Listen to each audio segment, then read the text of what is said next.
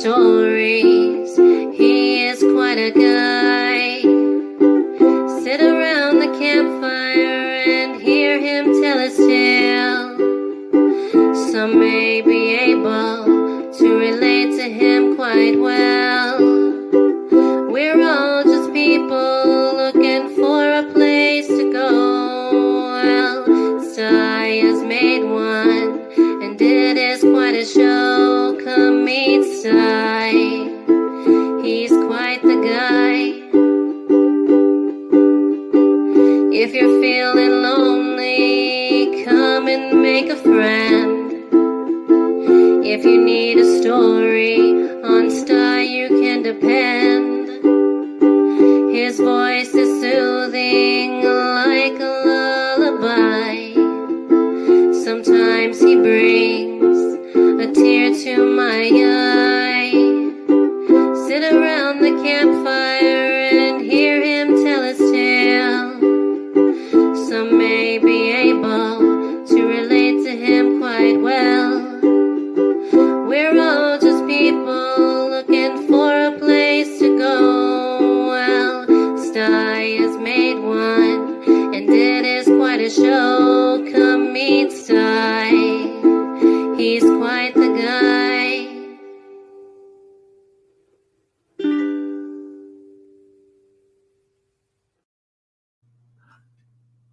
Hi, folks. Hey, happy Father's Day. Happy Father's Day. Oh, yeah. The one day of the year, old Pop's really got to work. Got to get the barbecue all set up, get everything set up in the yard, make sure everything's going okay, and then get out there and start grilling. You got to feed the whole family, you know. Welcome to Father's Day. I lucked out today. I got to visit with Running Water with my oldest boy before the stream. Got to visit with him. He won't be on the stream today. He's busy getting loaded up. And he's soaking wet. He said, even to talk to you, I had to dry off and put a dry shirt on. And that dry shirt was already turning wet. Yeah, he's out there in a bunch of heat, loading up a load. At least he's heading north. And I gave him the good news. It's hot up here, too. So he was looking forward to coming north and cooling off. Don't count on it, buddy. It ain't gonna happen. You ain't cooling off up here. Then my youngest boy stopped, and for Father's Day to tell me Happy Father's Day and just hang out and visit. While he was here, my youngest daughter, she gave me a call, and so it's been a good Father's Day for me. I don't have to cook for nobody but myself. And this evening, I'm having a grilled filet mignon about that big around, and it's about that thick.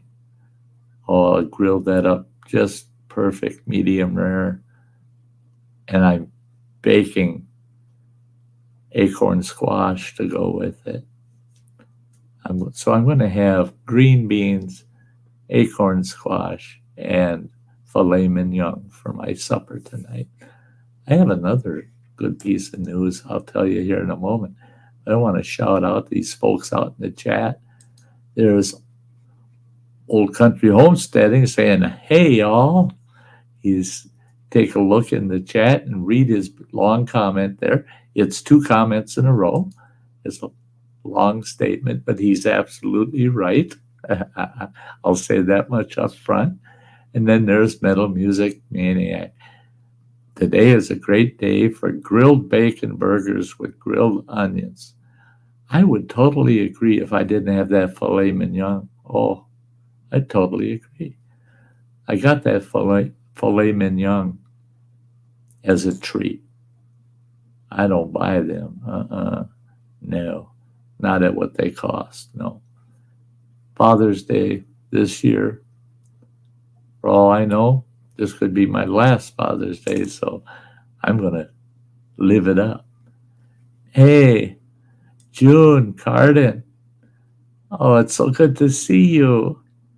Happy Father's Day, Sty, and all in the chat. Thank you, June. That's so nice of you. So nice of you. That's all the chatting that's going on, guys. Get over there, talk to each other. Yeah. Why not? Yeah, I got a couple other accomplishments the last couple of days that really make me feel good. Now, your average Joe would say, I didn't get nothing done. But for me, it's quite a bit. I got just half of my backyard mowed yesterday. It was like mowing the front yard a little over a week ago, right up to my knees, some spots over my knees. Nightmare. Still got half of that backyard to mow yet. But the other half, there's a big section of it that used to be just weeds. It was just weeds and tree brush because we had taken some trees down 3 years ago, and all that brush was all over the place back there. So all those weeds grew up through that brush. Well, last fall, I managed to get that all the brush out of there and got all them weeds mowed down. Had to ride the mower, was able to mow all that down. Well, I got a push mower this year. My rider's not running. I knock on wood, hoping to have that running soon because I could really use it. It's a lot different push mowing this yard versus driving a tractor, drinking a cup of coffee, So I've got this huge patch, huge area. It's about 40 feet by about 35 feet, almost square. And it's all thistles and a few other weeds, and they're almost over my waistline. So I got to go in there with a weed eater and cut all those down low enough that I can set my mower at the highest setting and run over it once, and then drop it down a couple inches and run it over again. Once I get it under control, it won't be hard to keep it that way. Plus, I'll be able to use my fire pit without issues. Right now, you go sit at my fire pit, and there's grass up to the arms of your lawn chair while the fire's going in front of you. Yeah, you're sitting in the middle of a hayfield. In fact, I did a little video of what I did yesterday, and I'm going to call it Cutting the Hayfield, because that's what it was. It's like cutting a dang hayfield with a lawnmower. So I did a video about that, and I'll do a follow-up video when I get the other half done next week. I won't be able to do it right away because tomorrow I got to go through all day. I got to go through chemotherapy. So it should be good the rest of the week, though. We'll see what comes. We'll see what I can get done. The other bit of good news was I got my all-terrain walker this morning. They delivered it this morning. The Postal Service. See, we get 7-day-a-week Postal Service here in town. And postman dropped that box this morning. My youngest boy and I hauled it in the living room here and put that walker together. And oh my God, is that thing extreme.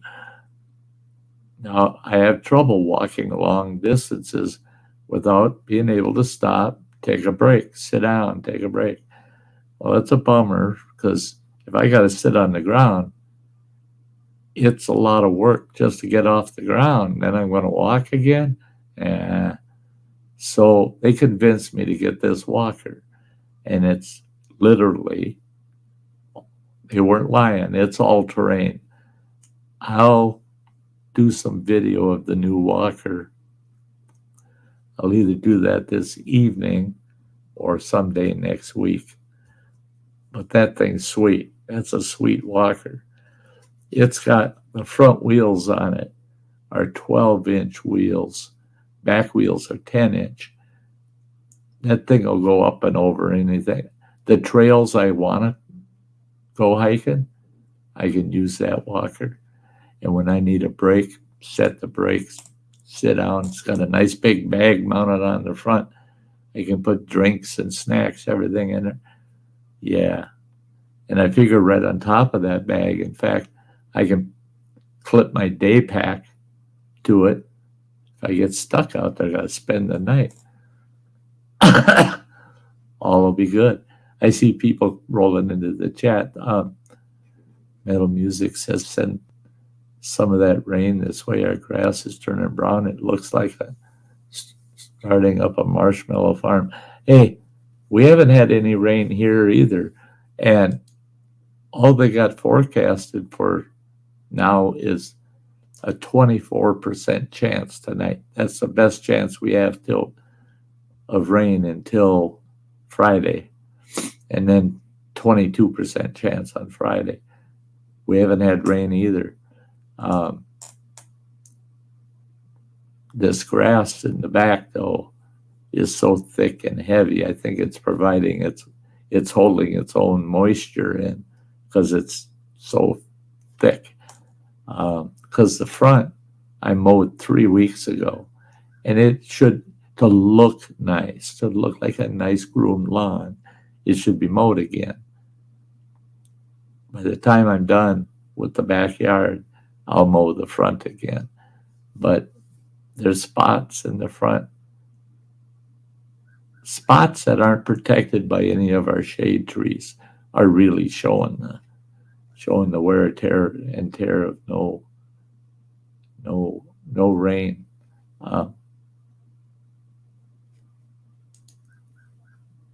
Dennis Nelson, Sty, are you visiting any of the camps this year? Actually, next week, come hell or high water, I'm going to get down to my campground, the one I hosted, East Twin. They've got a new host there. I want to go down and visit with them. And on the same day, I will then continue on, go to Black Lake, and I'll be hanging out for the rest of the day with Travis down at Black Lake. There's no getting around it. I got to get out there, even if they're day trips. I have to wait and see yet. I'm still working on my truck.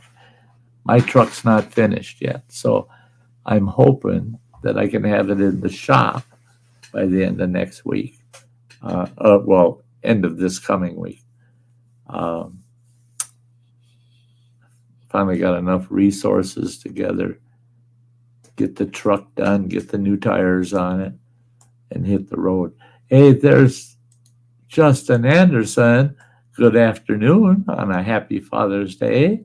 Great to see you. There's Mr. Fulton saying, hello, Uncle Sty. Happy Father's Day. Thank you, sir. Hey, Grandpa's Adventures. It is awesome to see you.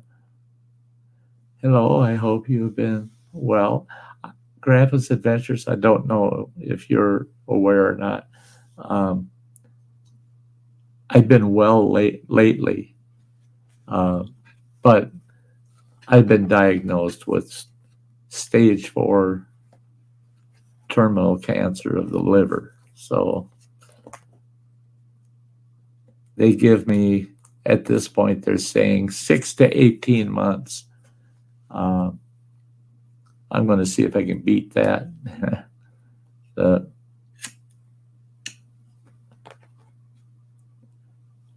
good thing is the chemotherapy I'm going through right now has stopped the cancer from growing. It's not spreading. It's not growing. It stopped it where it's at. Now, if they can keep it there, that actually adds time, gives me longevity. I'm knocking on wood that they're keeping it there. We won't find out for about a month.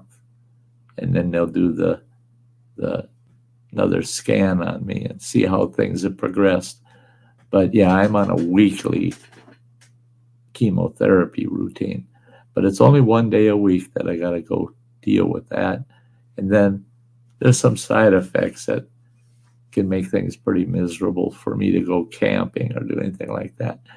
I'm not to that point yet, but I will be before the summer's up. I'll be doing some camping. Um, no need to be sorry, fella. No need to be sorry. It's a sad thing, but um, nobody need be sorry. Oh my gosh! Hey, look at there. Good morning, Sty. Love you, girl. There's Native Kutsa. Oh, it's so good to see you. Metal music. Let's hope it passes through the exhaust pipe.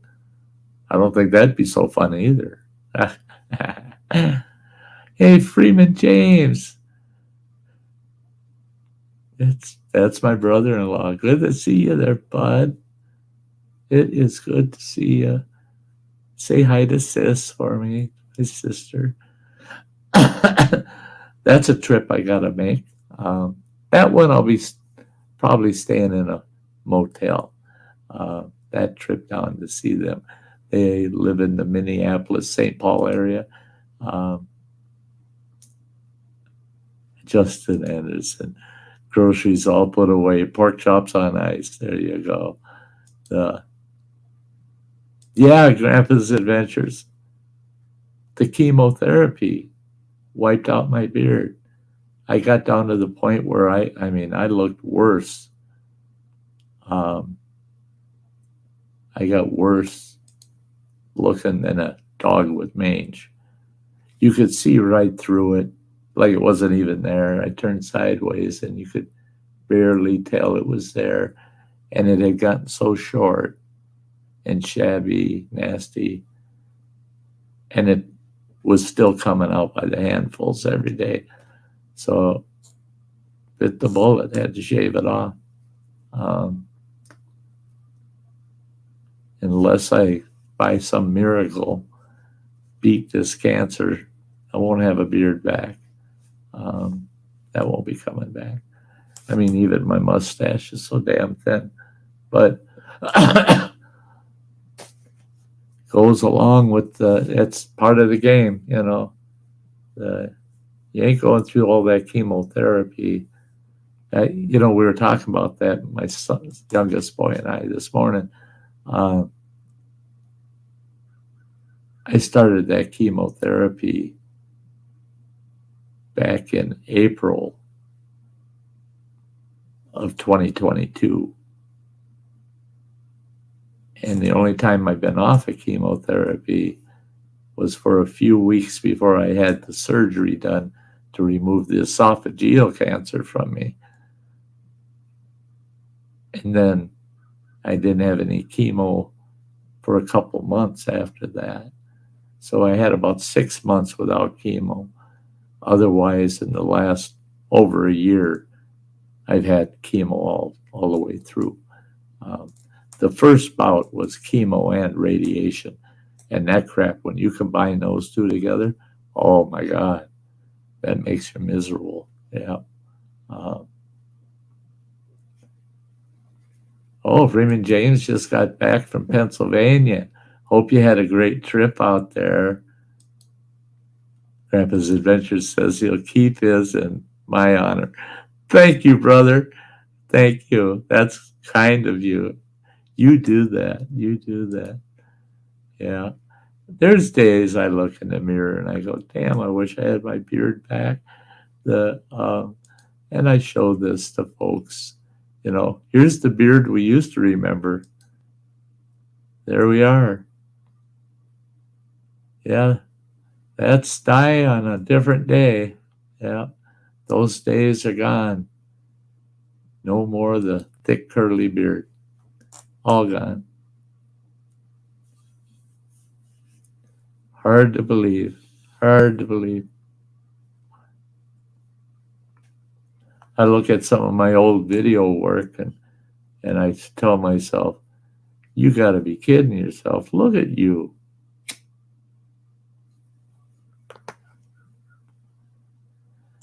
And that picture wasn't even when my beard was the longest, you know. And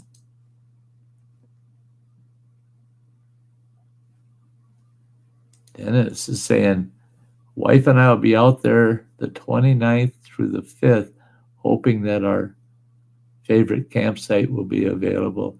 We like living on the edge with first come, first serve. So where are you going? East Twin?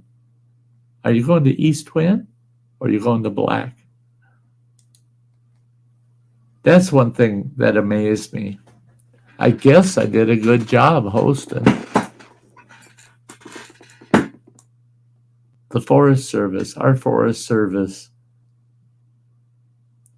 supervisor, the man in control of all the recreation in the Great Divide District of the Chequamegon National Forest,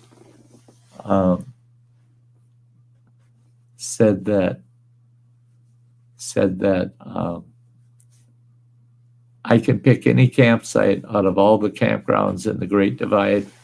All I got to do is give him a phone call, tell him which campsite. He doesn't care if it's reserved or non-reserved. Whatever one I want. Give him a little front end and just give him a phone call and say, on this day next week, I want that campsite. And he said, if it's not already reserved, it's yours. If it's a non-reservable, we'll put a reservation sign on it. And he says, and you don't pay a penny. You don't pay to stay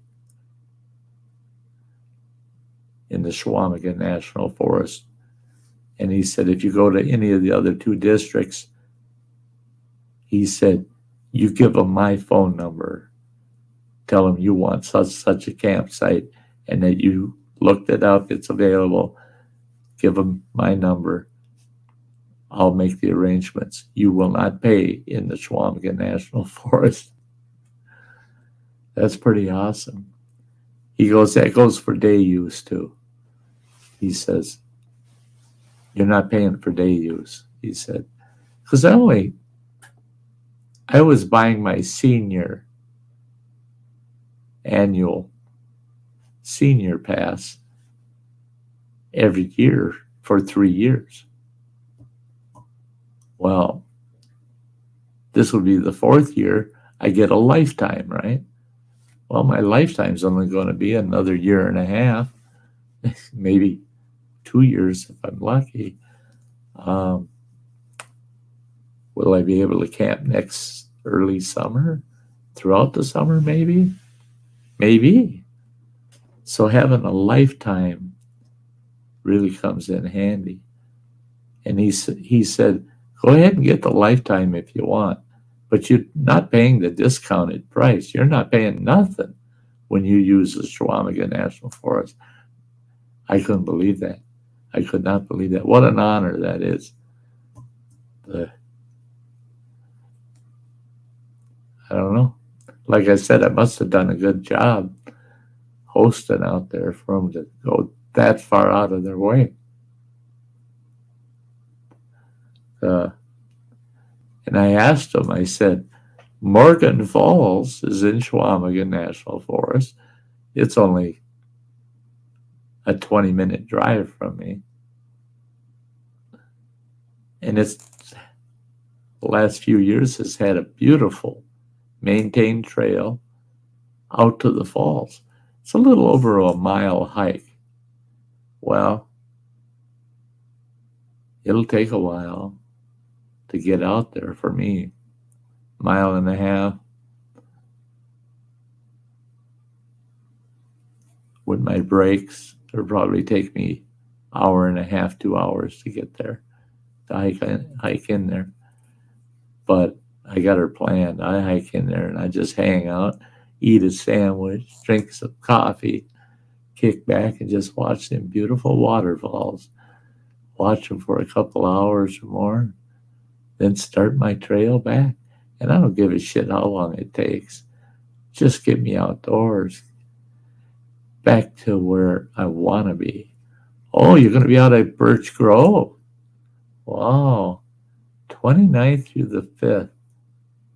I'll have to see if I can't make a spin up that way, Dennis. That'd be cool. That'd be cool. I talked to my oldest boy running water because he gets my pickup truck when I pass away. And I've got all these stickers from all these different channels that have followed me over the years. I've got,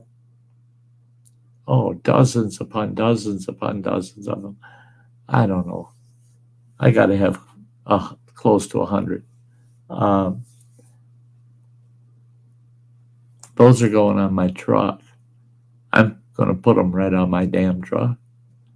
I'm going to put them on the rear passenger doors. Both doors will be covered with those channel stickers from all the channels that have followed me. I want to show everybody off. I didn't want to put them on the pickup truck because they're a bummer to get off. My oldest boy, who's getting the truck eventually, said, I'll just leave them on there. He's a YouTuber. He says, I'll just leave them on there. What the heck? I already looked at Sticker Mule, and I'm going to order a couple of big 12-inch Sty North stickers. One for the driver's door, one for the passenger's door. The front two doors, and then all the stickers on the two doors behind them. Should look pretty cool. Yeah. The old Sty Mobile get all stickered up. Yeah. Show off channels while I'm cruising around. I'm not going to be making any super long distance trips, all within maximum 250 miles radius of where I live. But I'm going to get some road time. I jump in my boy's pickup truck and just to run to Walmart or the grocery store, little local runarounds, to my doctor's appointment every week. And one day I was driving down our own, it's only one block out from us, kind of a main drag. And I'm driving down that road. I get to a stop sign and I go, you moron, home is back there, way back there. I drove right past my street. I just kept driving. I could have drove forever. It was one of those days where, man, I wanted to just go cruising. I just love it, man. Get behind the wheel and go cruising. I don't know how you folks are, but there ain't nothing like jumping behind the wheel of your vehicle and just driving. I've had people ride with me that were shocked. I got the windows down and the air conditioning running full crank because it's 90 degrees outside. But I got to have the windows down too. I got to have all that air blowing through the cab, And I got the tunes cranked up. Crank up them tunes. Got to listen to some good music,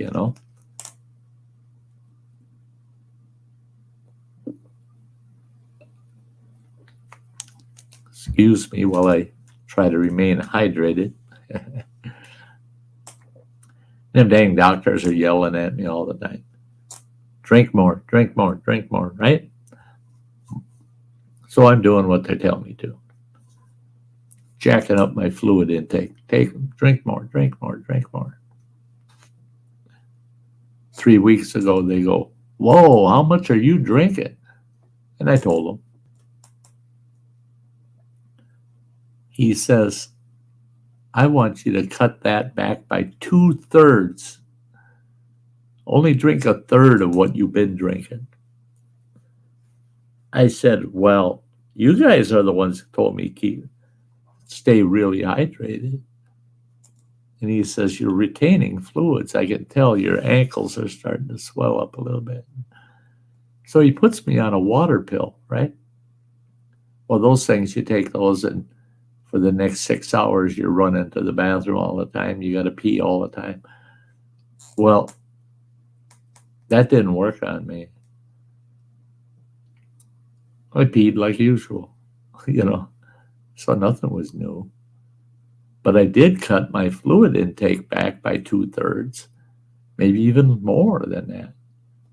In 1 week, I lost 17 pounds. 17 pounds.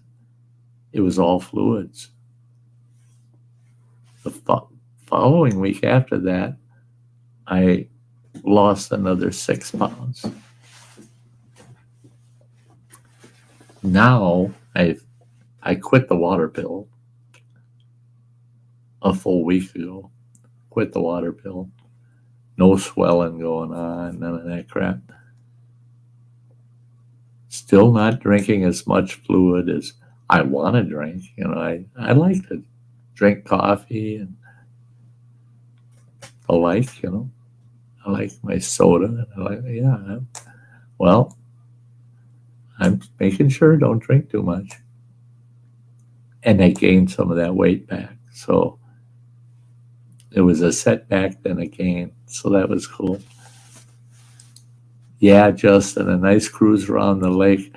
That's what I'm looking to do too, is I want to go from here up and around the North Shore of Minnesota, all the way up to Grand Marais, and then come back down around the lake. Can't do that in a day. So I'll make some pre-reservations and get myself a little cottage or something somewhere on the North Shore. But I want to get that into. Hey, Blake Hurst. Hey, great to see you, buddy. How you doing, my friend? I hope you're doing good.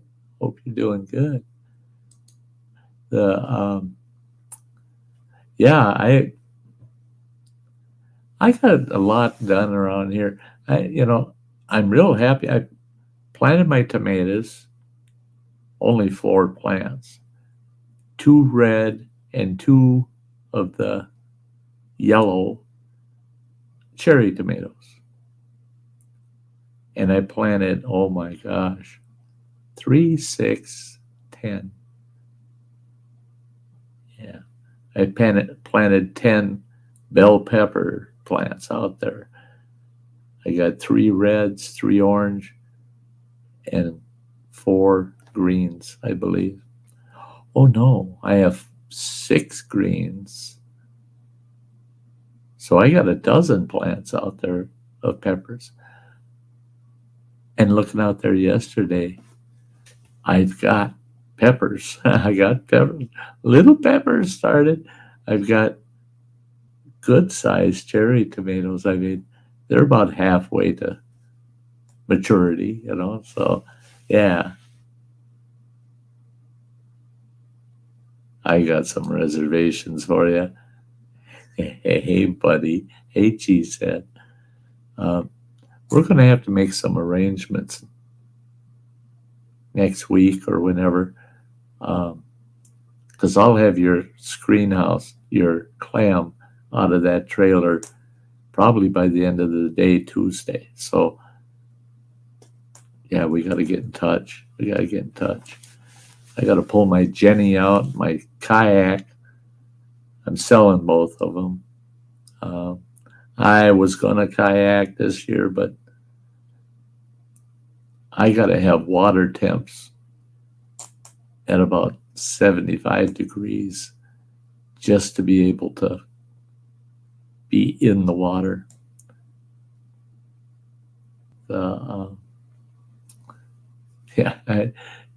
Justin saying, wow, my plants are just starting to flower.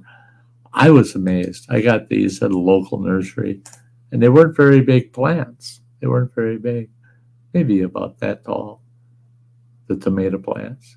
They're that tall now, double the height, and they're getting tomatoes on them already. And they're still small, and those plants got a long ways to go yet. So if they're already got fruit on them, yeah, I'm happy. Same with the pepper plants. They're just short. And they got peppers growing on. Yeah, and they got a ways to go. I mean, they're going to get 3 times larger than what they are. And so the fact to see peppers and tomatoes actually growing on the smaller plants, awesome. They got a good start. All the plants had a few blossoms on them when I planted them. And now, yeah, they blossomed right up. Yeah. The one tomato plant, though, if I had a crossbow, so it's quiet, I'd be eating venison. And the way I see it, it grew off of my tomato plant. I got this one dang deer, 2 plants now he's attacked. Nips them right off. Loves them tomato plants. And it's a big doe. Yesterday I'm mowing in the backyard and I get near this one spot, grass is over my knees. And I'm pushing through it. And I look down to my left, laying right next to me while I'm standing there. There's a little fawn looking up at me. I go, you got to be kidding. I said, get out of here. I got to mow that spot. Get out of there. It waited till I went past, and it stood up, and it walked off. And it walked down the alley behind our house over by the neighbors. Well, it wasn't 10 minutes later, here comes that big doe walking through, and she's sniffing around for her fawn. She finds the spot where the fawn was laying, sniffed around that, looked at, she wasn't scared of me at all. She's following me. I'm mowing. I'm looking over my shoulder. She's 6 feet behind me, following me. And I'd yell at her, and she'd just stand there and look at me. She wasn't going nowhere.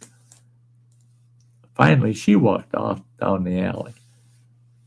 I sat down to take a break, and I'm sitting there having something to drink and a smoke, and here comes that big doe walking through. And then through that tall grass, I could just see the ears of that fawn behind her. And they got out in the open. And that's when I stood up and I started yelling at that doe. And she's just looking at me like, what do you want? This is our yard, you know. When I started coming down the steps off the back porch, that's when she kind of like, oh, he's coming at us. I headed right towards the 2 of them. She took off like a rocket out of the backyard into the front, took a left by the street and ran way up. And I walked out around the front of the houses, and she ran about 2.5 blocks out. Then I seen her turn and head west, further away from me, off into this one yard. Well, beyond that yard, there's a big, huge ravine, and it's all brush and, bushes and the like. She could find a spot for her fawn up there. She ain't camping in my backyard. She's the one eating my tomato plants. I would have felt bad if I would have shot her because she's got a fawn that's not on its own yet. But that fawn's kind of late season. Most of the fawns I see running around now, they're not with mama anymore. Yeah, I got your number, Cheesehead. I got your number. I'll give you a call once it's out of the trailer. I'll get it out of the trailer and out here on the porch, and I'll give you a call. Then you could come over and BS with me, and we can throw it in your vehicle, and you can haul her on home.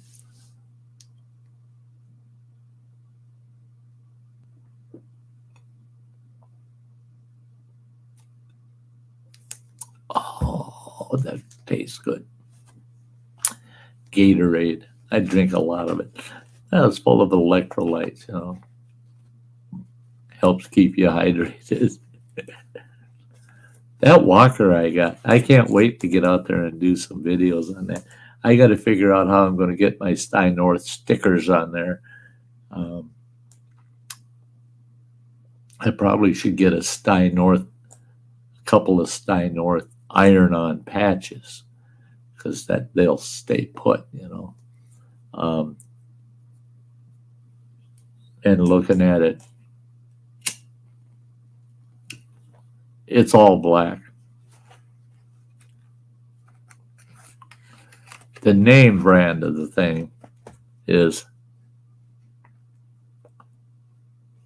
Hellevo, right?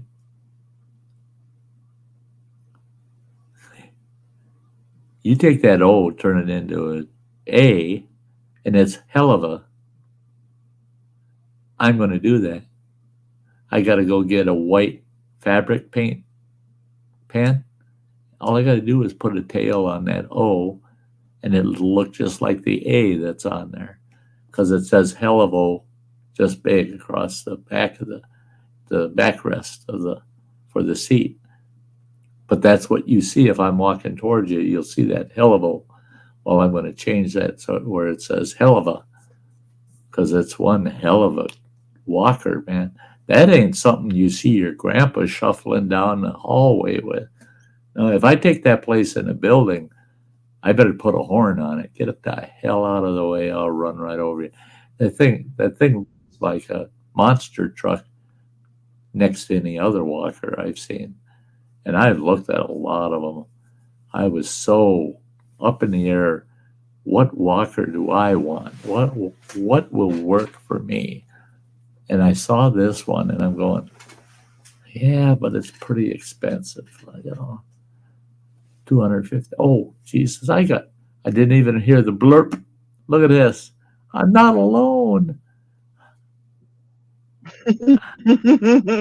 Hi. Hi, How you doing? you're down there in the basement, and I didn't Can you see hear me? I can hear you fine. Oh, I was getting cold and hungry. Getting cold and I hungry? was getting cold and hungry down there. I'm just kidding. That, I only just got down there.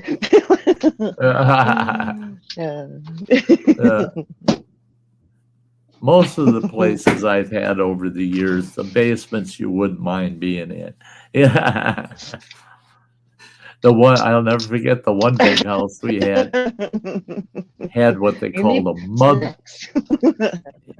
They said, well, when they were going to lease it out, I contacted them. They said, yeah, upstairs, it's 3-bedroom house.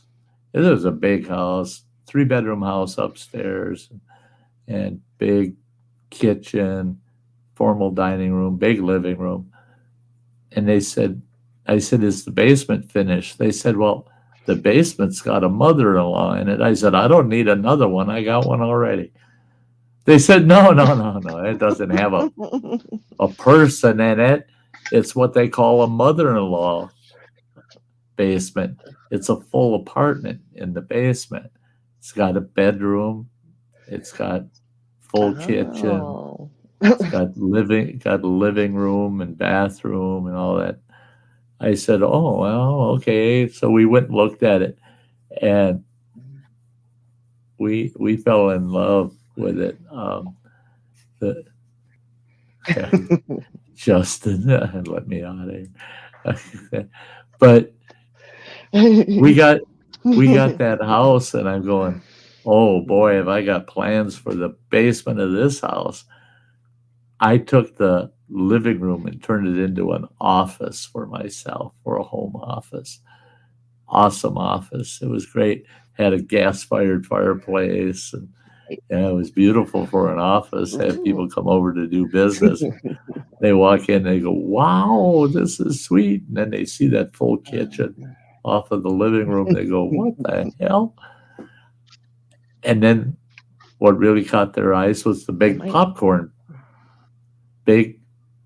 maker that you would find like in a movie theater, And they go, what the hell do you need a popcorn maker that big for? I said, come on. And you get to the end of the kitchen, you walk through the doorway. What used to be the big ass bedroom for that apartment, and it was huge. I turned into a home theater, had a 218-inch screen.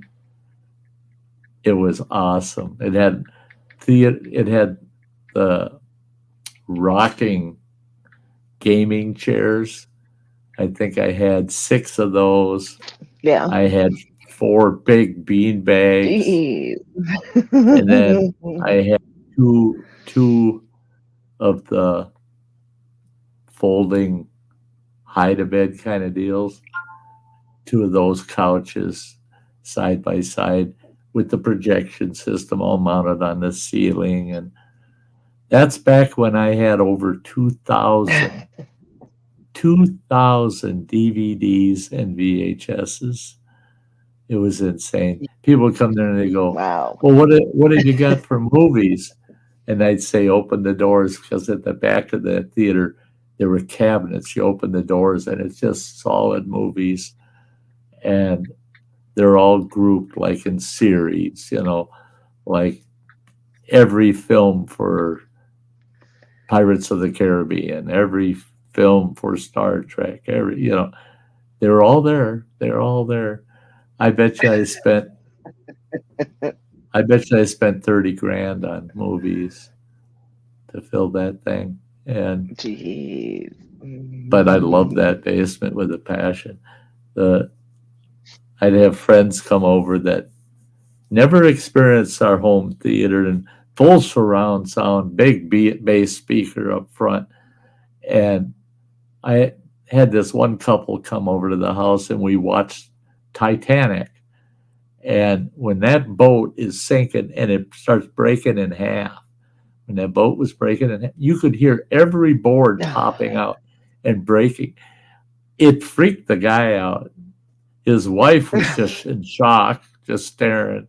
But it freaked him out. He started shaking, and he got up, stood behind the couch, and he goes, that's too damn real. That's too real. I can't take that.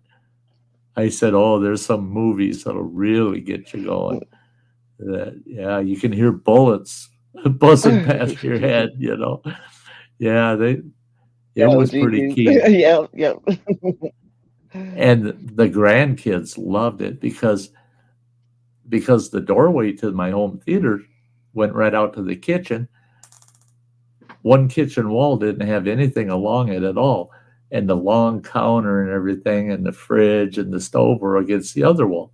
Well, on that empty wall, I went and bought this antique glass cabinet. It was solid oak with these glass doors that lifted up on it.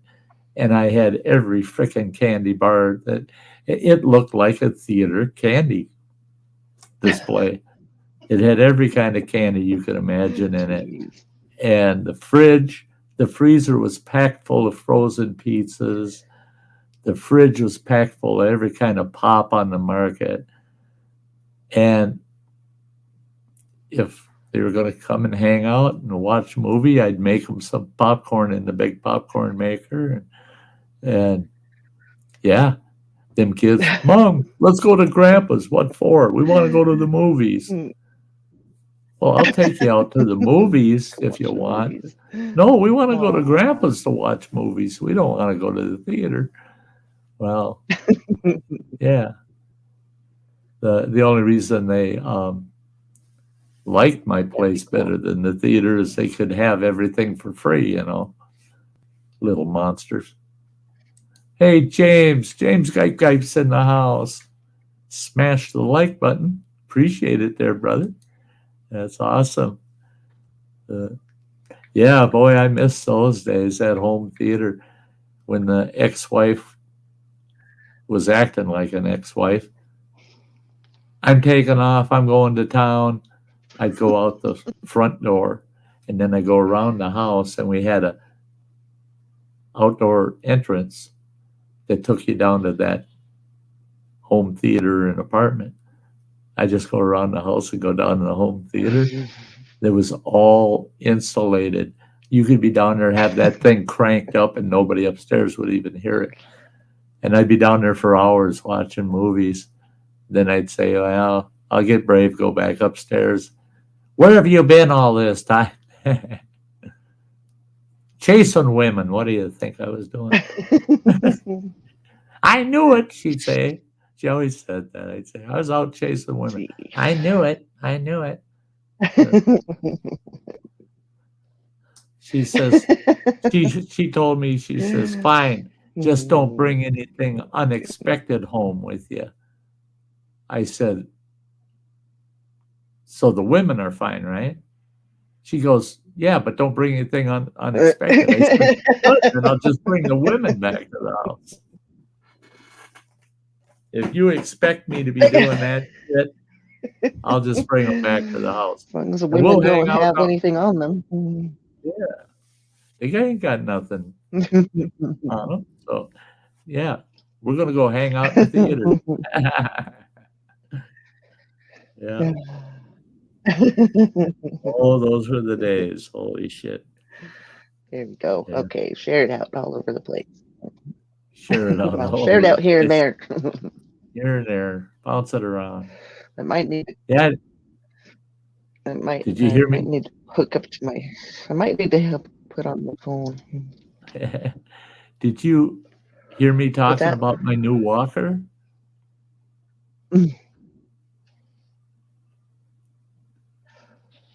No. Yeah, I think got I a did. new walker. I was trying You to hurry wait. and I'm do gonna. dishes and stuff before I came on. I'm I gonna. might have to hook up to my cell phone. Yeah, I'm gonna do a So little you're getting a new video walker. about my new Oh wait, walker was you talking about that last time? I got that I was gonna get one. all-terrain, like all-terrain walker or something. Yeah, What'd you yeah, I got it today, say? and that thing is a Yes, beast. I Oh, remember. Yeah, last week. I remember. damn, Oh that thing's a wow. beast. It's the wheels on the front are that big around. I mean, they're huge. My youngest boy, Oh he looked geez. at it and he goes, "That's a monster truck of walkers." I go, "Yeah, it's all terrain." He goes, "Jesus Christ, Dad. He says, don't go out there some 8, 10 fucking miles away from everything and sit down in that old walker and die in it." I said, well, all they got to do is push me out then, they don't even have to carry me, just push me out. I said, it's a good one. Is it built? It's built good. And it looks good.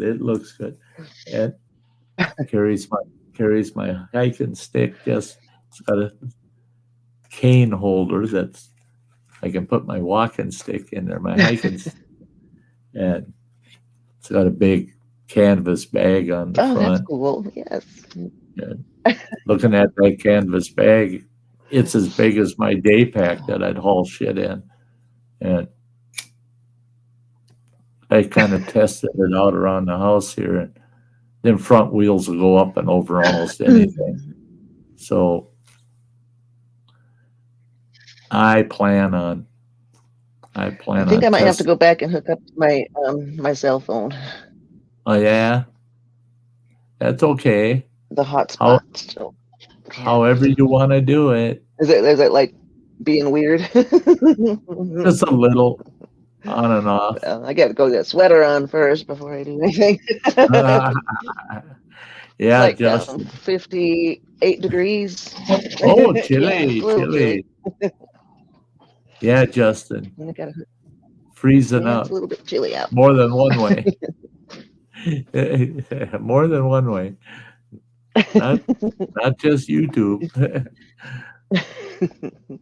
Yeah.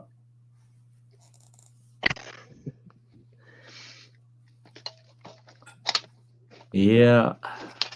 I am just so happy today that I got enough ching now in my pocket that I can get my truck on the road. So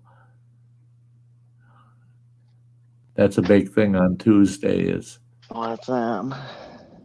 finding which mechanic I'm going to let do the work on it. And I got to find one that does tires too.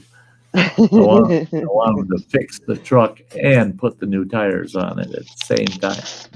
So when I go pick it up, it's shit. If I want to take a road trip from the garage off somewhere, I will.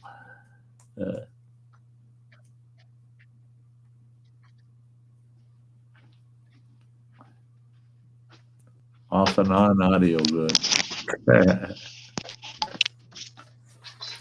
Oh, I've had folks where you can't even see them, It's like it's cycling or trying to load up the visual, and the audio is just perfect, and you're like, just put an avatar up there and talk away, right?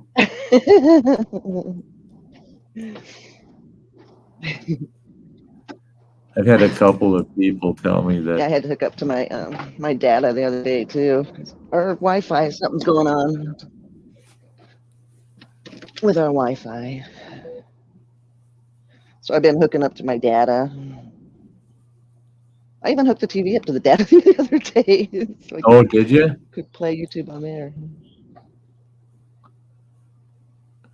Yeah. I watch put the hotspot YouTube on here. on the TV. Then I have to leave the phone outside. If all I'm doing is trying to catch up on people's videos on the TV, then I'll watch it on TV. But I can't chat when I'm watching on TV. I can just watch them. I can give thumbs up, but I can't.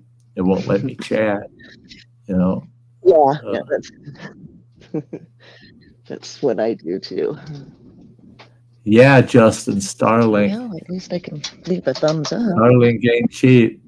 I got approved for my region because they only let so many systems per region be out there. So when you order it, then it's pending on whether or not they can put you on their system because they don't want bottlenecking. I got approved for Starlink at my campsite back in 2021. They sent me the whole system. It should do better. It should do better now. Yeah. Hopefully. But they sent me the whole Starlink system, everything. I was so happy. And then I walked all around that campsite. That campsite was really open, except I got to point north where I'm at to get their signal. Oh, yeah.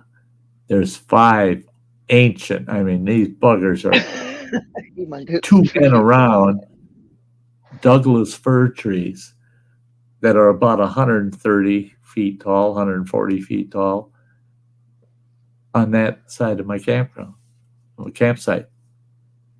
We tried every location in that campsite, couldn't get a signal because those damn trees were in the way. Is there? And I had people say, "Well, cut the trees down." Yeah, right. Those are original growth trees. Those are trees they missed when they logged that whole place ages ago. Those damn trees are they're 125 years old or more. You get caught cutting one of them buggers down on the Forest Service, see what happens to you. Oh yeah.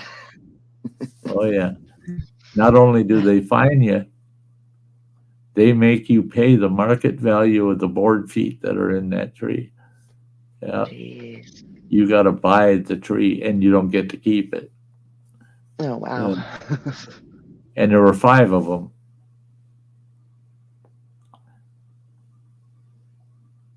Yeah. Oh, I had HughesNet send me something yesterday. I was like, I had HughesNet once, and they had a data limit. I can't remember what it was or how much it was, but yeah, it was like, well, when everybody in the house, has a TV and a laptop and cell phones on, so they just used it up. Like, it's like we'd used it up in a half a month, That's what we had out at when I had the wilderness camp. we had HughesNet up there. I'd fire the generator up, and just to upload a 15-minute stinking video to YouTube, it would take 3 frickin' hours. Oh my goodness. And so my Jenny had to run for 3 hours. HughesNet sitting there using up my data, and it was a pain. We were always hitting that data peak, and then you can buy additional data. Additional, And I remember we're buying additional data every month because we'd only get about 2.5 weeks, and we'd be out of data. And it was slow, but it was the only thing we could get. There was no cable up that way. Yeah. And I have DSL. If you can believe that. I still have DSL. Really? So that's what I hook my router up to, and that's what I use. That's what we all use on our TVs and everything. Yeah. Well, and that's it, is you use what you can, Yeah. And we can use everything, but to upload it takes forever and ever and ever to upload. Yeah. Especially for you live streaming too. If you're on the DSL, if it's running smooth, you're getting that video as time goes by, instead of just waiting for that video to upload. God, I hated those things. So I usually upload it when I'm at work. If I do videos, I wait to get to work to upload. It's fast. Getting a 45-minute video will take me like half an hour maybe. Oh, yeah. It has to process, and it has to upload, and then it has to process through YouTube. Look at here. Hey, Gemma. Hey, Gemma. Hey, hello. Hello. How are you? It's so good to see you, girl. I just got back from being with my dad for Father's Day, so as soon as I saw the link in my messages, I was like, "Oh, okay." Yeah, happy Father's Day, Sty. Forget about that. Well, thank you. Yeah, I figured it out this morning right away. I woke up and I'm going, "Oh, Jesus, Father's Day. How many years of this shit have I put up with?" And it's 48 years. 48 years I've been a father. That kind of ages me, doesn't it? Being a father that's pretty bad, Well, it's a special thing. It takes a special person to be a father. Anyone can be a dad, but you have to be a special person to be a father. You have to have certain skills and and I heard a guy say once, someone called him a son of a bitch, and he laughed at the guy. And the guy goes, "No, I meant that as an insult." He said, "No, it would have been an insult if you would have said that I was a son of a bastard." He says, because that would have proven my old man was no good. Hey, Matt J, good to see you. He's eyeballing everybody, saying Happy Father's Day. Good to see you, Matt. Hello, Matt J.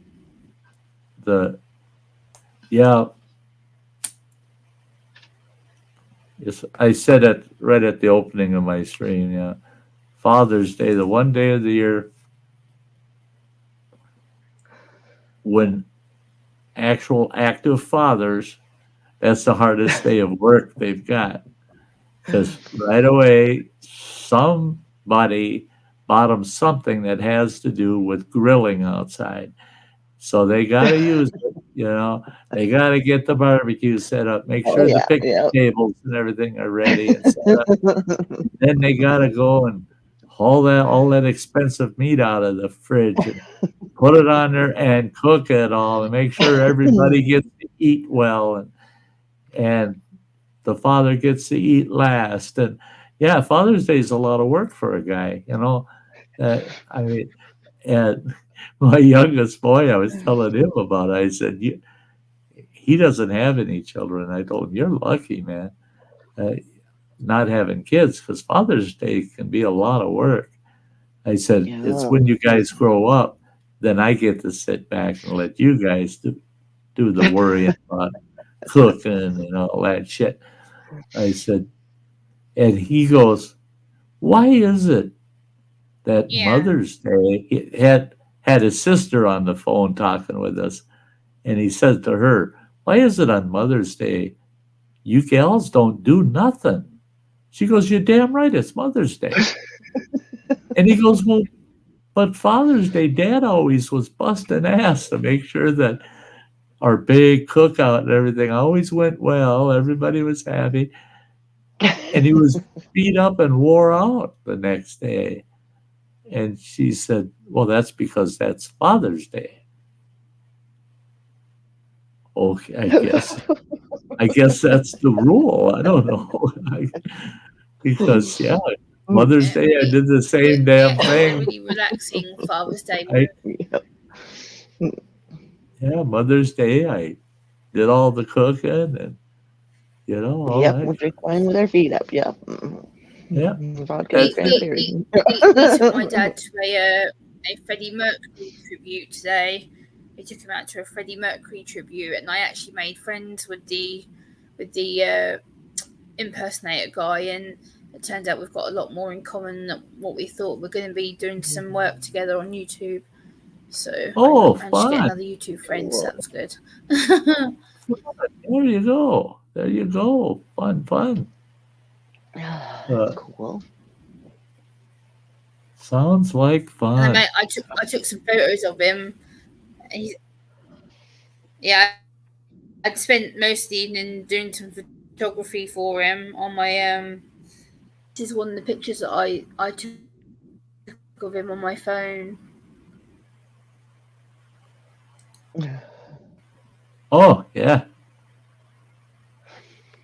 up on That's the stage. impersonator that I took of him. Yeah. Yep. So Yeah, it's made another good body, so it was good. That's awesome. yeah. Oh yeah. Yeah. Yeah. It's always neat when you Yes. but when you meet new people and you click with them, Yeah. it's just that's like this guy Yeah. across the road from me. I see him out there working in his yard, and he's got a passel of kids, and he puts up the swimming pool every year, and he's always busy, and he's obviously into construction because I see him over there with a bobcat, with a skid steer, and he's got the biggest John Deere lawn tractor you ever seen. He can mow for about 2 hours with that big grass catcher he's got on it. And I watched him dumping that thing 2 days ago, and he tips it back, and it's so heavy, full of grass. The nose of the tractor's coming off the ground. He goes, yeah, you got to be a little careful. He says, it'll roll the tractor over backwards. It's so big. And him and I lived here for about a year, and we never talked to each other, see each other in passing, but never talked to each other. Then a couple months ago, we run into each other out here. I was petting his big old ugly dog. He's got a big ugly dog. That thing's it's a bull mastiff crossed with a German shepherd, and it didn't work. I mean, it didn't work. That dog is one weird kind of ugly dog, but it's friendly as can be, but it's huge, it's big, and we got to chatting, and he says, I don't see you getting any further than the end of your sidewalk out here out to the trail, and you look both ways, you turn around, walk back. He says, I used to see you walking that trail every day. And I told him I can't get around anymore. And I told him I got that walker. And he was kind of laughing. He goes, you can always hook the dog up and have him pull you around. I told him I got the perfect wagon for that. he said, boy, if he would obey commands better, he said, we would do that. We'd hook that up so he could just pull you around down this big trail here. I said, that's really not a bad idea. Get a sled dog and get myself a nice 2-wheel cart and have him pulling me up and down the trail. It's not motorized, so I'd be allowed to use it. Yeah. Yeah, I seen these. I couldn't believe it. I laughed so hard. I didn't have the energy to run to the house to get a camera. Here comes these 2 electric bikes. These electric bikes. Here comes 2 of them down the trail. And I can hear the engines on them just wound up tight. And they didn't get very close before I realized, oh my God, this couple, it's a husband and wife, they got to be in their late 70s. And they're racing each other down the damn trail. They come flying past me. I'm laughing. I'm waving at them. Usually I yell at them to slow down, you know. People would slow down on the trail, but them, no, I was cheering them on. I was just like, look at them 2 old farts on the electric bikes racing down the damn trail. Who was winning? Well, she was a good half a bike ahead of him, and she was a little bit behind him until they hit this hill, and then she got ahead of him. And looking at him, yeah, he's got quite a few pounds on her. You know? His bike was definitely working harder than hers was. Yeah. I think just a little bit of wind on her back, and she would have passed. She would have gotten home a half hour before him. Yeah, Justin, imagine the argument afterwards. Yeah. All the excuses the old man's making, right? Yep. And, Yep. yeah, the cuff of my pants was caught in the wheel and was slowing it down. Yeah. There's got to be an electrical problem with mine. Yep, mine's not running right. Yep. Hey, Justin. Hey, Matt. Yeah, I was watching these. There's like a series, multiple episodes of this one.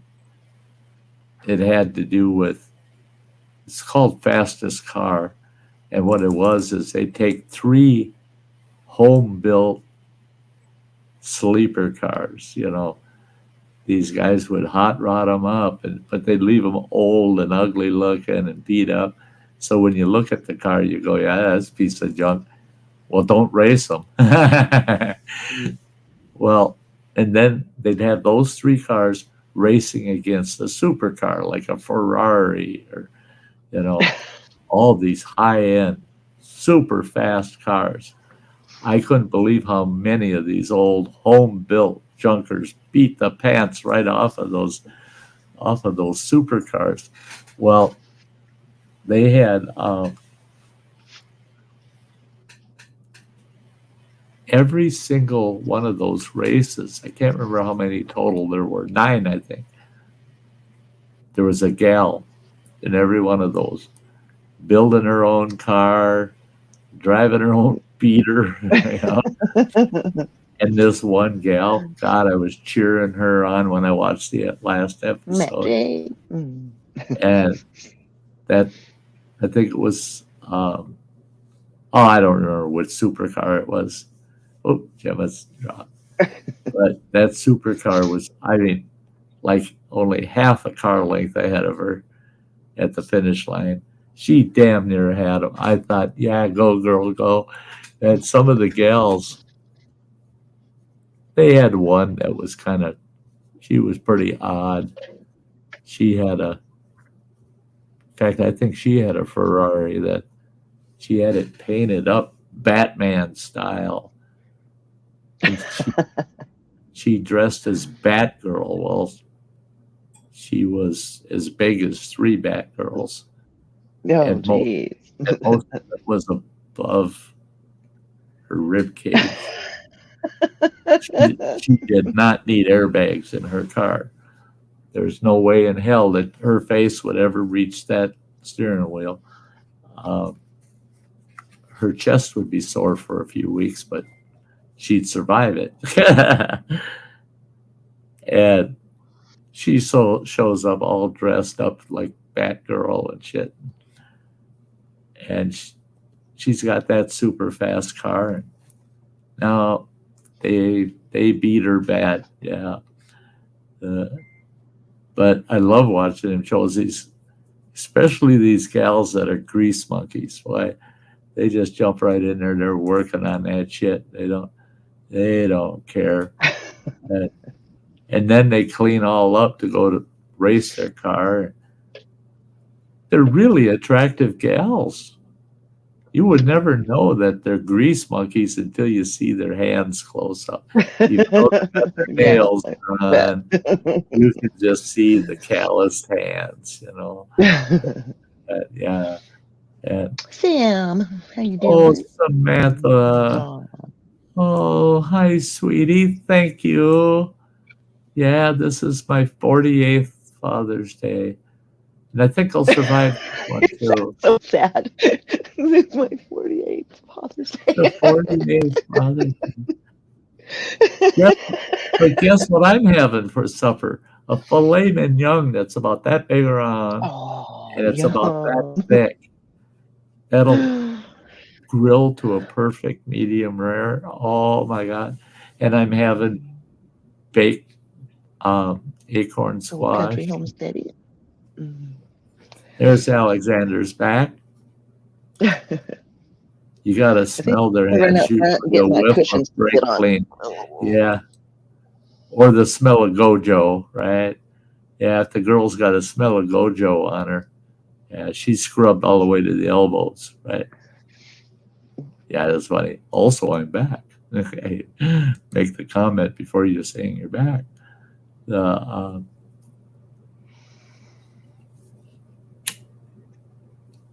But yeah, I was at a local meat market here day before yesterday, and I'm looking.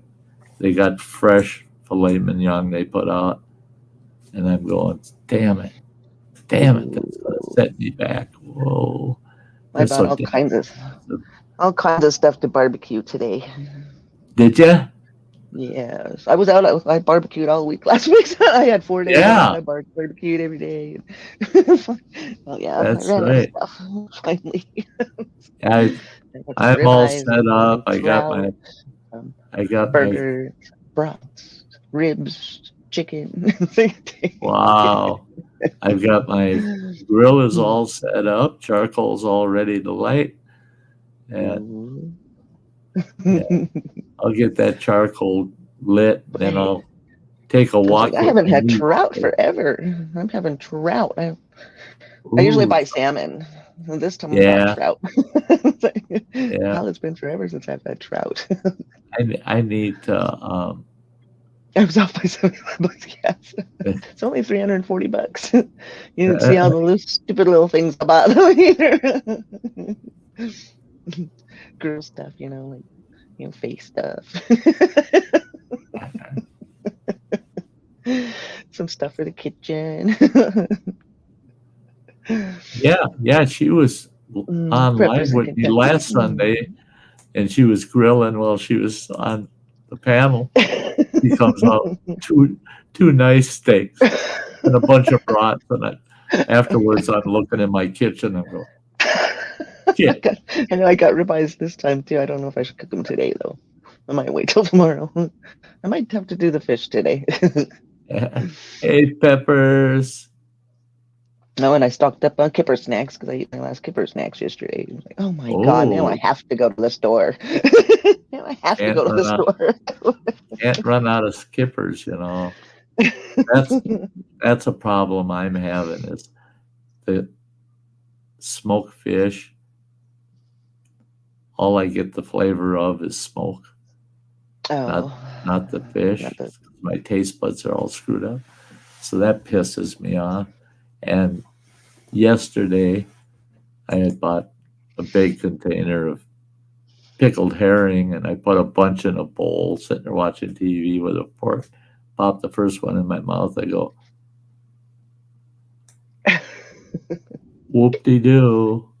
I just barely taste the pickling. That's it. Oh man. It's Oh, I bummer. I was so bummed. I love It's so love weird. Like when I had COVID and I couldn't taste stuff and I couldn't yeah smell stuff. Like, yeah that was weird. I was making incense at the time, and I know the incense is really strong. I couldn't yeah. smell it at all. I'm like, God, I just hope Smell it it. smells good. Yeah. Take my word for it. Take my word for it.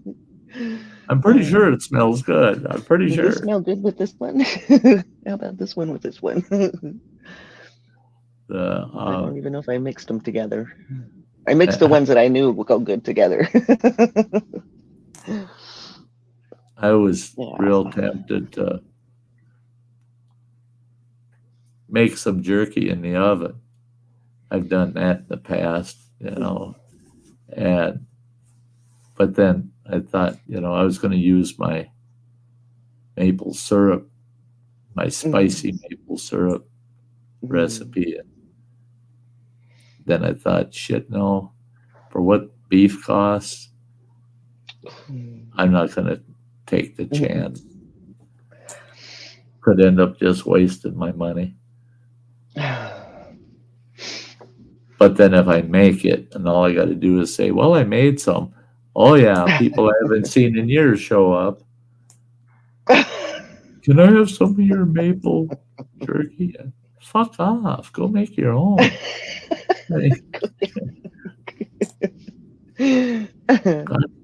God, the way they used to steal it from me out at camp was insane. That one time I made 40 pounds. I took 40 pounds of beef and made all the spicy maple syrup. 40 pounds, I made traditional jerky, salt and pepper, you know, a little bit of spice, but not much. Within 3 weeks, I had about a quarter of a pound of my maple jerky left, and I still had that 40 pounds of regular jerky. I said, son of a bitch. What? And I would tell people, they'd say, can I get some of your jerky? I'd say, yeah, you know where it's at. Go ahead, get some. Then I go check. Oh, yeah, shit, no. They take a big handful of the maple, a couple sticks of the regular. What the? No, take an equal amount of both. You. Oh. And I used to try to hide it on them. They must have been able to smell it. Smell it, yeah. Yeah. Because my hidden jerky would be gone. Where'd the hidden jerky? The goddamn container's sitting there, but it's empty. What the hell? That nose in the wind jerky. Yeah, my one partner out at camp, when he'd pull in, one time he rear-ended our wood trailer. We had a trailer for hauling wood in, and he rear-ended the damn thing. I'm sitting there outside my shack, and here he comes pulling in. Wham! Hits the ass into that trailer. Gets out of his rig, and he's looking at the damages. And he looks over at me, and I go, I go, you're being really stupid today. And he goes, well, I saw smoke coming out of the smoker. And he said, I started thinking of jerky. I said, well, he's one of the guys that was stealing it. I know it. Yeah.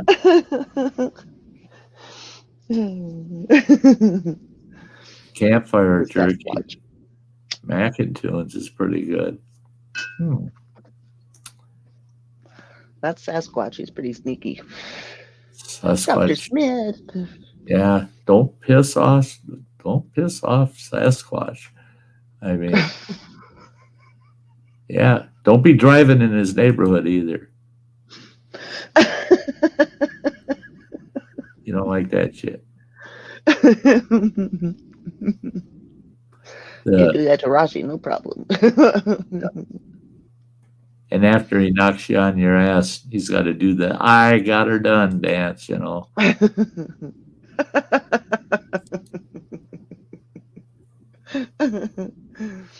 Dr. Smith, how you doing? Dr. Smith, great to see you.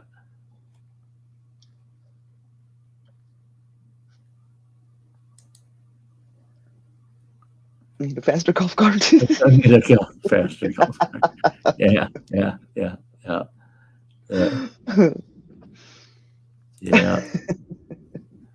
You know, this is nuts because for a short time, I'd say about 8 to 10 months,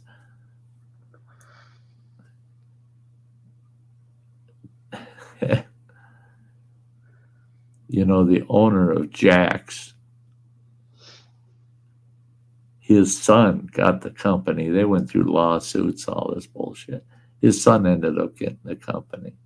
And we were business associates, me and his son, for a while. And he told me, he says, "What do you think of Jack's Jerky?" You know, he says we never seem to be able to meet the demand. He says, people really like that Jack's Jerky. I said, well, your demand would go up if you did more Sasquatch commercials.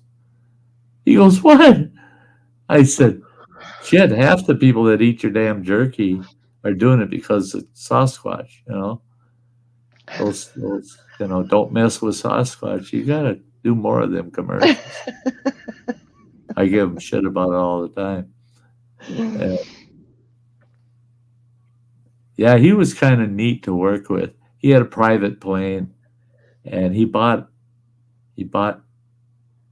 this big piece of lakefront property with a Best Western motel and a restaurant, and he had an actual Jack's restaurant here. They shut it down because this is the wrong community for the restaurant he wants to have. Because I went in there first time, I opened that damn menu, and for one person to eat, if you can spend less than $50, you were sharper than I was. I couldn't find enough on the menu to get out of there without spending a $50 bill. You get a ribeye in that place. Don't feed the Sasquatch. Yeah, don't feed Sasquatch. But you'd order a plain old ribeye steak at Jack's restaurant, and it was $39. $39. Wow. And all you got with it was a baked potato and salad bar. There's nothing special about it at all. You get that in any restaurant, and the quality wasn't any better. So, at their prime rib, the king cut prime rib, $48. I could get the same king cut prime rib down the road for $24. So what the, you know? So they didn't last long. Sounds like someone's shooting out here. As long as they're shooting the opposite direction, that's. I don't know where they're shooting at. Sounds like it's back up that way somewhere. It's when you hear just a couple of shots. Bing, bing. And that's it. And that's all you hear. Well, you know somebody's eating venison or elk. Yeah. They're out there poaching. Well, it sounds like probably target practice or something. But if they're out there and you hear 8 or 10 rounds go off, and then you hear another 8 or 10. Yeah, they're out there practicing. They're just shooting. And then you get some of the cornballs around here where it sounds like a frickin' battle's going on. It's just like 30 guns going all off at once. And it'll go on for a half an hour, and it's like, how can they afford all that ammo? I mean, son of a bitch. It's got to be a bunch of rich, crazy people. But then I shouldn't bitch when I go out and I shoot. I'll take my 9mm out and I run 200 rounds through it. I don't go to the range without minimum 100 rounds I put through it, so I shouldn't talk too much. Yeah. I go out there with my 22s, my little plinkers. Some bitch, I'll shoot 5, 6, 800 rounds in the afternoon. Yeah. Ping, ping, ping, ping, ping, ping, ping, ping, ping.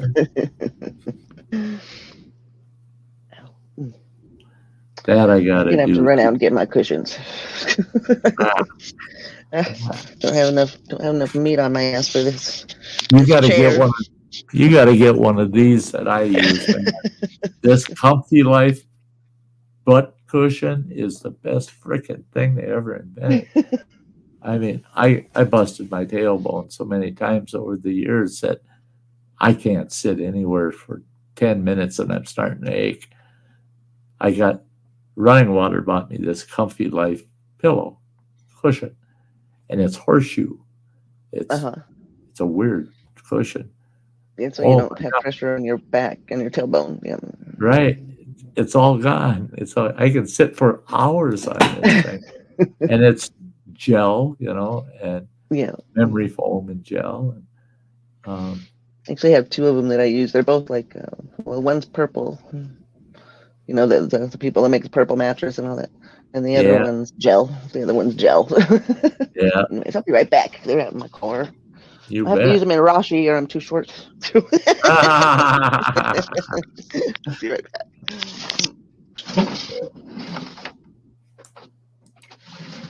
Justin says I was in a 2-year dry spell, used up 100 rounds 2 weeks ago. Yeah. I'm fortunate because the ammo hasn't become questionable yet, but I had a lot of old ammo, and I'm getting most of that ammo used up. Then I'll probably cut it back to 50 to 100 rounds every time I go out. And I usually go out once a month. I try to go out at least once a month. Got to keep my shooting. I keep it up to par. I don't like conceal and carrying unless I'm fresh and can still hit a target,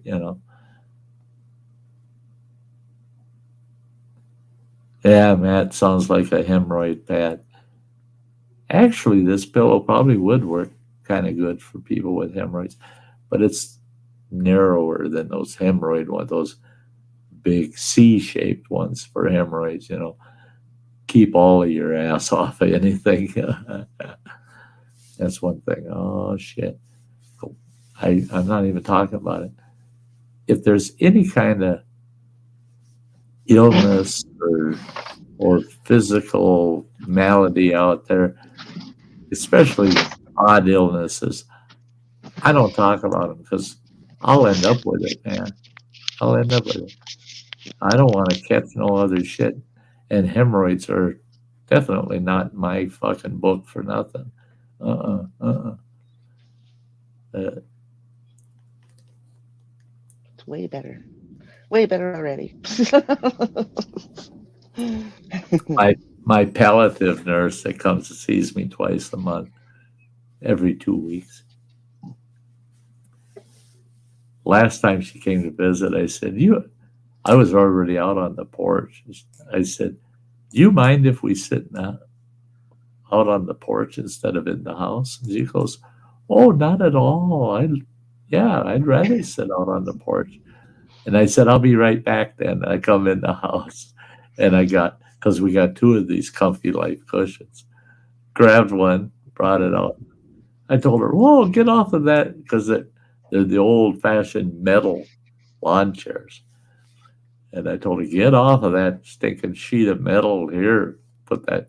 She goes, "Oh, that cushion from your couch." I said, "Well, yeah." She goes, "Oh, we can use the porch every time I come." She said, "Those cushions are to die for." And I think that's probably why she ends up staying longer than she's supposed to. They kind of chewed her out, I guess, that she's spending too much time with me. You want to say hi? Come up, say hi. Come on. Bandit. There's the bandit. Hey, bandit. The life of leisure. Yep. Just scratch me some. Give me some treats once in a while. Yeah. Take me for a walk. Well, in his case, a run. Yes, yeah. Yeah. You can walk, I'll run.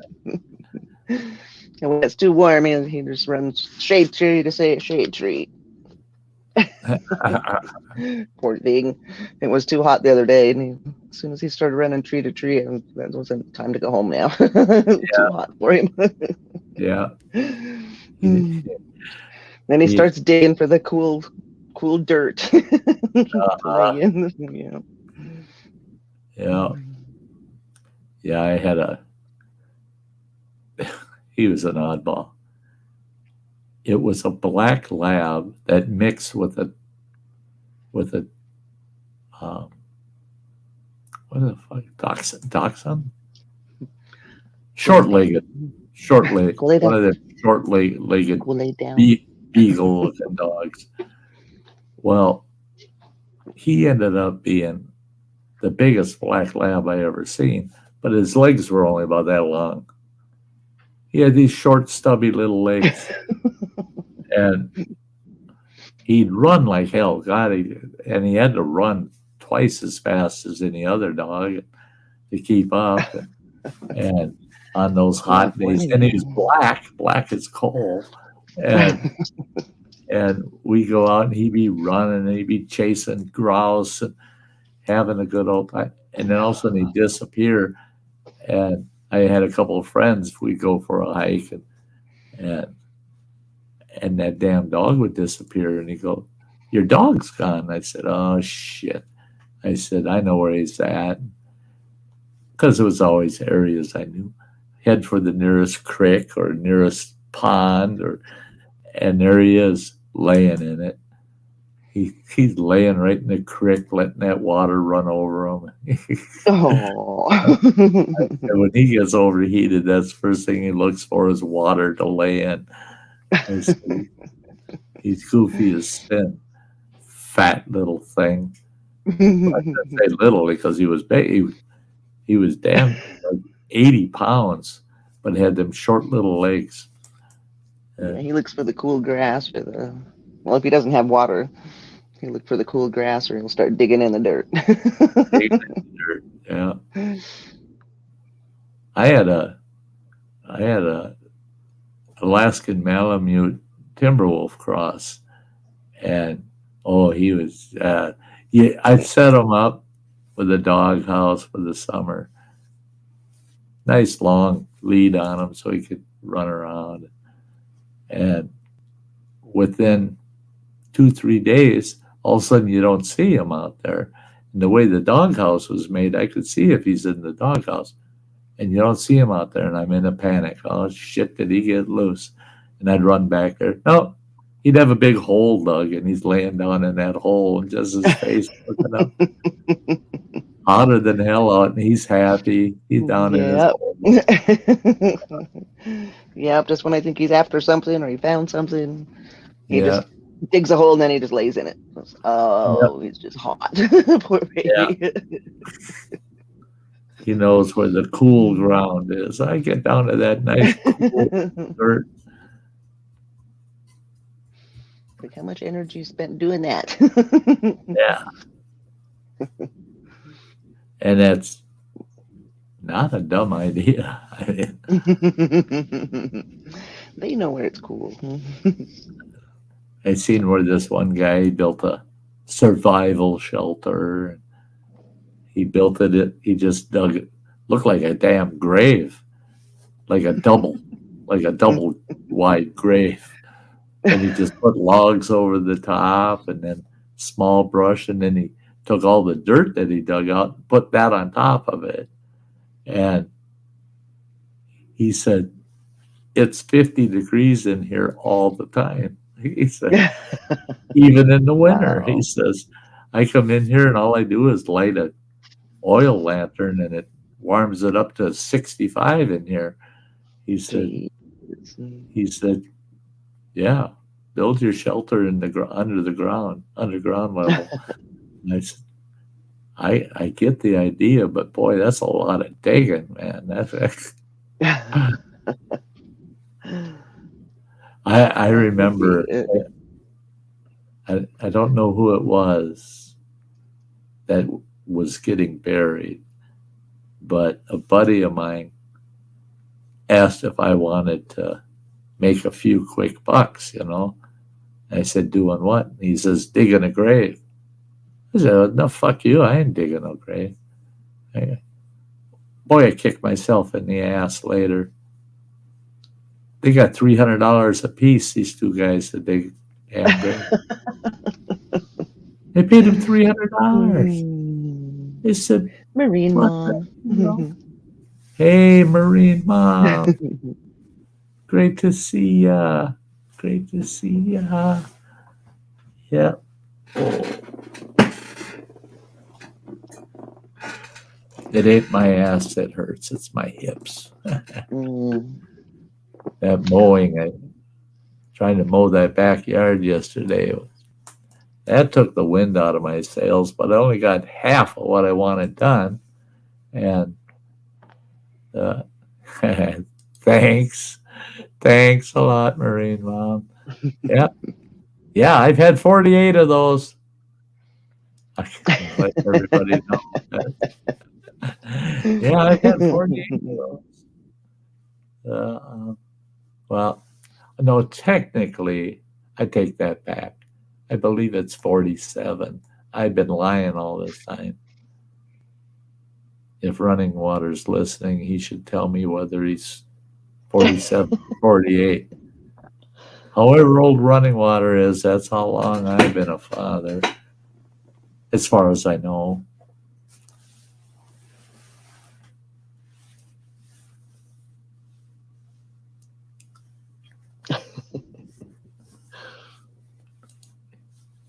Yeah, Justin, yeah. Oh, my God. And that kid, I mean, we were teenagers at the time. And that kid said, I'm going to keep doing this. I make good money. I said, okay. I said, are enough people dying to keep you busy? You know? Oh, he said, we usually have 3 to 4 graves a week to dig. He said, at about 12 different cemeteries.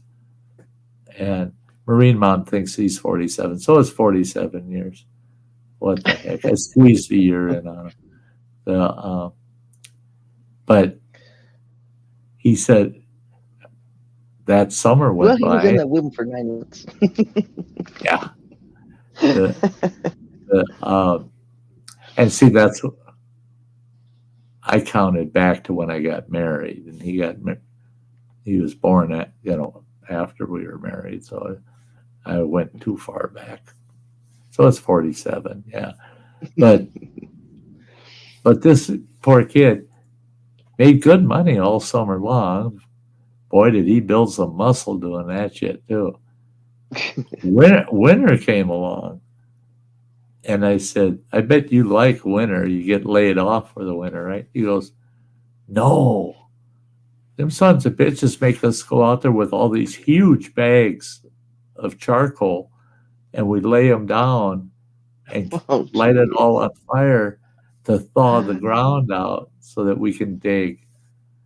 Because there's 2 feet of frost in the ground, 2 to 3 feet of frost. Wow. We got to melt all that frost.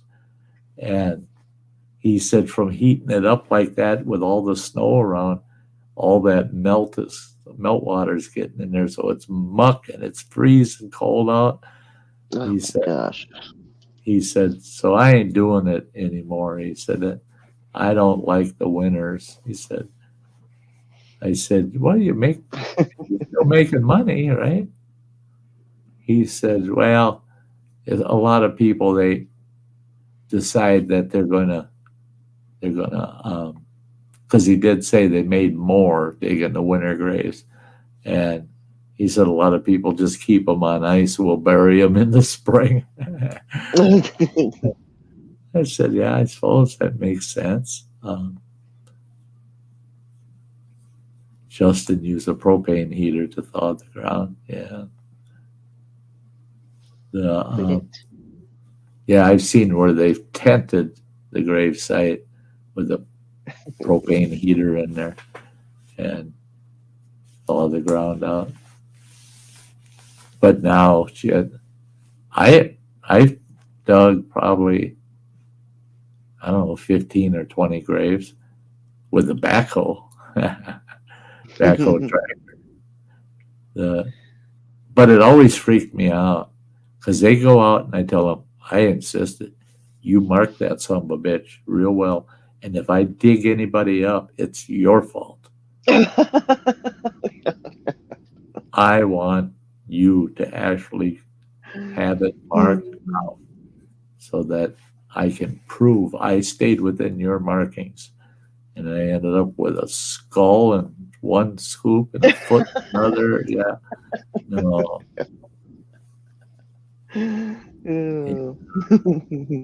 Yeah, Justin in the old days put them in the ice house. Yeah.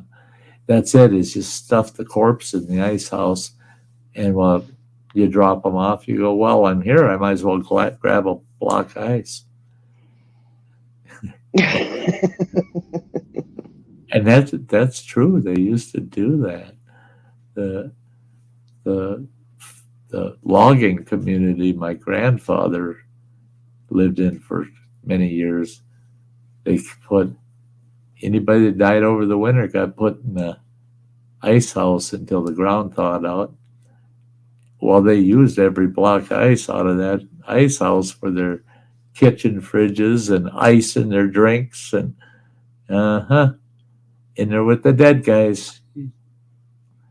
It seems like they could put like a tent over canopy or something over it, or something. So put a heater in there and let it thaw out that way while you're digging and stuff. That's what they do now here. I know. You can tell when you're driving past the cemeteries and you see this like a blue tent that's about, I'd say 4 to 5 feet wide, and it's about 8 feet long, sitting in the cemetery, and all the snow is melted around it.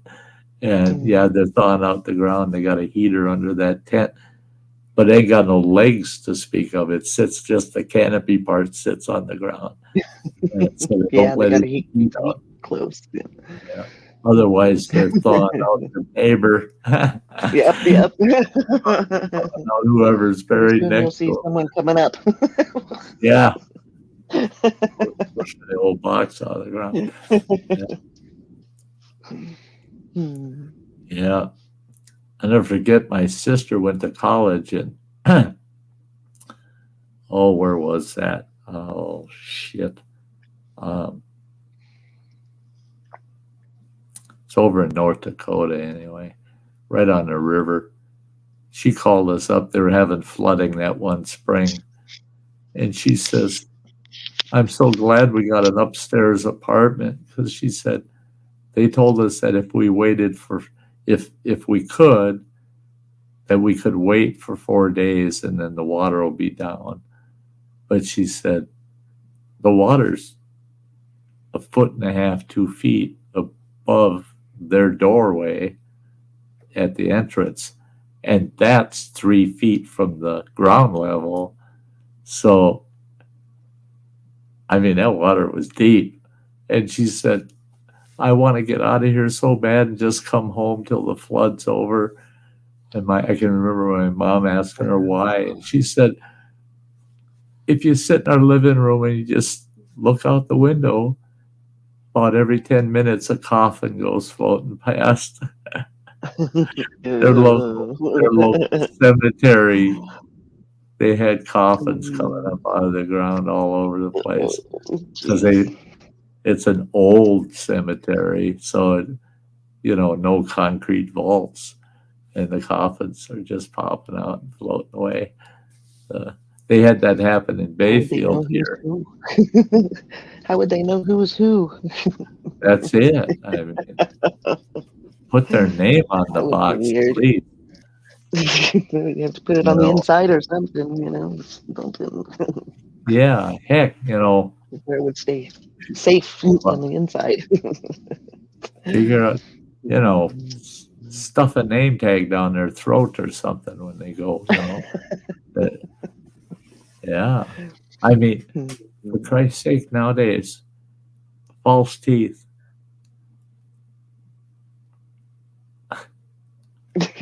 My uppers and lowers both have my name on them. Yeah, mine does too. I got a partial. It's got my name on it. It's got your damn name on it. So if they find you out in the middle of the wilderness somewhere dead, they're doing a big investigation. We got to figure out who the deceased is.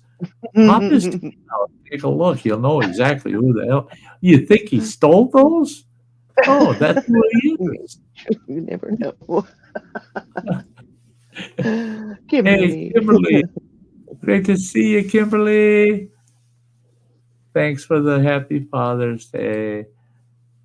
But yeah, I always thought, do they do that with parts they put in you? They put a pacemaker in you. Does that have your name on it? You would think so that it wouldn't go to the wrong person, Yeah. It has to be, fit properly and stuff. So. Hey, Nabal, it's been a while. Good to see you. It would have to be specially made. So, yeah. Yeah. I would think so. I would think so. If not, they should. Well, that's like this port they put in me, for doing all the infusions and stuff. They said, you'll have that port the rest of your life. They said, if you manage to live another 25 years, you're still going to have that port. They just never removed the damn things. And I said, does it have my address and phone number on it? They said, why would we do that? I said, well, in case I lose it. They said, it's inside of you, for Christ's sake. I said, yeah, I could put a big cheeseburger inside of me and I lose that too, But what if you get lost, then someone can... Yeah, what if I get lost? This thing should tell you. Some of the things they stick in us should have a little information, little information thing in there, like a flash drive. They could scan it and go, oh, this is so-and-so, and this is where he lives. Hey. Yeah, Nabol, you're aware that I have terminal cancer. Right now they're saying I've got 6 to 18 months left in me. So, but yeah, I had to shave the beard off. It was looking so bad. I mean, I knew it was looking bad when my oldest daughter, she's the one that, she's got a loose tongue. I mean, she just says everything. She doesn't think about any etiquette whatsoever. She doesn't care if it hurts your feelings either, because she says you're just as bad as a kid if that hurt your feelings. Well, one day she came up to visit. She lives almost 4 hours away. Came up to visit. She saw how shabby it had gotten, and she goes, "Oh, are you thinking of shaving that off?" And I go, "Yeah, I made the decision. It's coming off." She goes, "Good." She says, because your beard is getting so patchy and it's just bare in places. And she goes, it looks like the hair on a 40-year-old dog's ass. Well, what the hell? Why would you say that to your father? I mean, so that helped me shave it off, you know. That, that gave me a little incentive to shave it off.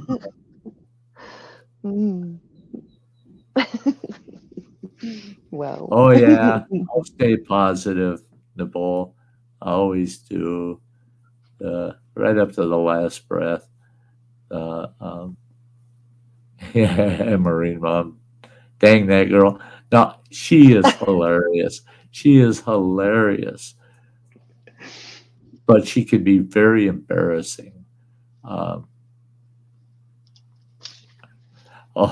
Dennis Nelson's asking if the Forest Service has done anything with the spooky house that I did a video of. No, they haven't. They haven't done a thing. I like that house. I would have loved to have had that house. I could have made that house livable.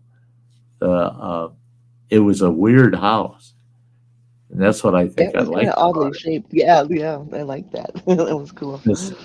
It was so unusual. My youngest boy just got a house here in town, and he took me over to look at the house. He's got most of his stuff moved in there now. And I pull up to this place and I go, what the hell? Look at this tiny little house. And I get out of my truck and I go, so is the yard in the back? He goes, no, there's no yard.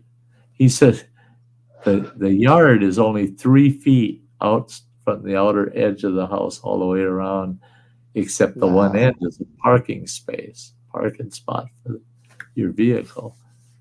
And I walked around that house. He wasn't kidding. They planted flowers 3 feet out from the house, all the way around the house except where the parking spot is. And he says, that's my whole yard. I don't have to do anything but water it, he said. I don't have to mow it. I water it because it's flowers. Well, we went into that tiny little house. I was freaking amazed. What the hell's in there? 1, 2, 3, 4, 5, 6. There's 6 rooms in that tiny little house. 7 rooms. I didn't count the bathroom.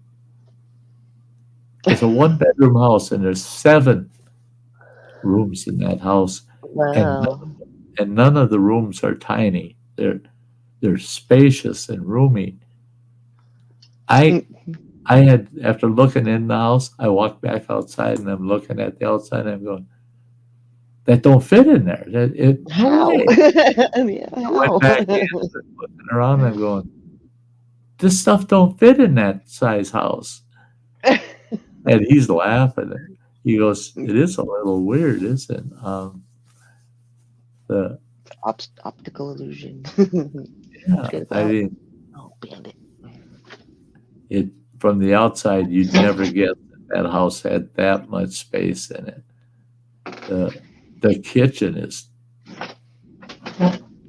it's big. It's as big as the kitchen we got here in this 2-story house, and I mean, you could fit the outside dimensions of that house. You could fit it inside this house. I don't get it. It's an illusion, optical illusion. And this house, the main floor has 5 rooms, and the upstairs has 3 rooms. So he's only got 2 less rooms in his house than we have in this big 2-story house. How they did it, I mean, they figured it out how to make that house the best space of the damn thing. Yeah, Marine Mom, he was driving way too much. It was costing him, at the current price of gas, it was costing him $600 a month to drive back and forth to work. Jeez. Just for the drive. And the only way he could make that cheaper would be to sell his truck and buy an economy car. And he ain't going to live without his truck. Mm-hmm. And so he got this place, sweet deal. An ex-employer of his had it and worked out a deal with him, and he gave it to him on a lease for $800 a month. And he just has to cover the utilities, but with that square footage, and it's very well insulated. The place has been fully re-insulated, attic, everything. He said, can't beat it. Can't beat it. That much space that he got in this town right now, that's $1,000 a month. Wow. $1,000 to $1,200.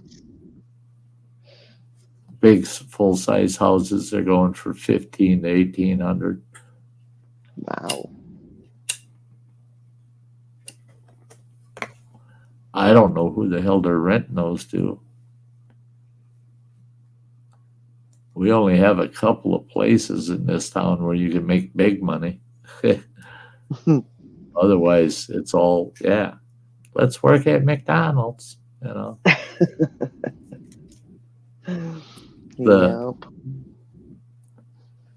Our McDonald's says, now hiring janitors. What was it? Janitors?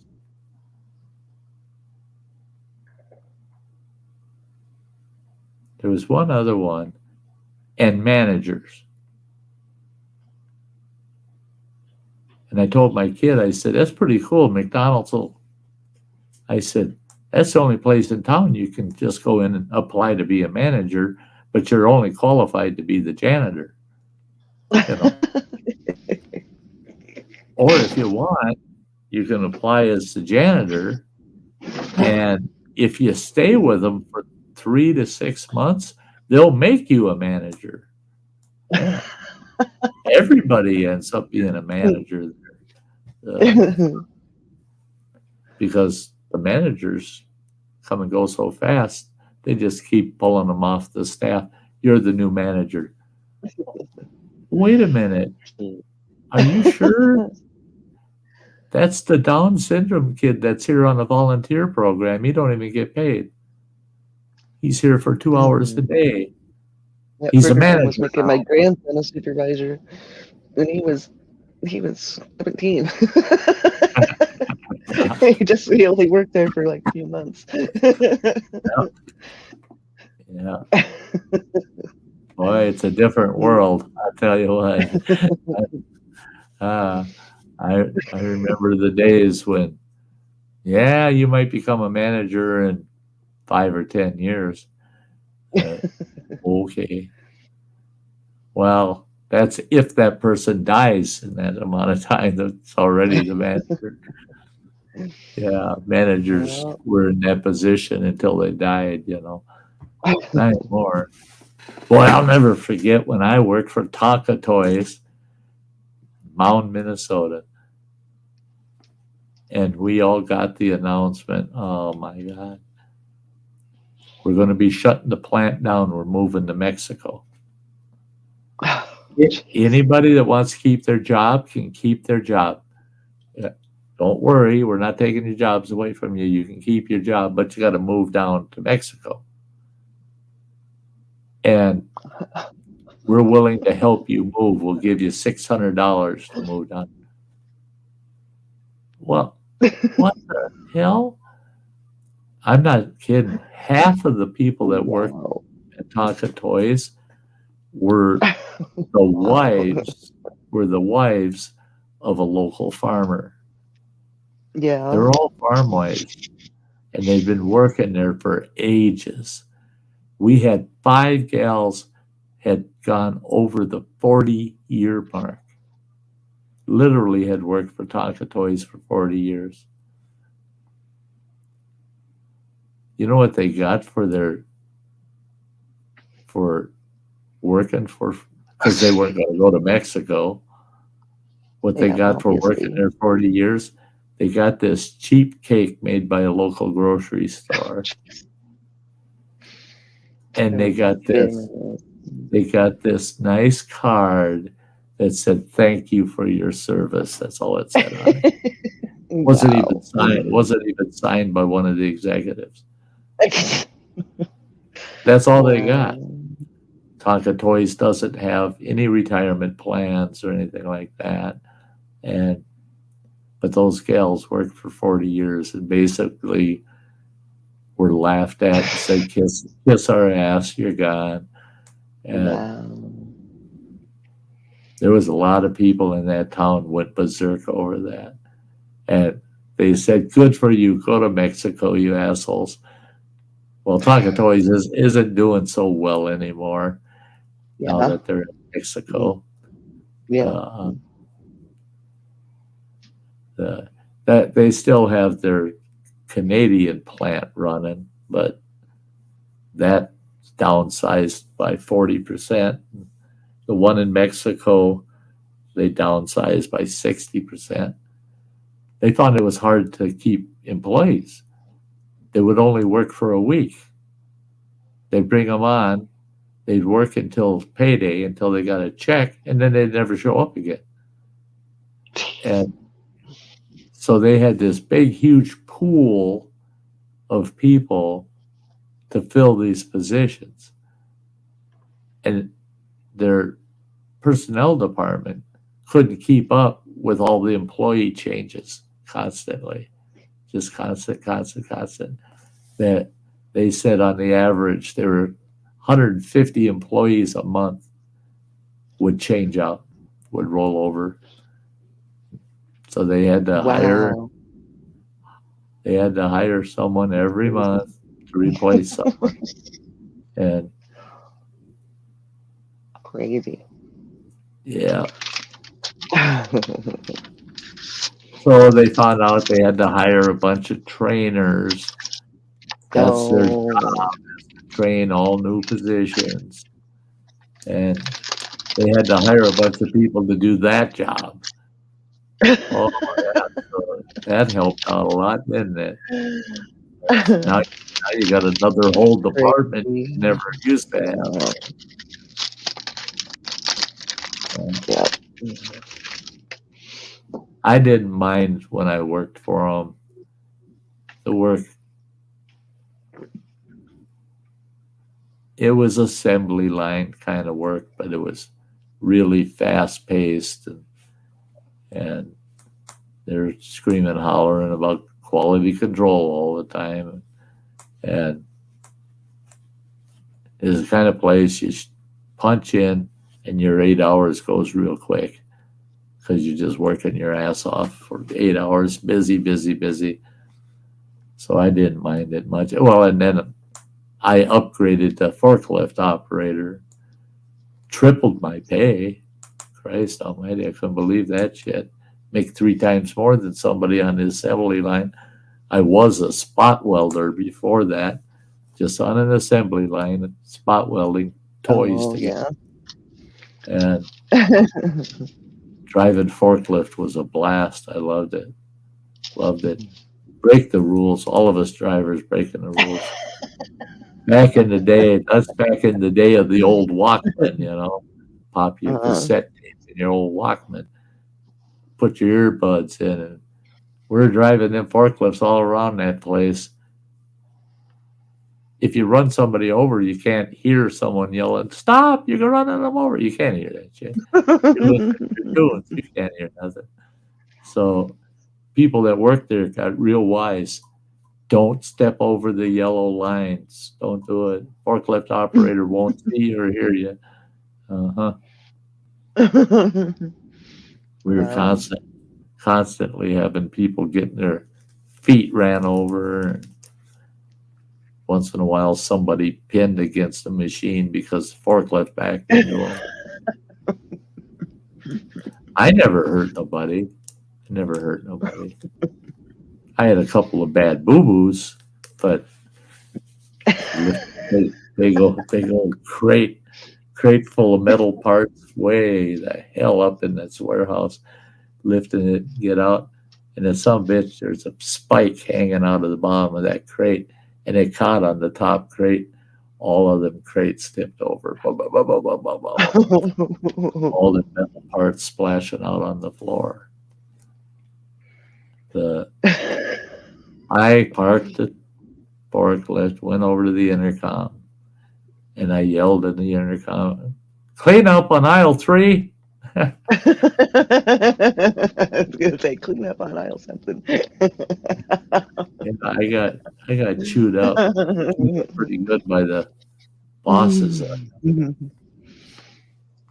I was willing to take the ass chewing though, because I didn't have to clean it up. They got guys that just do that kind of shit. Go clean that up. Go clean this up.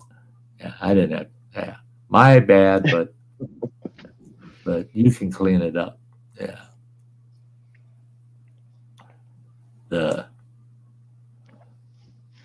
Yeah, boy, those were the days.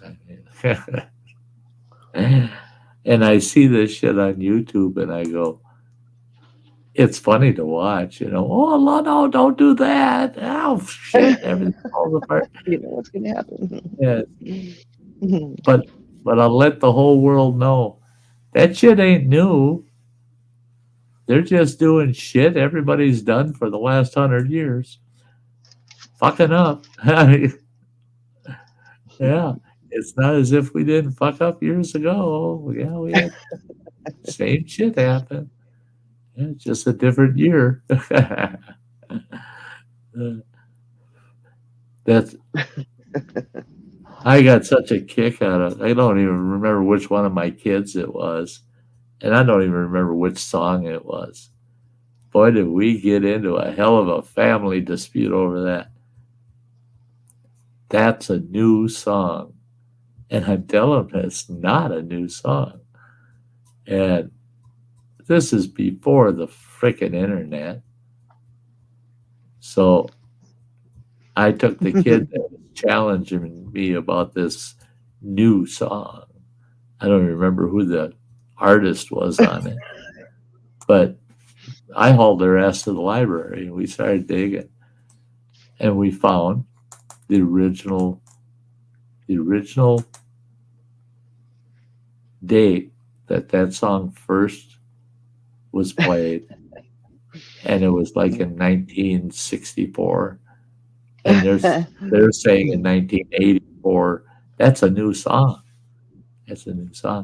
No, it's the same song done by a different artist. That's all it is. It's the same song redone 20 years later, 30, 40 years later. I said, there's nothing new about that. Like the lyrics. Yeah.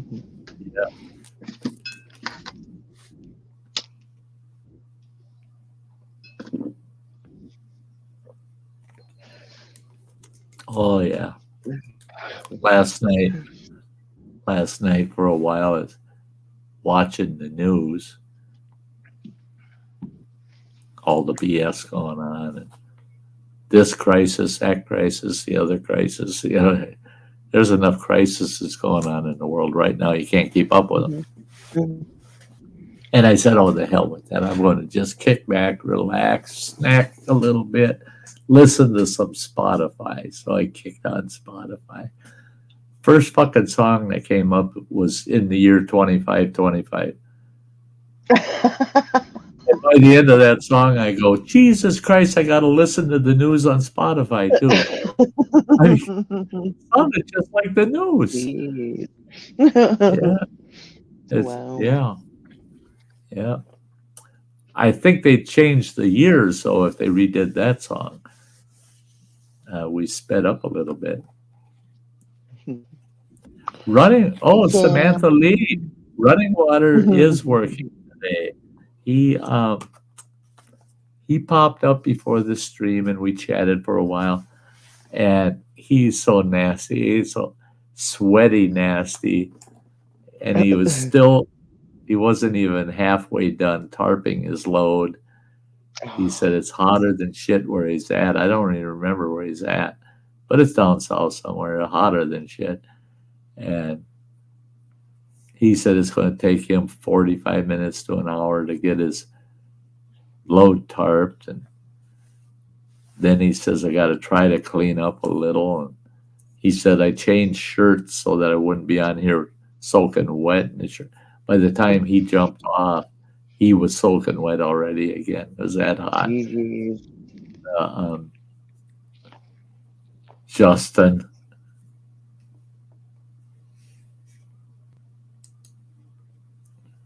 That is a crisis, though, ain't it? Oh no.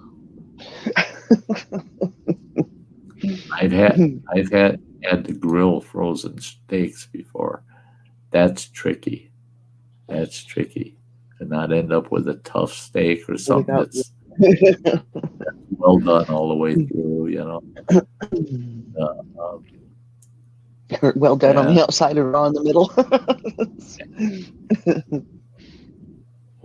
One thing I have done in the past, and it seemed to work out pretty good. The only thing I didn't like is you did lose some flavor.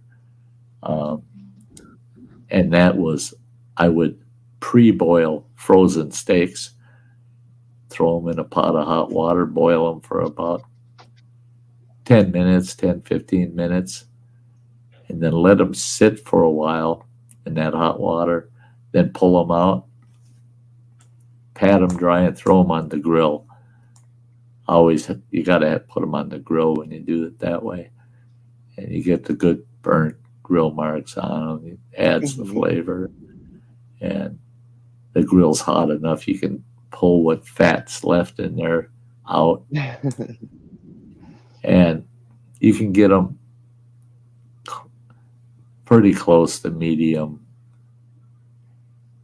rare, you know. But like I said, there's some flavor you lose because of the boiling process. Now with barbecued ribs, I've done that in the past, man. Take baby back ribs, put them in the big stock pot, you know. And I put 4 or 5 racks in there, boil them buggers. Just boil the shit out of them. Then take them out. Put them in a nice baking pan, smother them with barbecue sauce, mop them down good, stick them in the oven for about 2 to 4 hours, kind of a lower temp, right around 300, 325. Pull them out, throw them on the barbecue, and then add more sauce to them. And the bones just pull out of the damn things, you know. Yeah.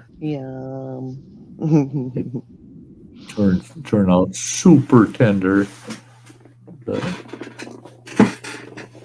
I don't have to worry about that tonight. I told that guy at that meat market day before yesterday when I bought that filet mignon, I said, if I can't eat that with plastic silverware, I'm coming down here, going to stick a fork in your face. Oh, no, don't do that. I said, what's going to happen if I come walking in this door pissed off? He goes, I'll let you pick any steak you want. I go, oh, okay. So even if it's good, I should go storming in there tomorrow all pissed off. Because he said he'd give me a free steak of my choice. They got some nice big porterhouse there. They're just awesome. They're huge. Be perfect on the grill. Uh-huh.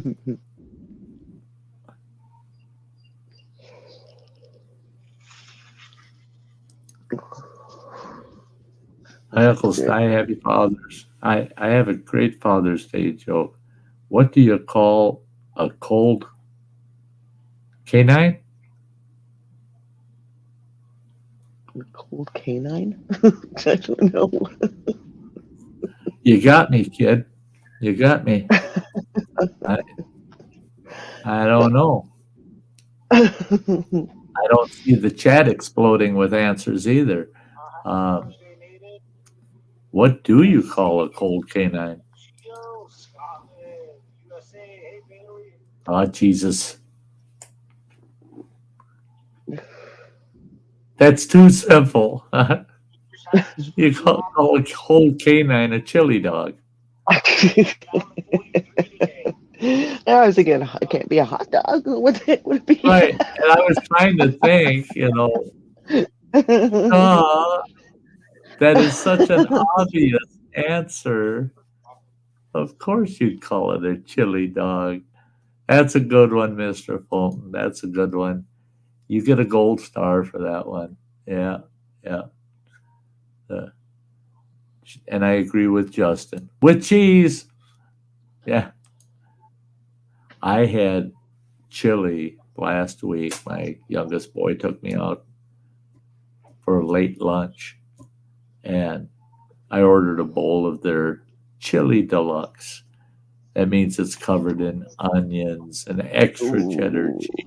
Ooh, yum. Some sour cream. It was really good chili. It was really good. The only thing they could have done, I told my boy, I said, they should have sauteed those onions before they threw it in, because the onions in the chili weren't even al dente. They were just like raw onions. And I told them, getting so much, and there's a lot of onion in it, so every bite you crunch, crunch, crunch, crunch, crunch. I crunch my chili constantly unless it's Dorito chips or something in it, Yeah. He said, I'll tell him. I said, good. He worked there for 19 years as a cook. And he said, I'll tell him. I'll talk to the boss, tell him. But the chili, I got to say, was really freaking good.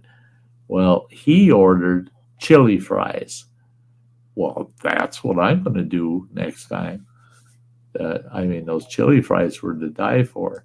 Hey, you have a good night there, Nabal. It was great seeing you. Good night. Yeah. Yeah. He's way over there in Eastern Europe.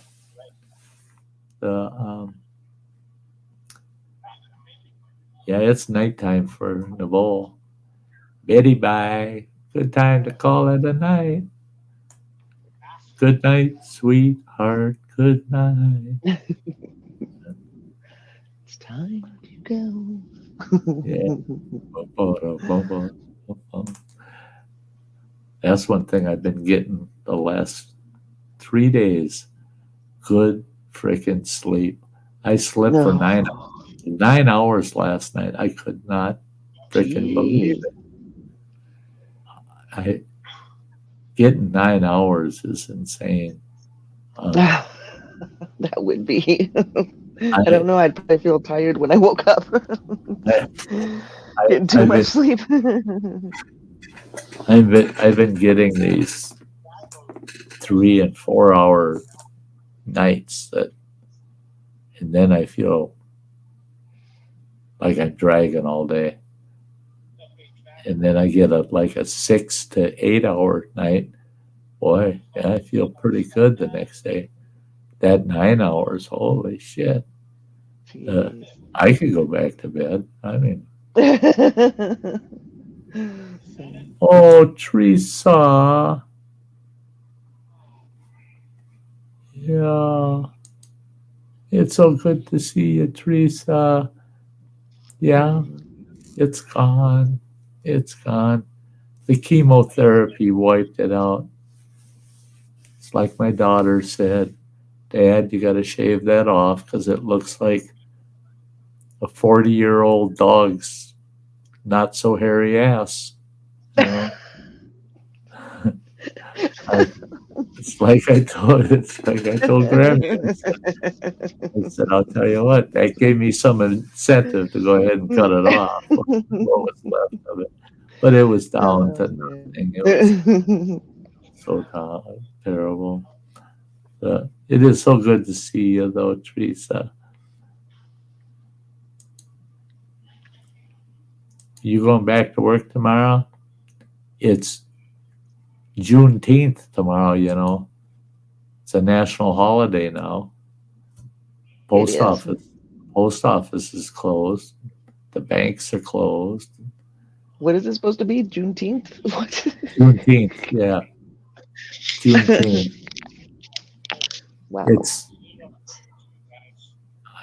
I wondered I what don't. holiday it was. They told me that at the post office. I was like, huh? It's like Holiday. the second Monday of June, or the nearest teenth to that Monday. And so they call that Monday Juneteenth. Thanks, Teresa. Love you, girl. Hmm. Justin Anderson, what's that? I mean, it's right on my phone calendar. I'm looking, I'm going, what the hell? What have I got posted on the 19th? I got nothing going on the 19th other than my doctor's appointment, but there's a second post on there.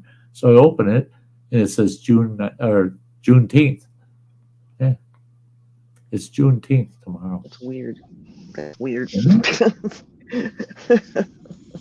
Yeah, I saw that, Teresa. She's no longer at Walmart. No longer. That's pretty awesome, though, actually. What's she doing now?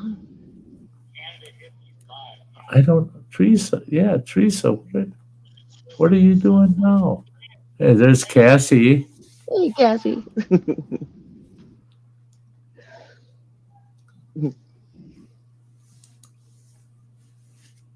Yeah.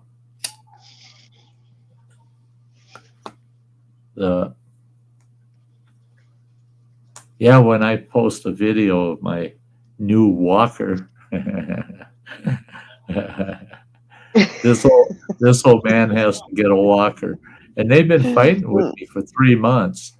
You're gonna fall down someplace and be all fucked up. You got to get a walker, man. I said, well, she's a healthcare provider. That's awesome, Teresa. I wish you were up here and could give me some healthcare. I'd love that. But I have to go out and get myself an all-terrain, off the trail kind of walker. That some bitch is a beast. God, that thing's a beast. I didn't even know they made such things until you talked about it last week. Wow. Everything I was looking at ran between $200 and $500. Well, I found one kind of in the middle there. I think I paid $250 for this one. Wow.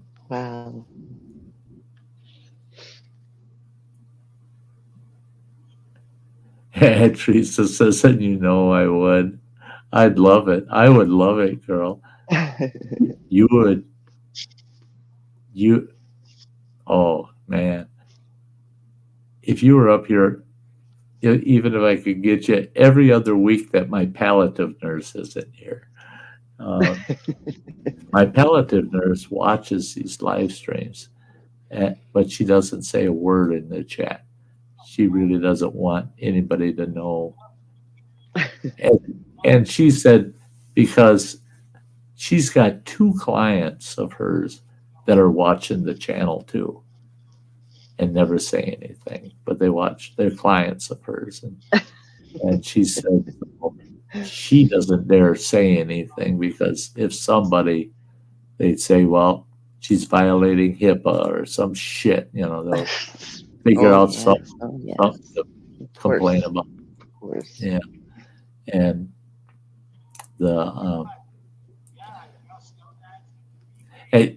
and she's told me a couple times, I know I shouldn't say this to you, but and she'll talk about another client. Well, she's not telling me what town, because she services about 8 different communities. Mm-hmm. She doesn't tell me what town they're in, their names or nothing like that. She'll just say a client of mine. And she's got this one, the fella's got brain cancer. And he's slowly but surely getting to that. He's almost to the bedbound stage, she told me, she said, I timed this just right. If I get out of here right now, and she had already stayed 45 minutes longer than she was supposed to. She said, if I get out of here right now, I'll be at his door exactly when his appointment is. She said, I found out you are not to be early, you are not to be late. She said, I have stood out on his front step and watched my phone tick off. And once it hits the time I'm supposed to be there, I knock on the door. And he'll yell, come on in, and I'll come in, and he's happier than hell because I was there when I was supposed to be. She said, 1 minute early, 1 minute late. She said, first half hour she's there, she gets to hear him bitch about people being late or being early. She said he's got this pet peeve, this thing about being late or early. And she said, because they're scheduled for 1 hour with each client. And she said, when my hour's over, I'm not watching the clock. She says, my schedule is flexible. And she said, all of a sudden, he'll cut me right up. Enough. Don't say anymore. This session's over. This session's over. And she said, he'll tell her flat out, you know where the door is. It's over.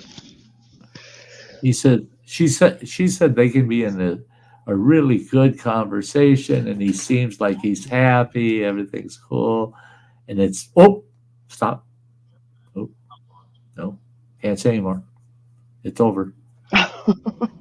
And she asked him, why is that such a pet peeve for you? And he said, you show up early, I bet I'm getting billed for it. He says, you leave late, I bet you're getting billed. I'm getting billed for it. She goes, no, you only get billed for an hour.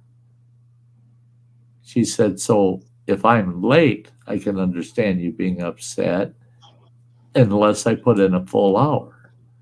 But she said, you'll always get an hour or more. He goes, not more, just an hour. I told her, I said, you have got the job from hell. You got the job from hell, because how do you deal with some of these people? And it made me feel good. She said, well, I got clients like you where I could just come here online and be myself, and now you're not going to freak me out with some crazy idiosyncrasy that just you what just if like you're right in the middle of doing something important. yeah. And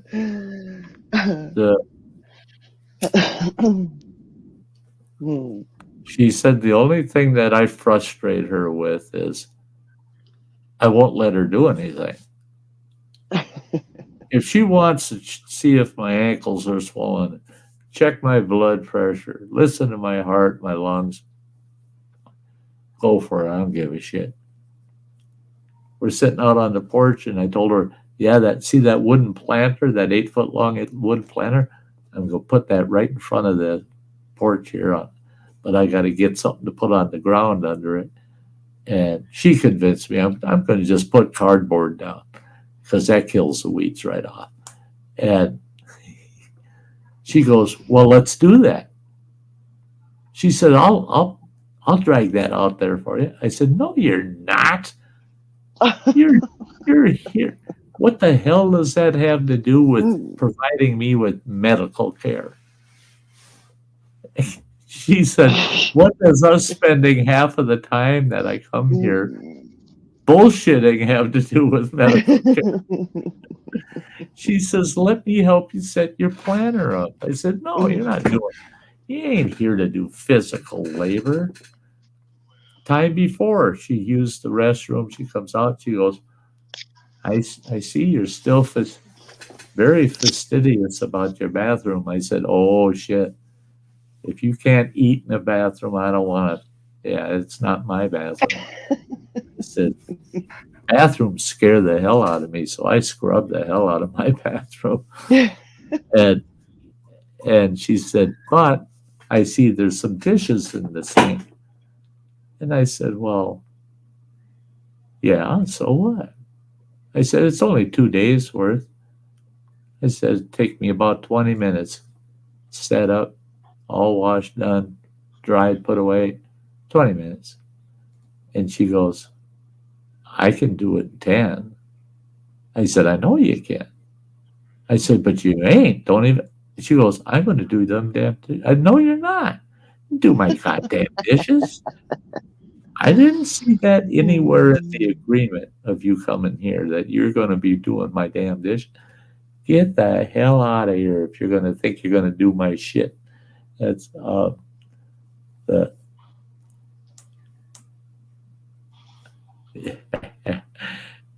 That's all right, Cassie.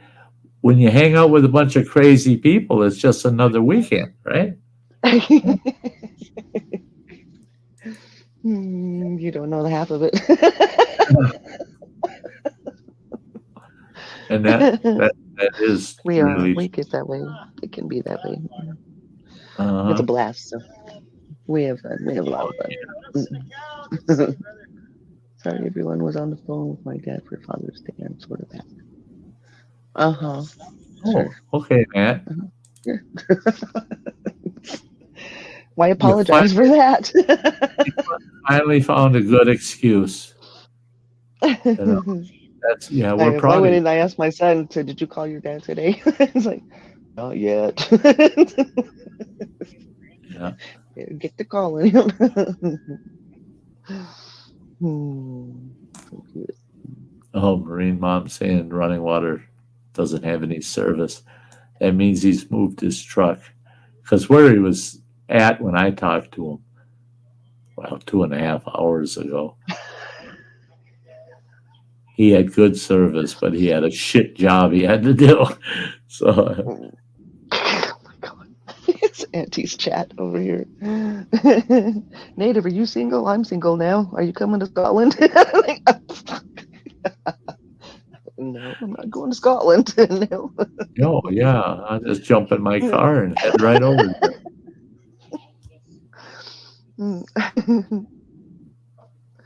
Not going to Scotland.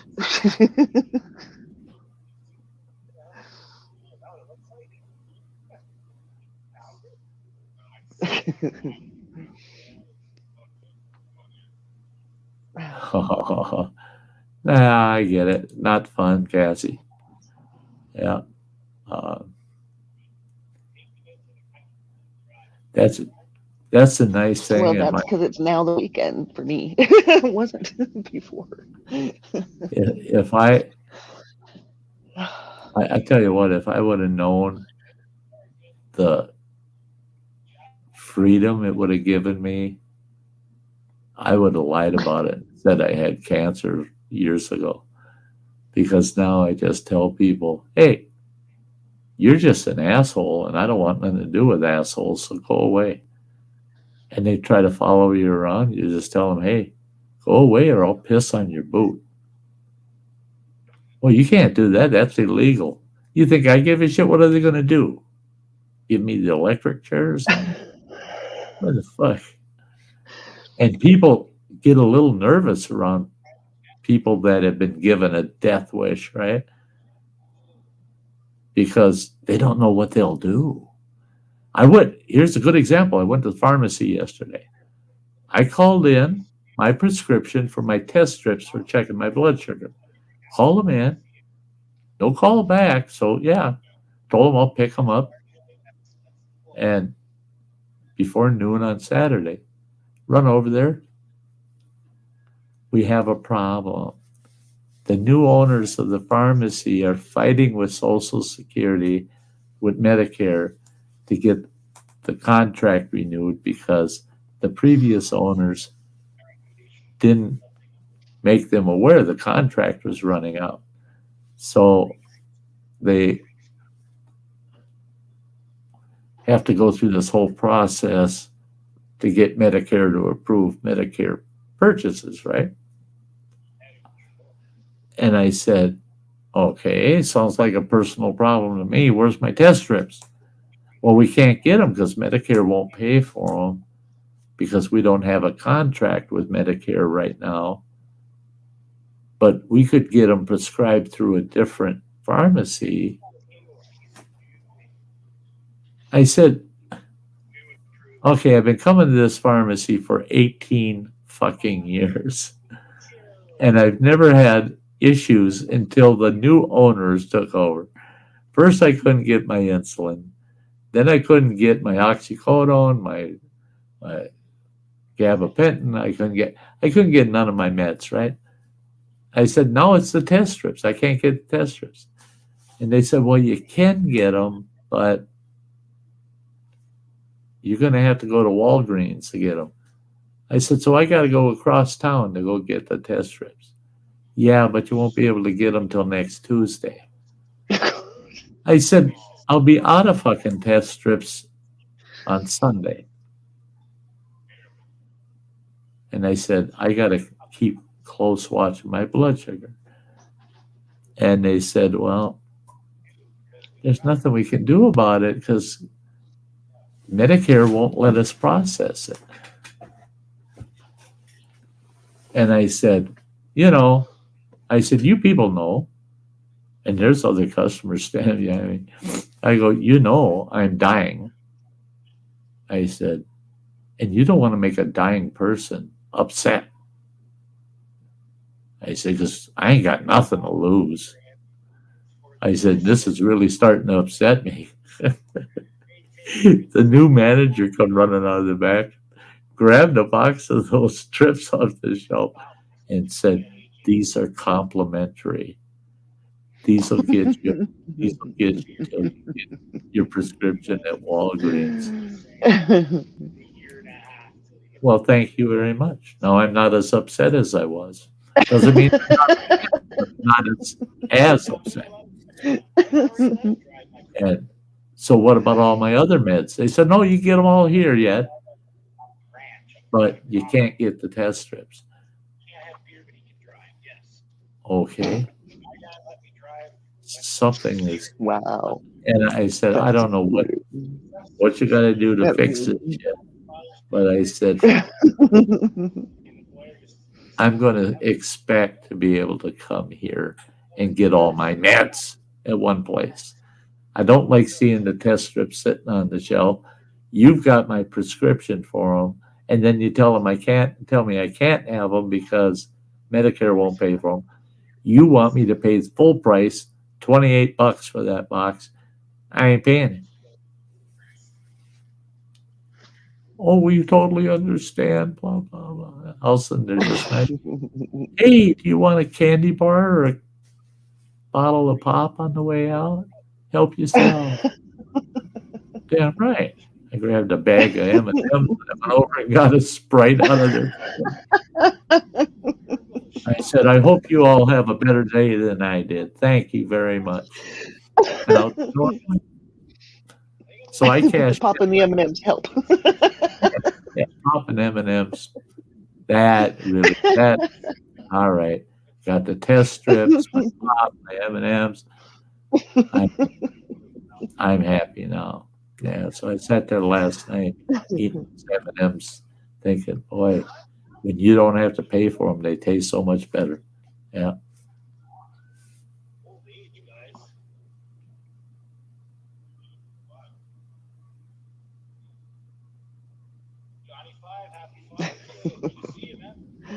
Moving back home ASAP. You've had a great Father's Day, dude. I know it's really late there. Already 11:45 p.m. in France. Max feeding the twins. Feeding their meat.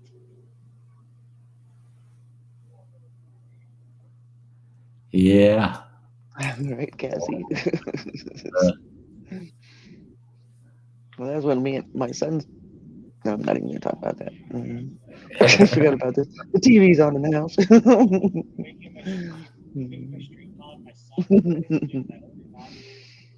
This is Thank on you. in the house. I thought I did a good job setting them people straight. You did. It really pissed them off if all of a sudden they get a notification that all my Free. scripts are from Walmart. Yeah. What? We lost them as a Now customer. you write them Gee, and say, "Now my blood sugar went up because I had M&Ms." fucking M&Ms and that non-diet Sprite. This fucking killed me. You tried to kill me, didn't you? Uh, Saying cute Cassie. yeah, Cassie's stating the obvious. Uh, yeah, but that's it. Is I'm at that stage. I I'm done dealing with assholes. I Wow. I try. Yeah, Teresa wants M&Ms now. Yeah.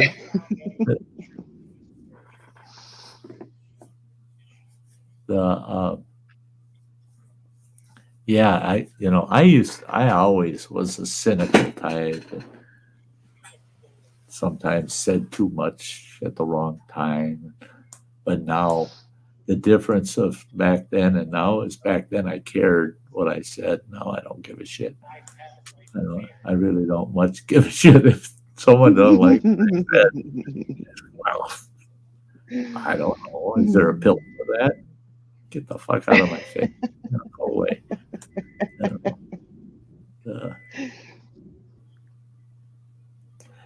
My oldest daughter, one of the fathers of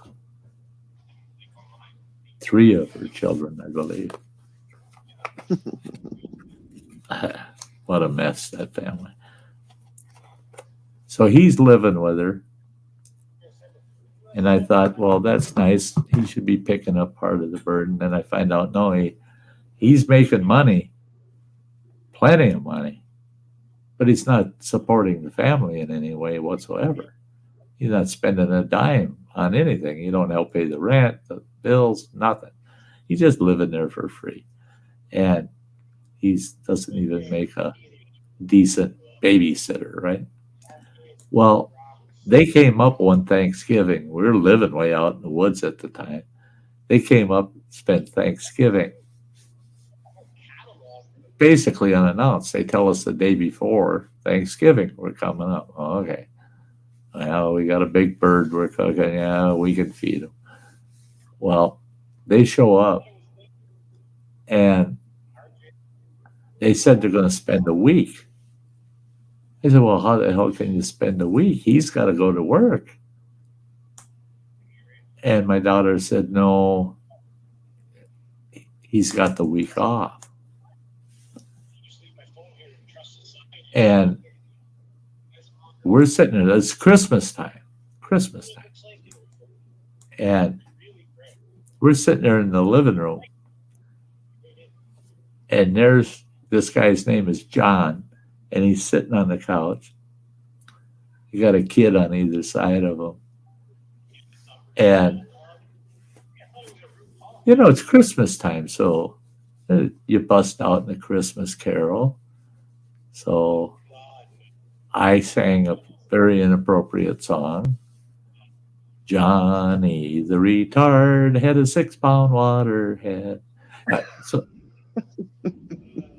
I didn't notice the looks on everybody's face. And then I sang, get a job, you bum. Now I notice people looking at me and him. I just kind of got up and snuck out of the room, looked at the ex-wife, and I go, I think I upset some people in there. And my daughter calls me off to the side. She says, Dad, she said, that was priceless when you sang the first one. But to get a job, you bum. She said, he just told me a half hour ago, his boss called him and said, you left 2 days before you before your holiday with no authorization. Don't show up on Monday. Oh. He got fired. So he's sitting in my living room acting like he's all this and that, and I'm calling him a bum and get a job. Oh. And you would have thought I was embarrassed. I burst out laughing, just leaving shit in the kitchen. And everybody in the living room took their turns coming through and saying, "You shouldn't have been laughing like that, Grandpa. Oh, you shouldn't have laughed like that, Dad." Why? I said, everything I sang was true. Yeah. I said, I love it. I love it. It got out. And I can play the fool. I didn't know he lost his job. And I didn't know if he was retarded or not, you know. He kind of acted like he was. You know, but what can I say? Wow. I'm gonna run in and grab my medicine. I'll be right back. Yes, Teresa, you can do that on Facebook Messenger, you know. You can do it on Facebook Messenger or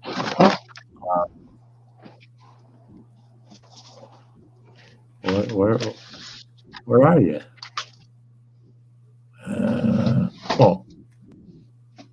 There, the banner down below. I changed it to my email address. Sty.north@yahoo.com.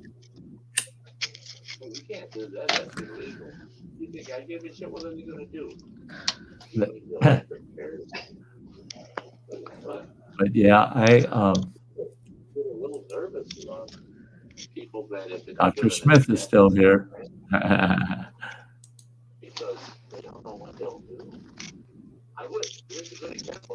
I don't know what pic to send you, Teresa. You want a picture of me, but I'm not sure which pic. I'll try to find a good one. My favorite for the outdoor days is the one I'm always showing up here. This one.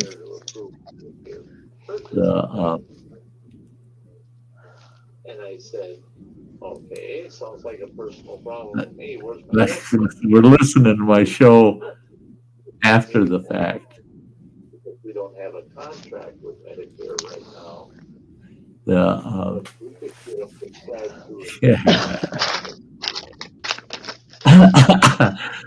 Yeah. Well, guys, in about 10 minutes here, we're going to be shutting her down. I do have to take my walker out for its maiden voyage, you know. I got a couple of blocks of hiking in with that walk. See how it does. On Thursday, I get my cup holder. My cup holder didn't come with the chair. I got to buy it separate. I got this cup holder that holds a cell phone too, so I can't wait to get that so I can have something to drink there, my cell phone right there, and I can mount it any way I want on the damn thing. So, and what I'm going to be doing next week is tinkering around, figuring out a way how to, I'm going to mount posts on it that I can mount YouTube cameras to it. So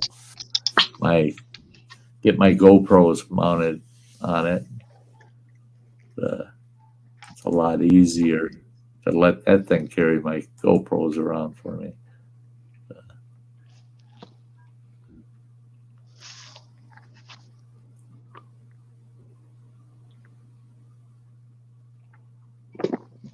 You bet, Teresa. You bet we would go to a waterfall together.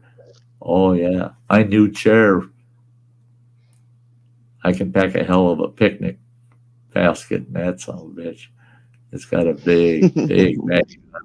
Yeah, it's sweet. And I've got some awesome waterfalls that I can get into. I had mentioned Morgan Falls earlier at the National Forest Service. That's supposed to be all handicapped accessible to the base of the falls. Well, I've hiked it enough times. It is. And I know I can get in there with this walker without a problem, right to the base of the falls.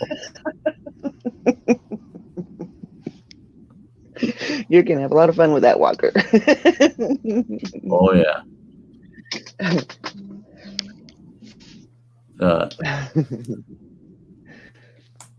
Yeah, I'm trying to think spots I can camo it a little bit, camouflage a little on there, Yeah. and how to get my Sty North stickers on it.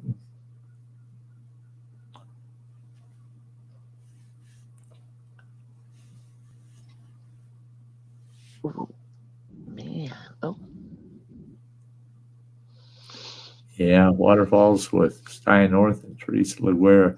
I tell you what, that'd be a blast. I'd love it, man.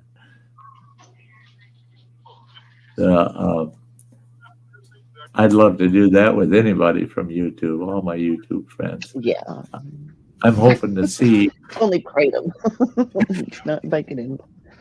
I take Vicodin when I drink alcohol.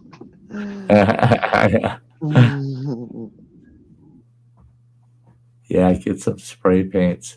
I was looking at some nice camo wrap that they've got to camouflage a gun, you know, and that stuff's nice. That stuff's really nice. And you don't paint it on. It's more like putting a skin on a car, you know. So if you don't like it, you heat it up a little bit and you peel it right off. I don't know. Camo the thing all up. Well, I'm dead and gone. They go to give that thing away. Everybody go, I ain't touching that damn thing. What the hell? Goddamn rednecks taking out their fucking walkers that way. Where the hell's this guy walking? You know?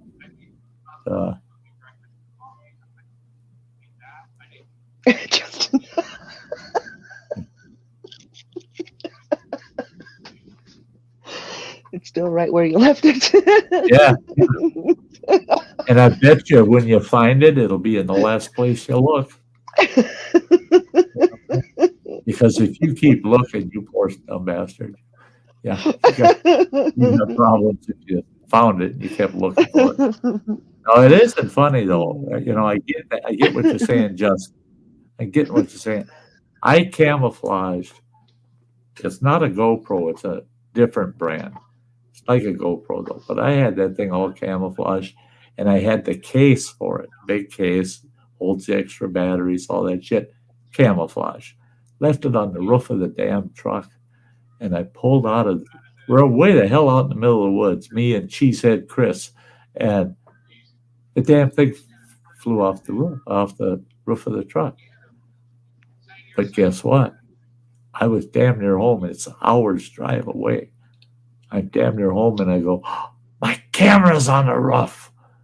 Pulled over, looked, and it ain't up there. It ain't on the roof.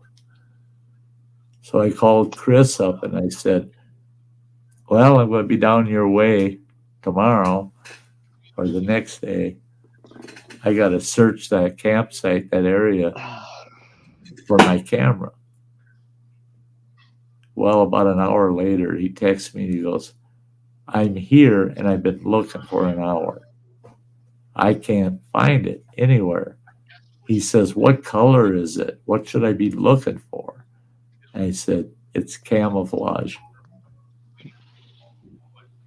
And that pissed him off.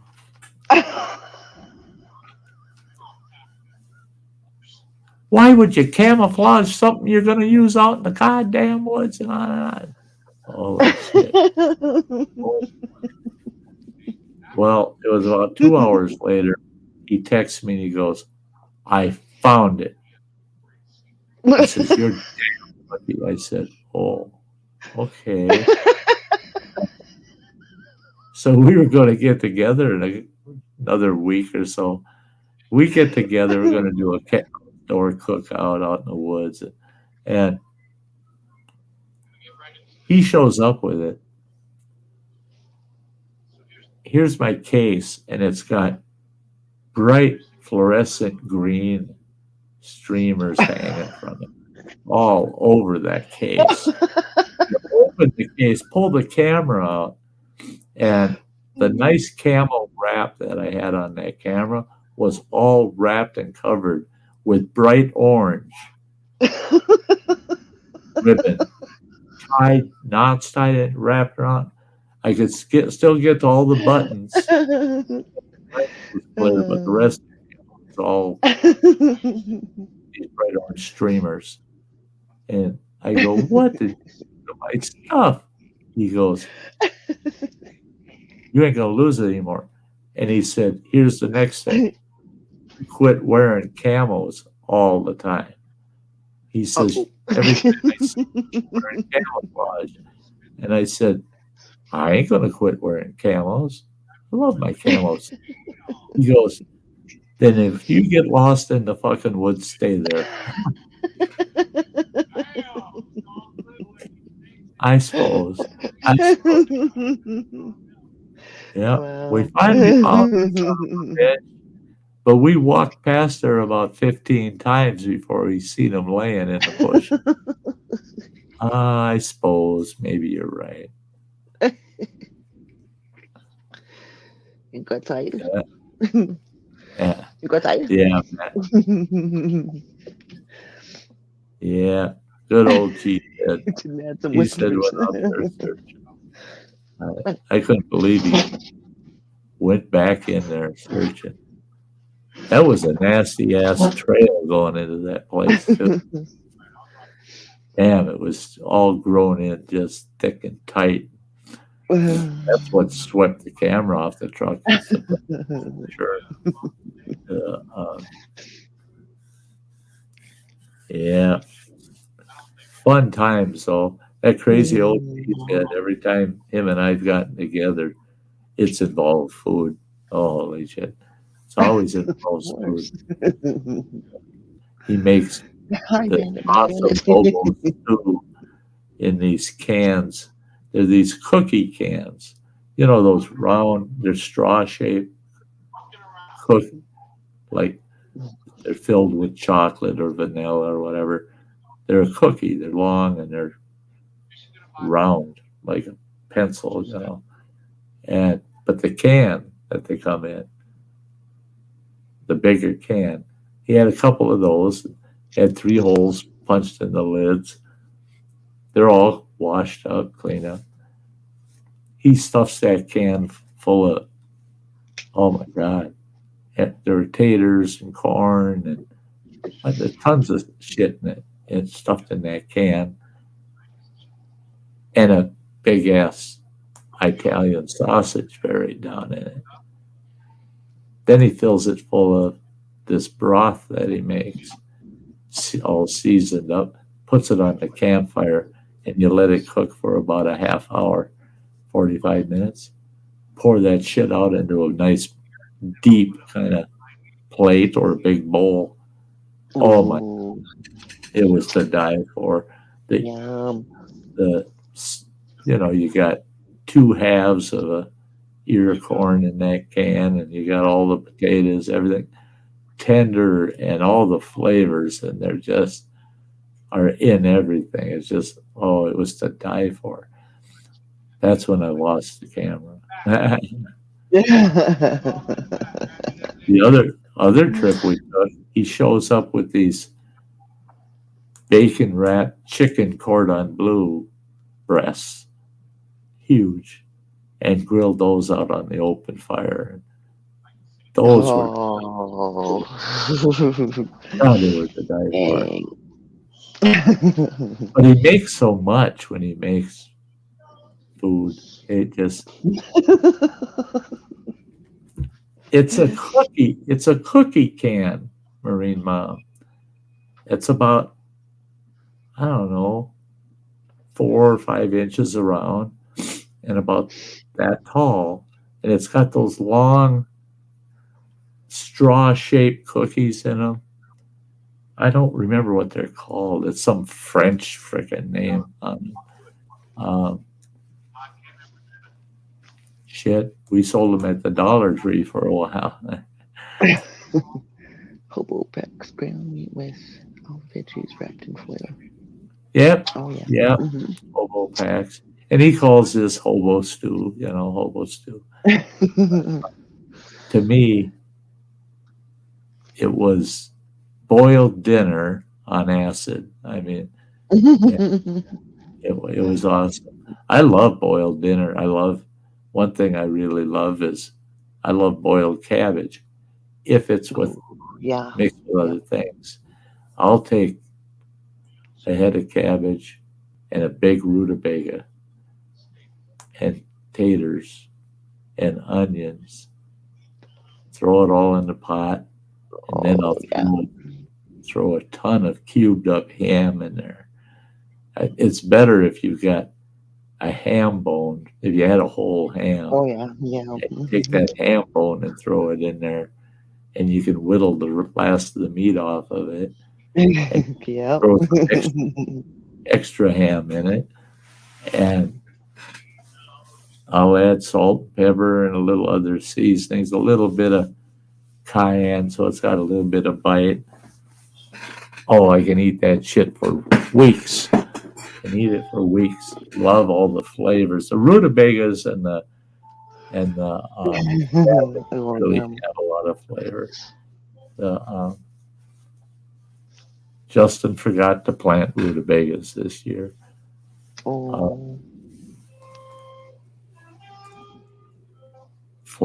Flapjack sticks for fire. Yeah.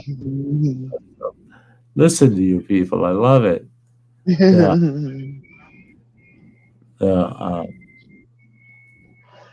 Oh my God. Just beginning to plant those rutabagas. My grandma and grandpa, man, out on the farm, they'd plant 10 rows, and those rows were 80 feet long of rutabagas. Wow. And they get rutabagas out of there that big around. That's huge. Yum. And dipping them. That's all I got to help was dipping them. Grandpa had it looked like an ice pick, but it was a little longer. And you just take the butt end, you cut the top off that rutabaga, stick that ice pick in it, dip it in the wax, and you just swirl it around, let it air cool, pop that bag off, throw it in the basket. And those bagels would last all through the winter, right up to you're picking fresh rutabagas again. They last forever if they're in a cool, dry place. And yeah, their root cellars, big bins full of those rutabagas. I miss those. Oh man, those days out on their farm was great. God, they ate like kings. Sounds like it. Yum. Yeah. A lot of people living on those small family farms, those little itty bitty farms. They look like they're living in a shack, and show up for dinner once. Yeah, they eat like kings. They might live like they're poor, but they eat like kings. Yeah. Yeah, Justin, right off of Secondhand Lions, right? You seen that movie, Secondhand Lions? Yeah. And that some bitch buys all those seeds. He plants them all, and they're all different types. That's so on the packet. It's all fucking corn. I laughed my ass off when I saw that in that movie. That was so good. Damn, bring that up. Now I'm going to want to watch that movie again. There's some really good clips in that movie when the old man goes in that freaking that diner and the young boys. He whops the living hell out of all them young boys, takes them home. Oh, look at that. Oh, you need to put something on that. Comes over with that big steak, slaps it on his face. Meat. That'll help. Keep that on your face. Well, what is it? It's meat. The goddamn farmers. Yeah. Corn, all corn. Yeah. Marine Mom, if you haven't watched it, you got to watch Secondhand Lions. You'll love it. I mean, you'll love it. You'll laugh. That's a laugh and cry. It definitely is. I felt so bad for those two at the end. But what a way to go. I mean, those two old boys and get that damn airplane flying and they fly it into the fucking barn. I mean, well, at least they went out flying. When he bought that big ass yacht and put it in their pond, I mean, shit, the pond wasn't even big enough to float a yacht. They got a big yacht in their pond. Yeah. Hey, Saltwater Born, good to see you.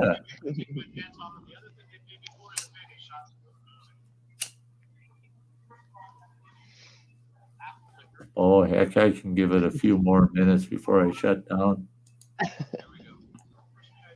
It's not like I got a job or nothing, you know. If I had a job, then maybe I should be responsible, you know.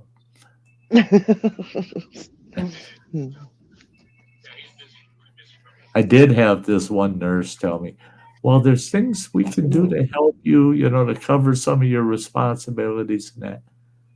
I go, well, that's a waste of time. And she goes, well, you got a lot of responsibilities you shouldn't have to get. I said, what I got no responsibilities anymore. I said, I don't. If somebody says, hey, your grass is getting too tall, I'll say, fuck the grass. I don't give a shit. Well, you're responsible for keeping that mowed down. Oh, well, it's mowed when I get to it, I guess. That's right. Yeah, I think our grass is up to my knees. In the back. Yeah. Maybe be responsible. Maybe.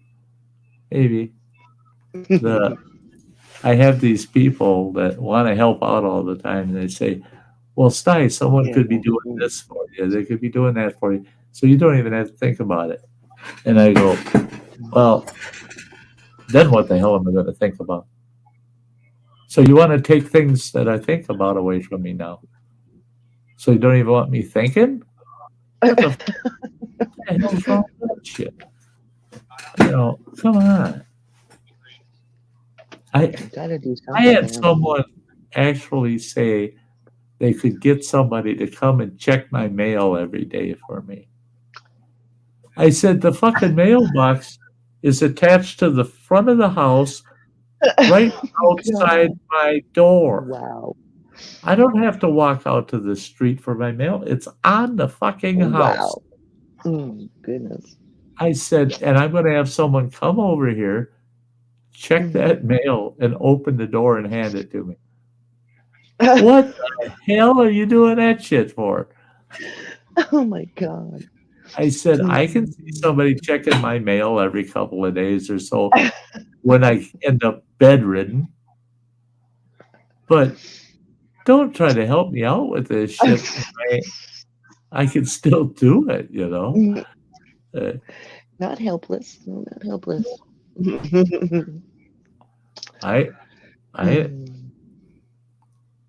Yeah, you know, I might be hopeless, but I'm not helpless.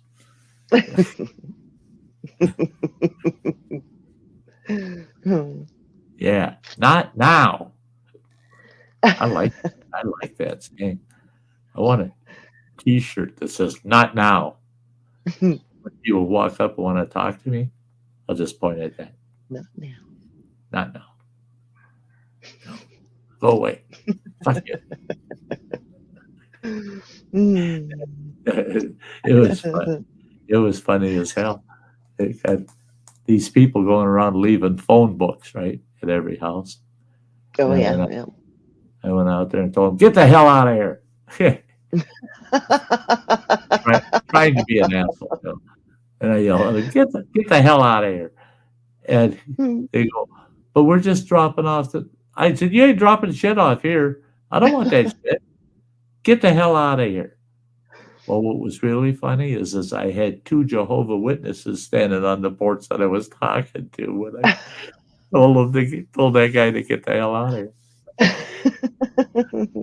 And he just kind of walked away, kind of confused. I said, "But have a nice day." And I just let him, bye. I turned around and I go, "What were we talking about?" And the 2 of them looked at each other, and the guy says, there's a guy and a gal, and the guy looks at me and he goes, "We're just kind of glad we weren't him."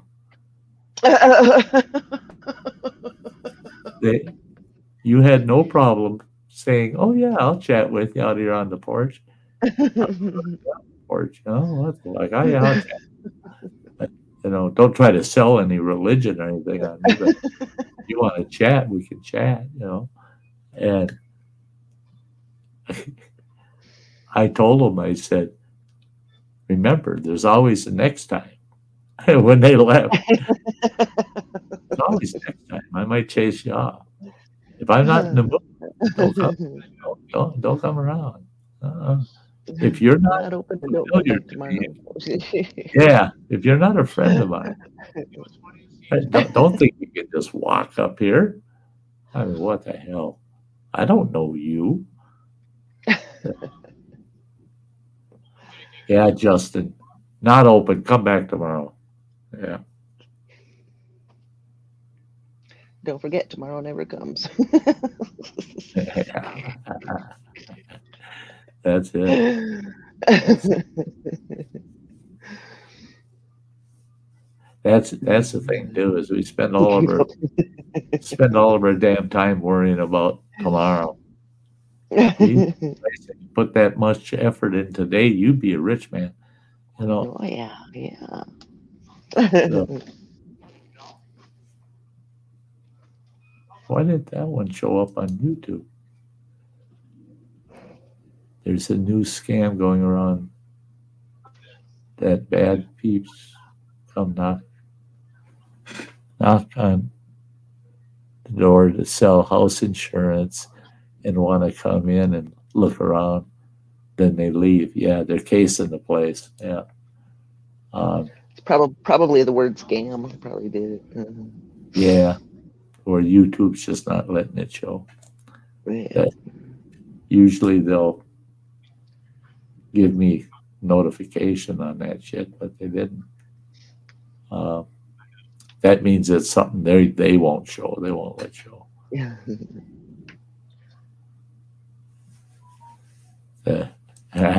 Free beer tomorrow. Hey, come on over. Tell the Jehovies, come on over. We're having communion tomorrow. We'll get some Bud Light just for you. We'll get some Bud Light just for you. That's weird.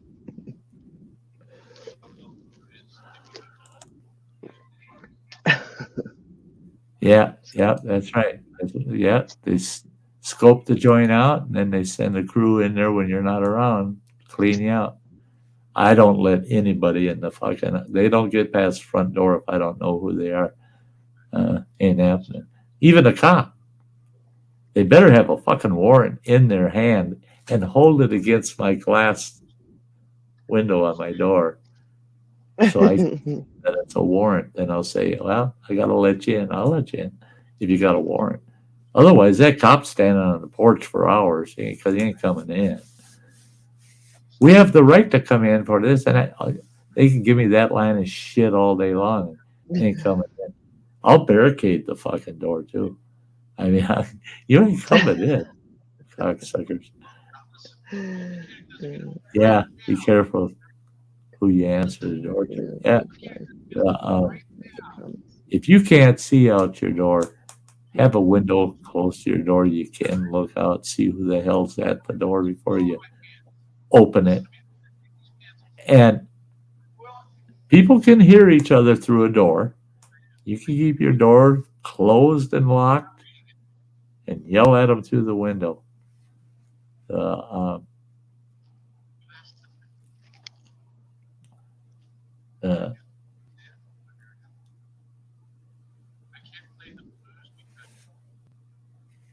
oh, looky here. Ha, ha, ha, look at it. Hey, you're looking sweet today, girl. How's it going? Beautiful. Happy Father's Yeah. Day. I like that. Thank you. Yeah. God, Good to see if you. I had half your looks, hell, yeah, I'd have a good time in my short time. Yeah, Oh, bless if you you. look out, ladies, Sty's back out on the prowl. Yeah, How's it going? yeah, it's going good right now today. Tomorrow I go back on my chemo. I had a week off, and it was a bummer the week before.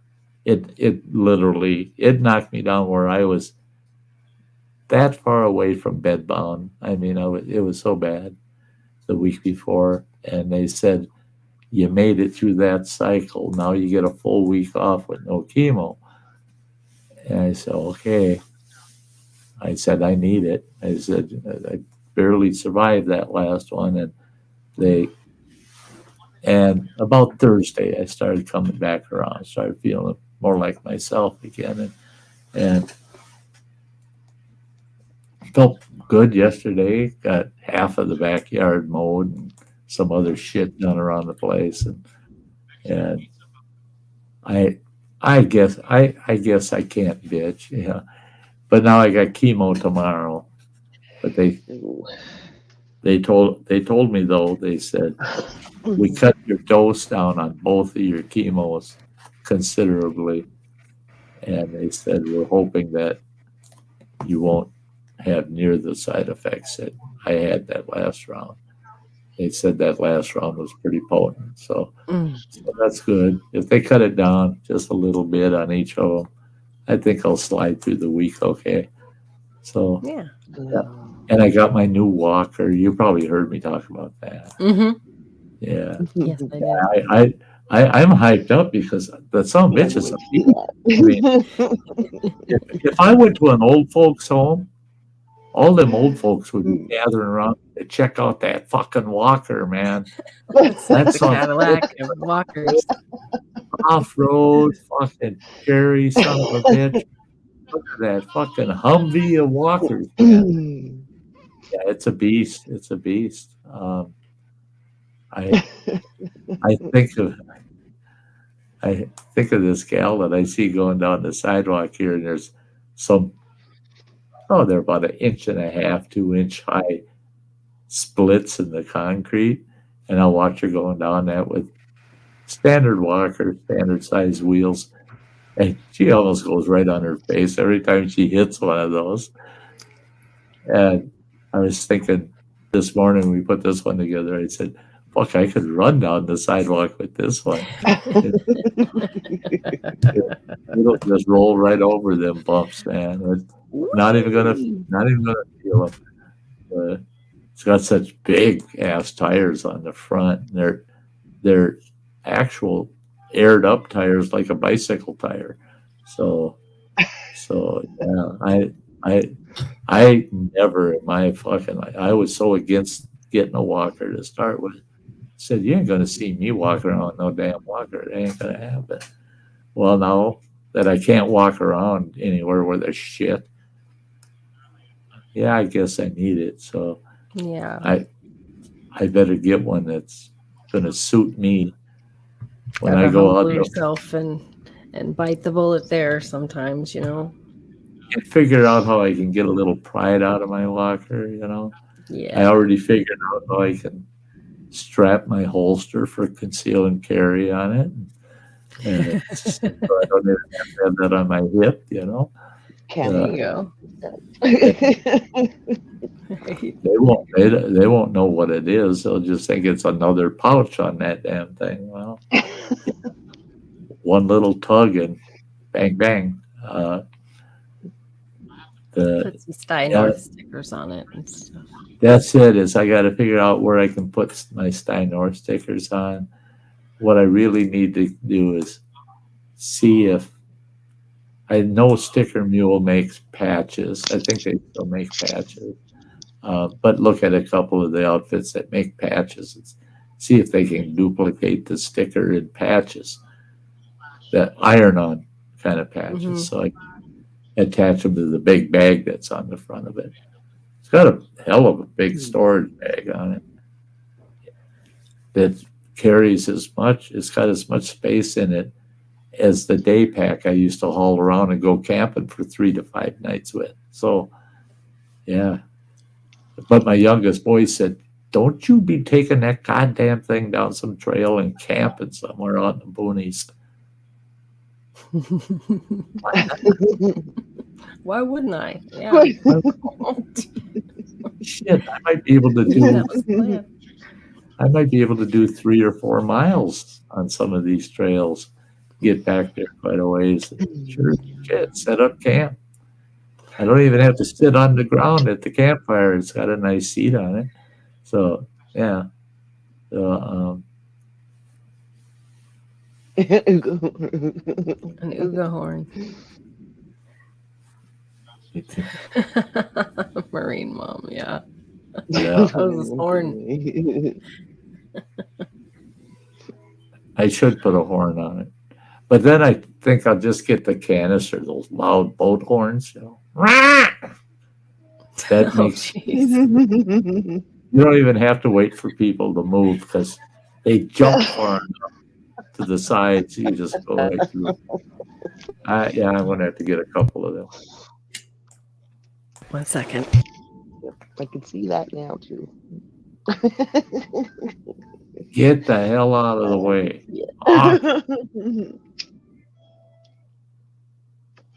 The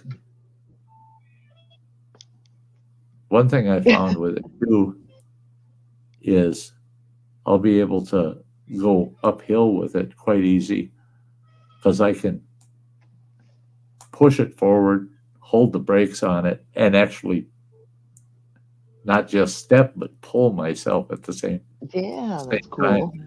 That's So gonna it'll be be cool. easier to get up the grades, you know, any of the higher grades. So one waterfall I want to get into, I can get pretty close to it, probably within,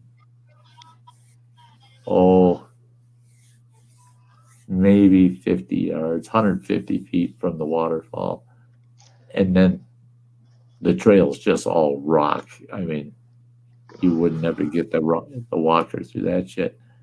But I can cable it to a tree so nobody can steal it, pull the bag off of it, and go down that little bit of trail to the actual waterfall. That one, though, it's hilly going in there, and that'd be a little bit of a workout. But at least I just sit down. Okay. Yeah, you can sit down anytime in that, huh? Yeah. That'd be cool. Yeah. That would be cool. Park it, sit down, watch the other people walk by. The other people walking by wishing there was a bench somewhere to sit. Yeah. Yeah. Gotta pull up a rock or a stump. Yeah. Tree. That don't work, carry a cattle prod. Yeah. Well, I always got pepper spray on me too. 2 canisters. You know, they always say you should be redundant, you know, make sure that you got 2 of everything. Yeah. 2 pepper sprays, usually 2 firearms. So, yeah, I got the redundancy thing going on. Yeah, I'll be pure hell out on the trails this summer. And my truck, I am so thrilled. It looks like I got enough cash to get that fucking truck fixed within the next week and a half. So I pull that truck out tomorrow. I'm going to get her fired up. And yeah. Justin Anderson still looking for 2 women. Still looking for 2 women, huh? What the hell's the matter with you? Why do you have to look? What? Why do you look? You should be going eeny, meeny, miny, mo. You know. And you're looking? You shouldn't have to look. Come on.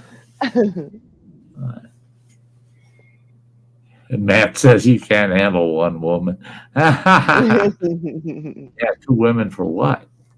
If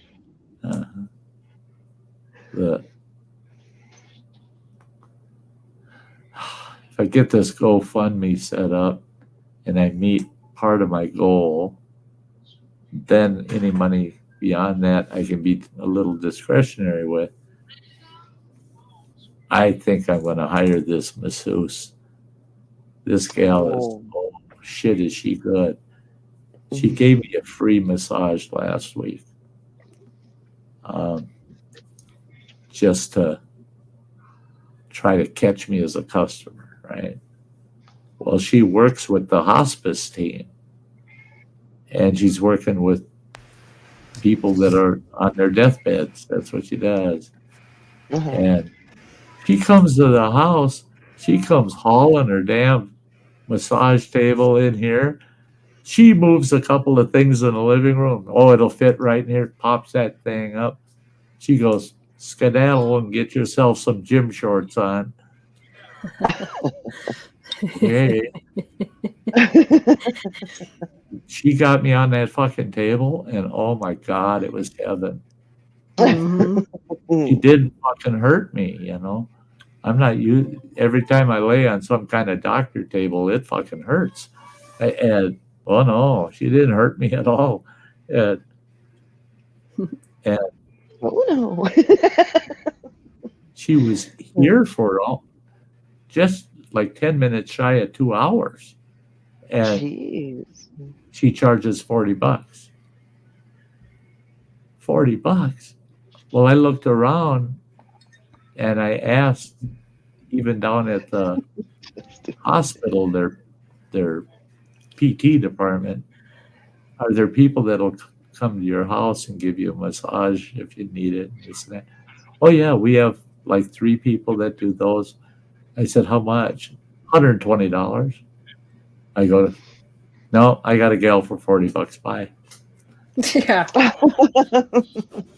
$40. I think I want to get to the point where I got enough budget that I can have her come in once a week.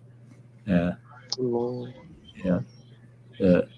Because really after I was done with that massage, I felt like I could move again. I really did. Oh, nice. The only problem is she can't work the pain out of my shoulder and my the incision area of my surgery.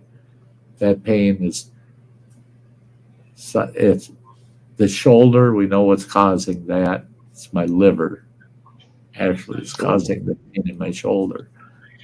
So I use salon paws on it all the time, and that helps. That takes the worst of it out. And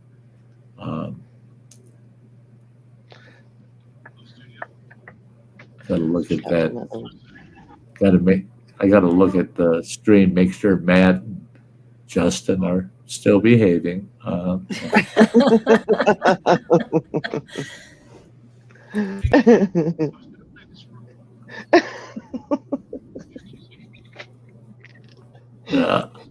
Your ears are dry now, Justin? Good.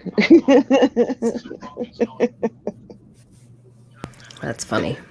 Hey, Matt. He says, oh, Justin Anderson wants a woman walker when he gets older.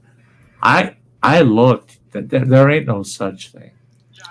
Because I tell you, if I want to go off trail, I'd rather have a girl on each arm than a fucking machine in front of me. You're damn Hey, right. Teresa. Be a hell of a way. I'm out of Or- hand. I'll be quiet, Justin. Salon paws are absolutely awesome. I used salon paws years ago. You could not get them in the U.S. They weren't the FDA blocked them. You couldn't get them in the U.S. I had a very close friend. She was, I say Asian, but she was Chinese, lived in Japan, and married a guy over here in the U.S.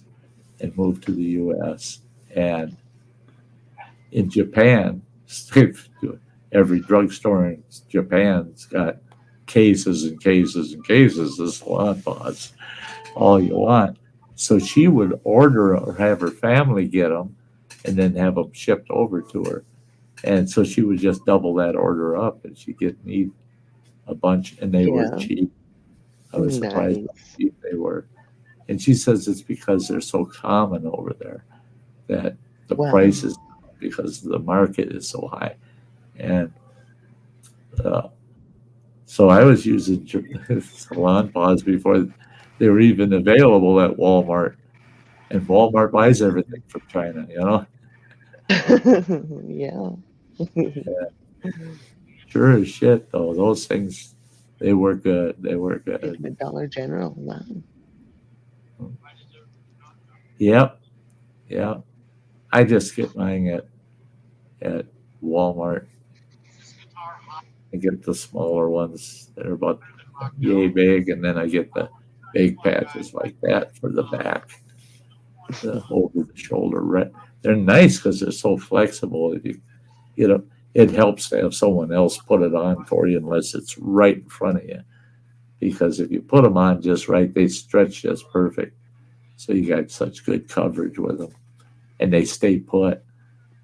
Shit, I had one on for almost a week and forgot it was there. And I took 3 showers. Jeez. And never noticed that I had a salon paw still stuck to the back of my shoulder. Dang, I should get some of those.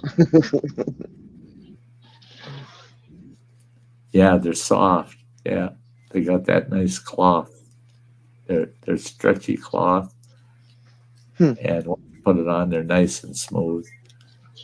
People don't notice them. And they don't stink so strong as some of the others.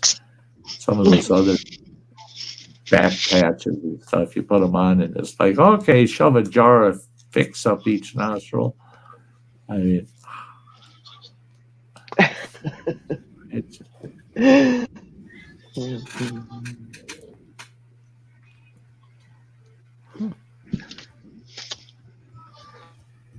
a buddy of mine. Oh, I'm gonna have to try some of those.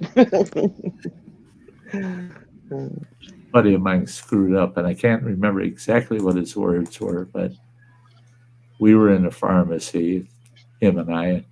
We were looking for something for muscle aches, strained muscles, and I held up a tube of Bengay, and I go, "How about this?" And he said something like, he didn't say I've used Bengay. He said, I've been gay. Half the store is looking right at him. This is a hell of a place to come out of the closet. What's wrong with you?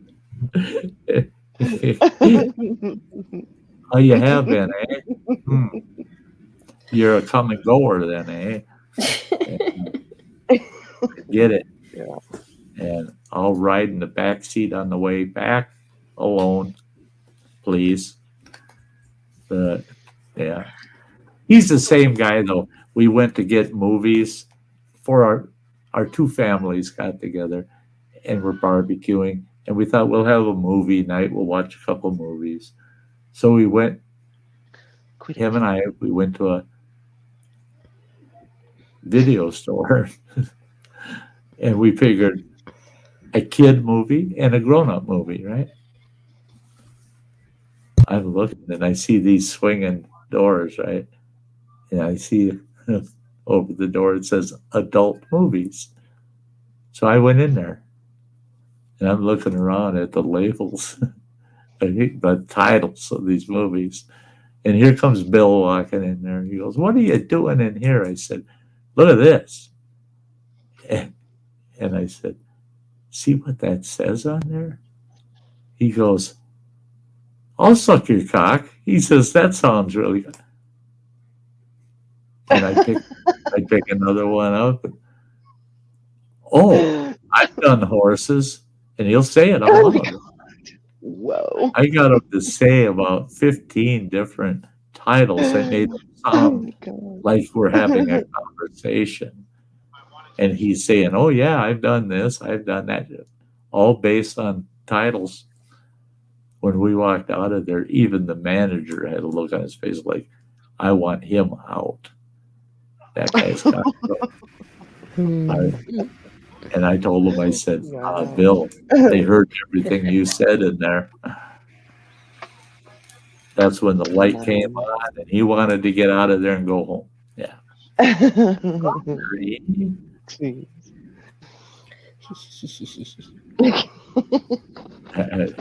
Yeah, Matt's not going to take any chances. He's walking. I ain't driving anywhere in that vehicle. 86th. Yeah. Yeah.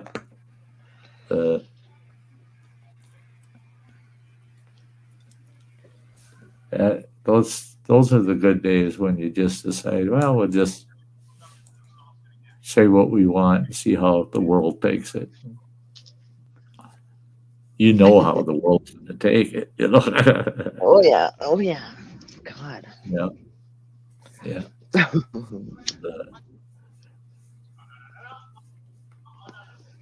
That's like when I had the pizza joint back in the 70s. I had a 75 Cadillac Eldorado convertible. And I wasn't going steady with any girls at the time or anything. And some of my buddies were talking about that it's odd to see me without a girlfriend and this and that, giving me crap about it. And I said, "Don't worry about me." And they said, "Well, we are worried about you. You usually have a girlfriend." I said, "I can leave here and come back within an hour and I'll have 5 girls with me." They said, "There ain't no way." I said, yeah. I drove down to the beach and looked around for girls that were, there's a couple here and there's 3 in that group. I need 5, so I approached the 2 and I said, "Hey, you want to ride in that brand new Cadillac? If you ride with me, we'll make one stop and we just walk in and I'm just going to say, hey, hi to a couple of guys, but I want you to come in with me." And I said, "Then we'll leave there. I'll take you down to the pizza joint, get you the large pizza, anything you want. You can have anything you want." "Yeah, we'll do that." Sure enough. So the other 3 gals, asked them if they'll do the same. Those 2 gals are going, "We're doing it." Yeah, that's free pizza, man. You can't beat that shit. And so I got the 5 girls. And they all got in that Cadillac, and I'm cruising in. I didn't even have to go in the damn bar. Those 3 guys walked out the door. They're going to get in their cars. They come out, and here I pull in with that Cadillac with all these young girls, 5 of them, all in swimming suits. And I go, "So, boys, where are you going?" And they're just shocked, and they go, "What are you doing?" I said, "Maybe this one or that one or that one." I don't know what I'm doing yet. Maybe all of them. Shut them guys up in a flash, man. So what? It cost me $35 in pizza. Yeah. Put them boys in their place. What do you mean I can't get a girl? Now I get a car full. Get a car full. Yeah. Roll up looking like Bob Hope in that car, huh? Yeah. Oh, that was a sweet car. I wish that my ex-wife threw those photos out. She hated that period. She threw all those photos out. But I had an awesome photograph of me with my arm on, well, it would be this arm, on the windshield of the car facing the side.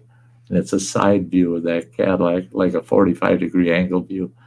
And it's got that big gold leaf pizza on the door. And it says Pizza Magnet over the top of it. And that was a sweet pic too. That picture was to die for. Those were the days. Hell, I was in a pretty good state at that time. I think I was wearing dress pants, dress shirt, and a sports coat. Yeah. I'm surprised I didn't get more trouble than I should have, you know. You could go back outside. Yeah. Go back outside. Yeah. I like thinking back to some of them old times, you know, some of those old days. I just, yeah.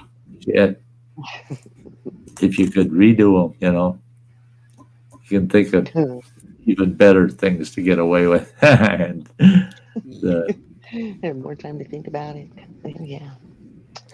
I guess my ex-wife admitted to somebody the other day that she said if my ex would have never married me, he'd be another fucking Trump. I think so. She was right. Yeah. And she kind of threw the wrench into that process.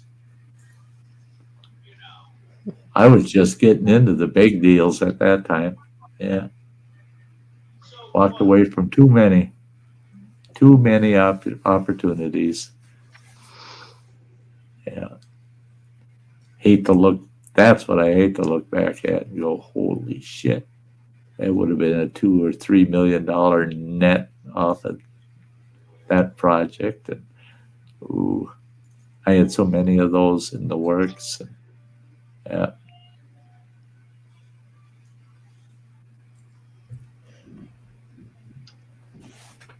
Oh, your message or email. Oh, there, you messaged me. It didn't notify me, though. Oh, well, we got about 15 minutes there, Matt.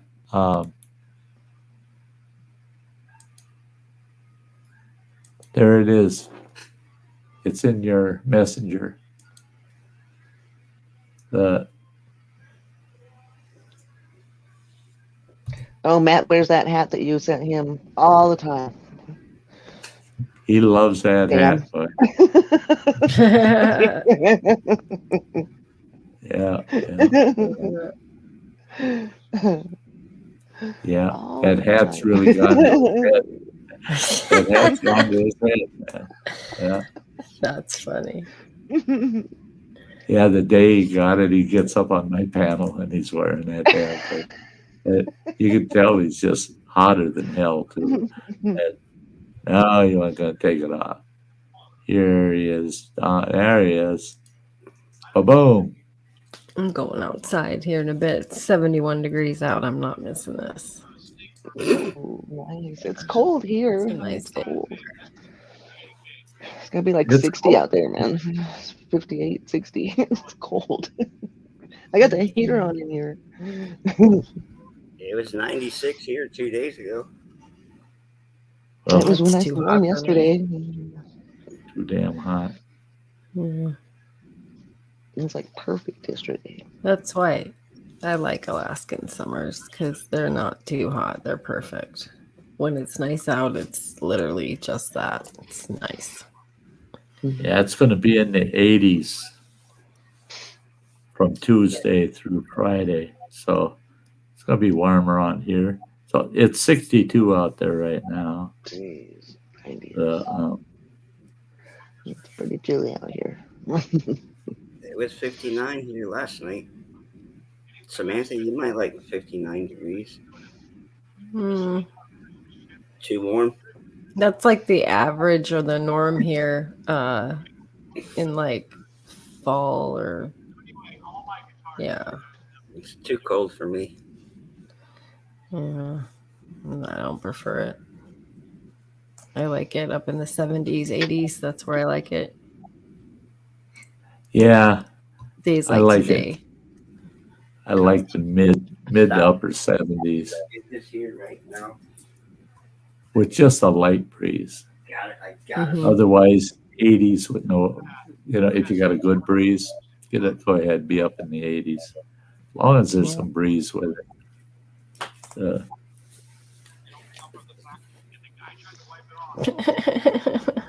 You goofball. I don't think I should Sty this yet. I got gifts. Oh yeah, he did. He got the pictures. Colin painted those. Yeah. You showed me those. Did I? Yeah, he did. Yeah. Mm-hmm. Because we were talking, you were asking, which way did they go? And we were saying, where's his signature? Yeah. Well, there's a He helped with the signatures. Or yeah. It's a He helped signature. show you where they were. The bottom right or the top left? Yeah, right where it's at, wherever they put it. But yeah, Colin likes to put them on the bottom. Now Right. I want to cook that trout Right, tonight. Yum. I tell you what, you keep wearing that hat and don't wash your hair for a month or so. I'll be like going Jamaican. Well, no, we That was drop like some the seed. first We'll drop one I some ever seed on your did. head. I bet you that fuck. Oh man, that some bitch will bud real quick, man. I just got out the shower like 20 minutes ago too. But I did This gotta is go to the mine. store for cigarettes because I don't feel like making This any is right the one I now. wear all the time. It's sure that one. Oh, that's cute. Yeah, I like that hat. Yeah. But yeah, it's funny, Samantha. When I made the unboxing and mail call video, I got a couple of friends from like Canada. They're like, "Dude's got a pop. Don't even smoke." I saw that comment. I was laughing. Yeah, I was like, right? That's what they keep saying at Auntie's. Why do you got that? You don't smoke. Yeah. Tansy tossed says it you in need to send there. that to New Zealand. I sent one to freaking WTF Mike too. I did. Oh, that's funny. I forget what I want to Yeah. do. If I should take a nap or just start cooking. I think I'll just start my salmon now. Everyone keeps talking about salmon and halibut. Oh, it's trout. I forgot. I bought trout. At least you're eating the I fat. fish. You eat the fats. Trout and salmon are the highest in omegas. So That's the funny thing. I'm not like a freshwater fish eating person, but I'll eat shellfish. Lobster. Is it best to put it like in tin foil over the charcoal, or is it best not to? with trout, you want to keep as much moisture in as you can. So you use tin foil on it. Okay. Yeah, Yeah, Marine Mom, I knit them. It's just a side project. Fun. when we did trout, we usually would lay 4 or 5 fillets across tin foil. And Matt, I forget which Oh, go ahead. Se- Sorry. Season it a little if you want, but we put slices of lemon right on the trout, Ooh, I and even then have lemon too. and then just seal the. You don't want I the know what I'm tin having foil tonight. touch it. I know what I'm You want having tonight. to kind of tent the tin foil. Put that on your grill. You want to keep an eye on it. You don't want to overcook it. You know, the I know what I'm gonna have. trout cooks a little quicker. Yeah, it does. But oh shit, that's num, num, num, num. I got my filet mignon. I'm going to be cooking that fucker up tonight. Oh. You gonna wrap it with bacon? No, I'm not wrapping this one with bacon. No, Ooh, not this time. gosh, The- that sounds good though. I've Hey been eating Matt, I so forget much what colored bacon jar you wanted. lately that Which one I did you think want? a break from bacon a day might be different. You know, you don't know what you miss until you lose it, right? So I'll just lose the bacon for 24 hours. Then I'll I got really that brown one, I'll the be green free. one, or orange, all with horses. You'll have to send pictures again. Oh, I'll show you right now. They're right there. You can do it when you got time. I'm not saying right this second. Just They're sit right here. I've only showed them to you like 50 times. Probably. Probably. There's the orange. Okay. Yeah, well, early The today. brown Jeez. one. Brown one. They have sparkles. They have sparkly. Yeah. Oh, pretty. That is beautiful. I'll go with the sparkles. These two, well, actually, they all have sparkles in them. Just because Sam gives it the approval, also. Those are awesome. Wow. Yeah. Yeah. Very pretty. Oh, yes. Look at the mountains back there. Oh, wait. look at that. Is that like So a unicorn horse? Oh, A unicorn. Kind of look like a that is unicorn. really cool. Oh, his ears sticking up, so he kind of does look like a unicorn. This one? That's really pretty. The green one? They are. Okay. Yes. 'Cause I still got to put finishing touches on it, like other ones. Green. Okay. I finally got Bertha's and Victoria sent out. So they should be opening theirs like Tuesday. I didn't even know Monday was a holiday. I was like, what? Juneteenth? Juneteenth. Juneteenth. Oh, yeah. National Independence Day. That's I didn't know weird. that until I looked at my calendar. I was like, now why doesn't Yeah. Mother's Day have a holiday right after it? Very, Mom, I don't know how to respond to your last comment there to me.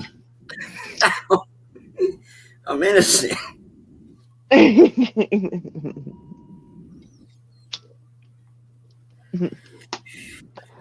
Yes, I'm in the process of making one for Hit me up about like Cassie. Cassie wanted bear. She liked the bears, so I made them. Oh yeah.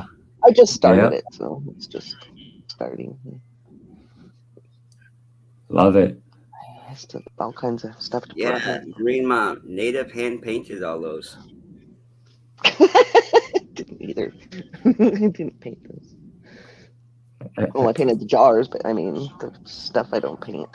I use material like this.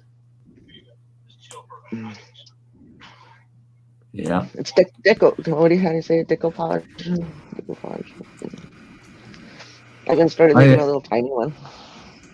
My ex-wife, I got her started. I got her started on a gold mine. I hunted around.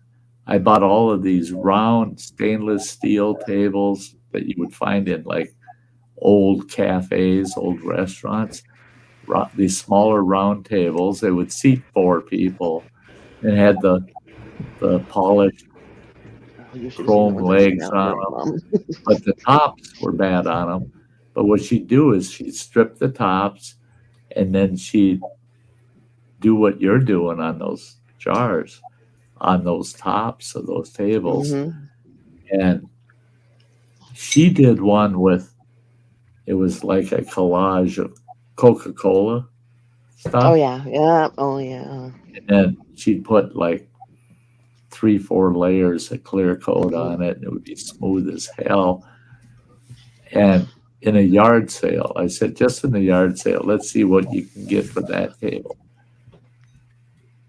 Set that table out, and we put a sign on there, best offer. And it said, by the end of the sale.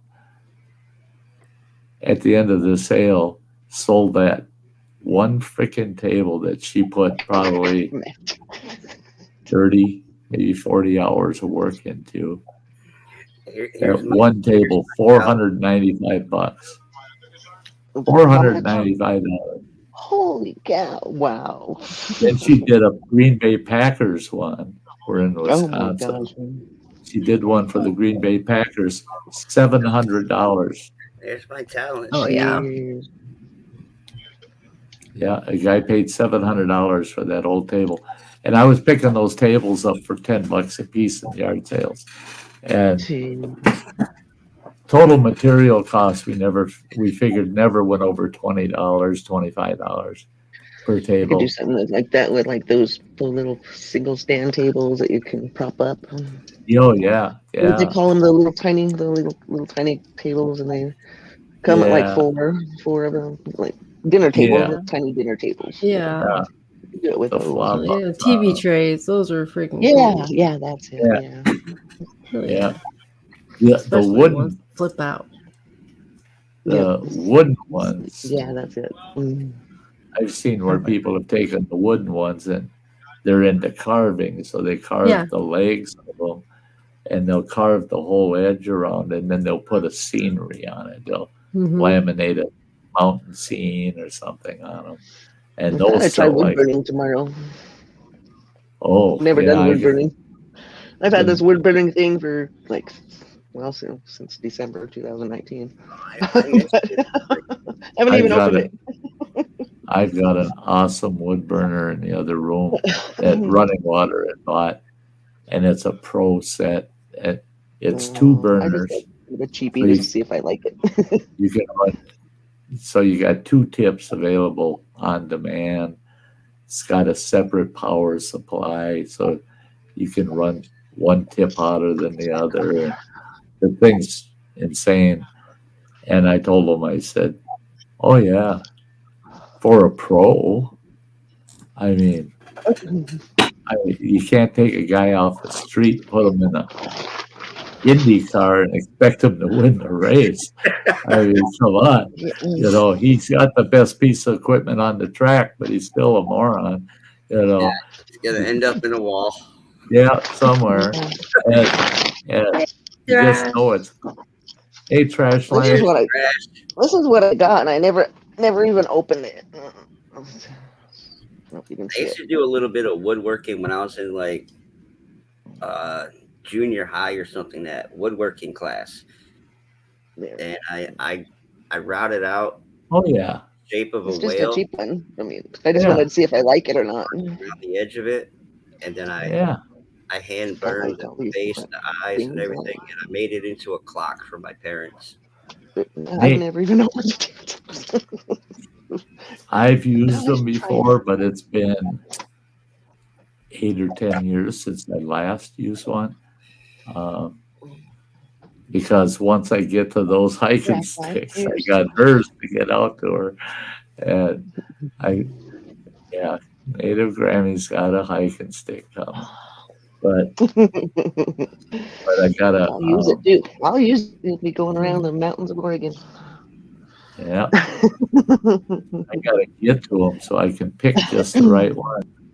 And I'm thinking if I ever get caught up out here, if I get the place caught up where it's, I've been trying to get banded out at least a couple times a week. yeah, Getting chubby, you know. yeah. If I get it all squared away around here, I'm gonna go out stick hunting again too. Just go out. Happy Father's Day, Thrash. I forgot to say that to him. Father's Yeah. Day. He's a dad too. Yeah. So yeah. Father's Day. I really haven't been on my Facebook and Instagram side too much today, so I can't reciprocate and wish everybody a happy Father's Day. So I need to put some of my barbecue things up today. all I know is today's Father's Day. There's no NASCAR race on, and I was lurking in the chat before Native told me that Mr. Sty was live. I was lurking in the Hey, chat. Candy. Hey. Yeah. Hey, what's Yeah, up, I sent Stan? you a link around. Yeah, shit. Very It was cool. already I've been My over brother might here. be lurking. I don't know. He was gonna be in too. I've been sitting up here for 4 hours now, you guys.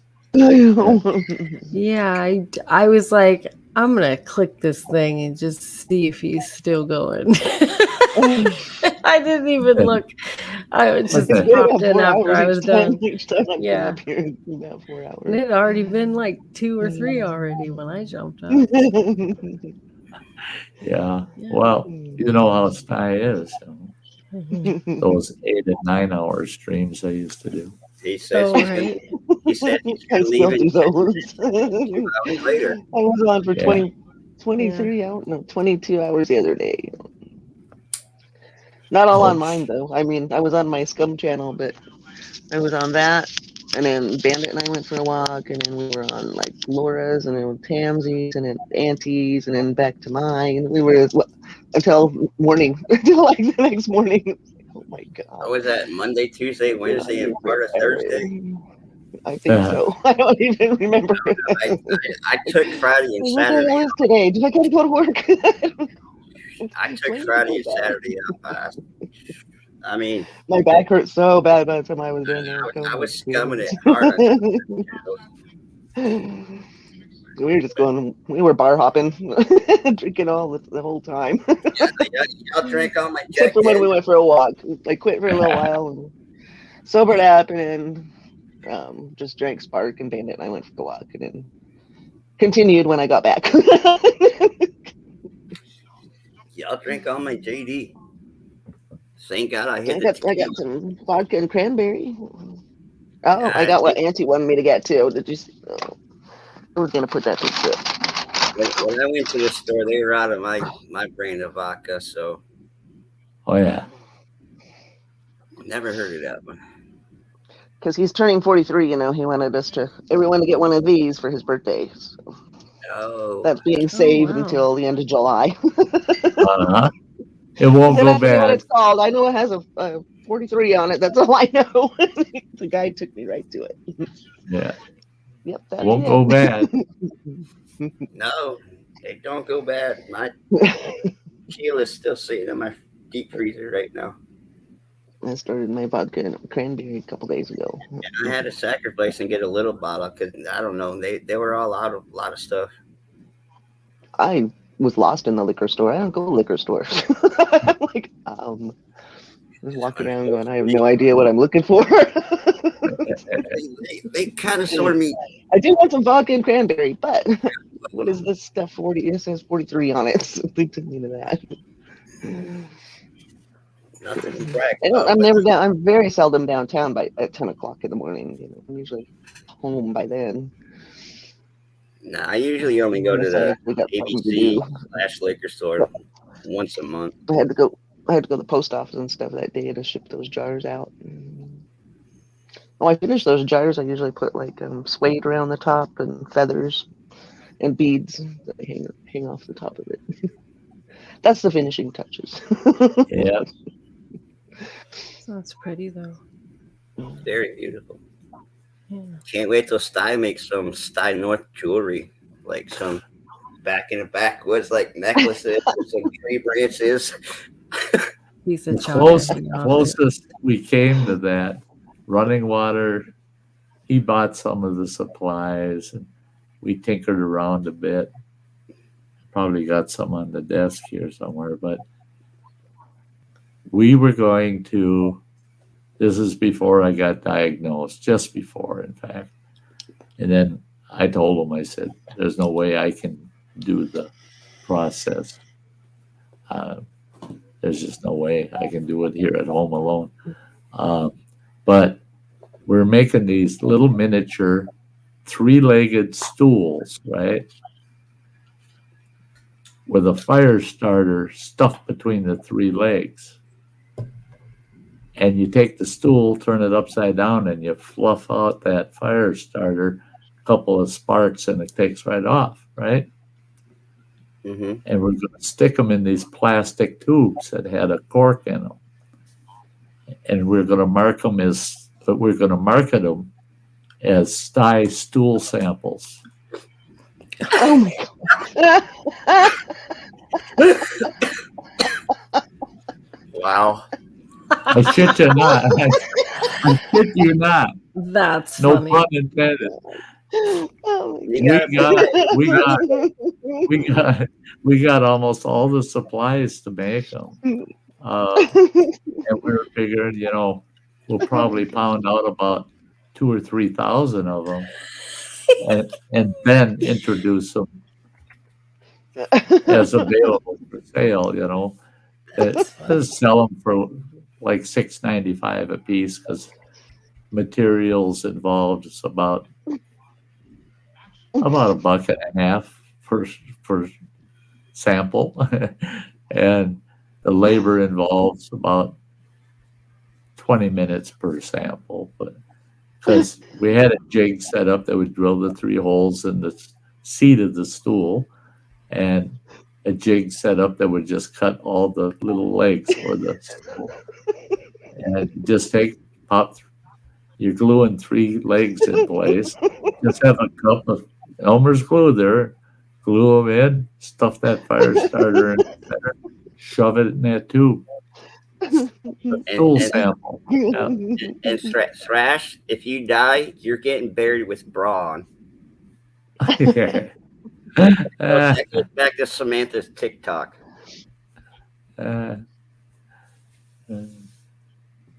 Samantha's like, hell no, not for me. Thrash. I love that color hair. Yes, Looks Thrash. beautiful. Sam made you. it. Yeah, it is great. I was trying to type, but I don't got my glasses on. Fuck. Thank you, Thrash. I do that all the time, and then I have to reread it. Uh-oh, nope. Yeah. I gotta reread it. Well, I kept Redo messing it. up. I'm having to delete shit and retype it. And That's when I take them off. with I'm one like, little sitting finger. Yeah. Exactly. where's my glasses at? Well, what's worse yet is when I get up after a stream, I shut everything down. I get up, walk around the corner, I shut all these big studio lights off. Mojo. And then I'm standing there like, where the fuck am I? Because I can't see nothing. It's pitch black. It's like I'm feeling around for one of the studio lights, turn it back on so I can see. Blind, instant blind. The whole house is black. Hey, grilling with Mojo. Hey, Mojo. Happy I've Father's done Day, that. man. Sty, you want to hear something funny? I was drinking one night. I went to the bathroom. No. I'm joking. I forgot what I went in there for. So I went to the kitchen to grab another drink. And the moment I got in the kitchen, I said, "Daggone it, I gotta pee." And I forgot what I went to the bathroom for to begin with. But you did go back, didn't you? I did go back to the bathroom. Okay. I guess we're Now, telling. this is back in my heavier drinking days. We're at a friend's house. We had this big, huge bonfire, and all these people. We roasted a pig. We had about 120 people showed up, and we were having a hell of a good time out there. Big party, and the ex-wife and I spent the night there. That morning, I shook it out early, and I'm sitting in the living room, kicked back in an easy chair, and this one guy, he's just a character. I mean, that's some bitch. I mean, we all crashed at about 5, 6 o'clock in the morning, and he was screaming and hollering at people that were going to go off and crash, and he's still drinking right out of the jug. And so I wasn't shocked to see him come walking through. He's still carrying that damn jug with him. And only got about 3 ounces left in it. And he staggered like some bitch. And he sees me and he goes, "What happened to the party?" And I said, "Everybody crashed, man. Party's over." And he goes, "Oh, party's never over, right?" And he goes, "God, do I have to take a piss?" And I said, "Well, get in the bathroom and do your business." And I pointed right at the fucking bathroom. And he walks right past me. He goes in the kitchen. Oh man. He opens the refrigerator and opens the crisper drawer down below. No. And he No. pisses right in the crisper drawer, and he pushes it shut, closed the door, comes staggering back through the living room, and he says to me, "There's too many women in this house. You make damn sure to close that lid when you're done." Oh god. And he staggered off. Well, when the lady of the house woke up, she goes in the kitchen, and her purse is sitting on a chair. No. Don't even. No. And it's open, and she looks in there, and she reaches in, and she goes, "What in the hell did somebody spill a drink in my purse?" And then she smelled her fingers. She goes, "Fuck, somebody pissed in my purse." Oh god. And I Oh go, my "If you god. think that's bad, look in your refrigerator." Oh shit. Wow. I didn't know that he had already pissed in her. Damn. Oh man. I don't think that boy ever did find the bathroom while he was Pretty there. rough. That's. It took her husband and me to hold her back from killing that guy. She was, Oh I my mean, she was God. gonna kill him. Wow. I mean, the Don't worst blame out her, there man. George. Yeah, Wow. that old boy didn't have a clue where he was, man. Y'all see this door right here? That is my bathroom. I mean, I'm like not even 10 feet from it. In my town here where I live, even the crackheads know you don't whip it out. It's $500.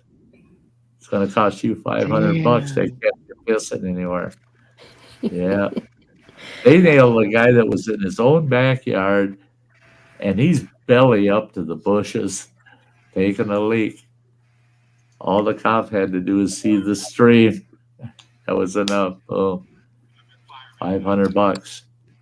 Now, back in my 20s, I did a lot of wild stuff. Some people on that visit some chats got it misconstrued. I'd go out and nude sunbathing, but I lived in a house that had a second floor deck, high up, enclosed stockade fence. So yeah, I could actually sit on my deck and sunbathe nude. Yeah. Wherever it feels good. The ex-wife and I, My neighbors couldn't see me. My ex-wife and I rented this big 36-foot houseboat on a huge frickin' lake. Now that lake, except for where these houseboat outfits are, the rest, that's the only private land. The rest of it is 400 and some miles of shoreline. All the rest of it is National Forest Service. So you run the boat out there and you're in the middle of frickin' nowhere. I mean, literally. Well, we found this neat little cove, right? I didn't even know that there was like a river inlet comes off that cove. But we got in there and nudged the boat in by the trees. It was great.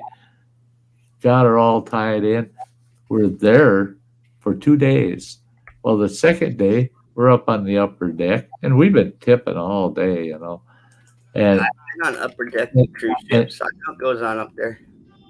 So we get up on the upper deck, and you know, we're up there in what we were born in, sprawled out on these goddamn lounges that are on the roof of this thing. Well, there ain't nobody out here. It's the middle of the goddamn wilderness that we're drinking. And the wife goes, "What is that?" And she sits up and looks, and she goes, "Oh my God, look, look." And I sat up and looked, and I go, "Shit, it's a bunch of Boy Scouts coming down. There must be a river over there. They're coming through the cove here. 16 fucking canoes full of Boy Scouts. And they're coming past our houseboat, both of us, too drunk to be wise at all. Stand up. Hey, we're waving. Hey, guys. Yeah, we support the Boy Scouts. Yeah." Traumatized. I turned, looked at the wife. She turned, looked at me. And I go, "Do you think we're in trouble?" Yeah. And she goes, "I'm out of here." I said, not without going down that ladder, and not with, or else going down the water slide. And I think they'd like to see that. I said, otherwise it's lay back down on the lounge where I was already headed. Wow. And she's freaking out. I had a half a dozen fucking beach towels around her, you know. I told her it's too late for a beach towel. I said, everything the first 5 canoes spread all the way to the tail end by now. Exactly. I said, I guarantee you, them every one of them Boy Scouts got binoculars. They try to paddle back upriver. Scoutmaster chewed his butt out. I was surprised that, because you could tell there was 2 adult men. Now, they both had smiles on their faces, just kept paddling.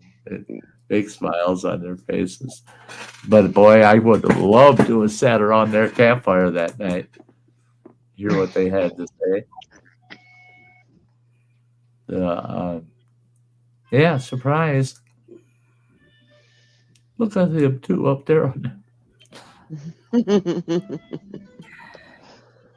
Yeah.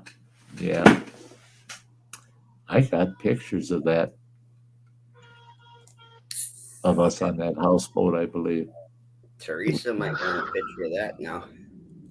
I don't have a picture of that. That one I don't have.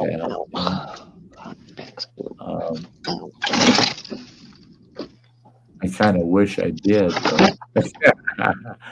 No, I don't have a picture of. No, scrap that. No pictures of the houseboat or anything. Sitting around the campfire cooking them hot dogs is never good. I don't even do that. But I have worn shorts and some working boots and burnt up all the hair in my legs picking. Hell, this just goes to show how wild Sty used to get. When you got a group of a half a dozen adults drunker than shit, we started drinking at about 10 o'clock in the morning. And this is about getting close to midnight. And we start playing Truth or Dare, right? Oh, good Lord. And everybody's willing to take the dares.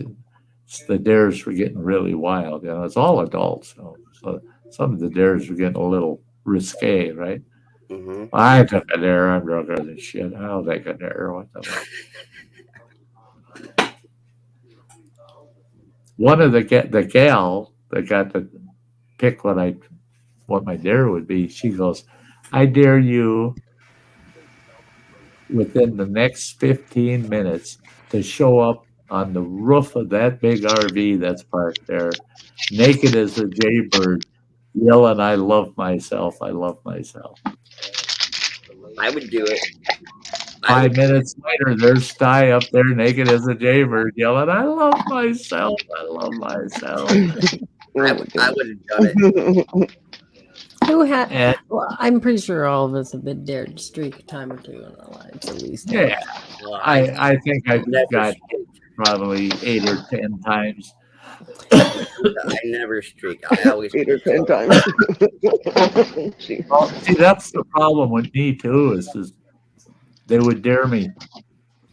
We want you to walk naked all the way down that driveway down to the street, stand under the street light, and come all the way back up here by the campfire, trash. I call naked as a jaybird.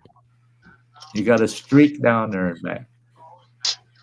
trash is over there riding Oh, horses. no, I just walk down there, get down under the street light, look for someone to come by, and walk back, walk over, sit in the lawn chair. Where's my drink? And they go, put your fucking pants on. Oh, sorry, I forgot. I ain't running for nothing. Hey, what the hell? You know. Going streaking tomorrow, Freedom Day. Justin, here in my state, I think we had the Free Pride Parade Day today in my state, and it's just awkward. It fell on Father, and I'm not understanding that. No, Father's Day, Pride Day, parade, not happening for me at least. If you ain't feeling like this, you shouldn't be playing truth or dare. Bring it on, baby. Bring it on. Yeah. That looks like me on a halfway sober day. Yay. You don't want to see me on a drunk day. Yeah.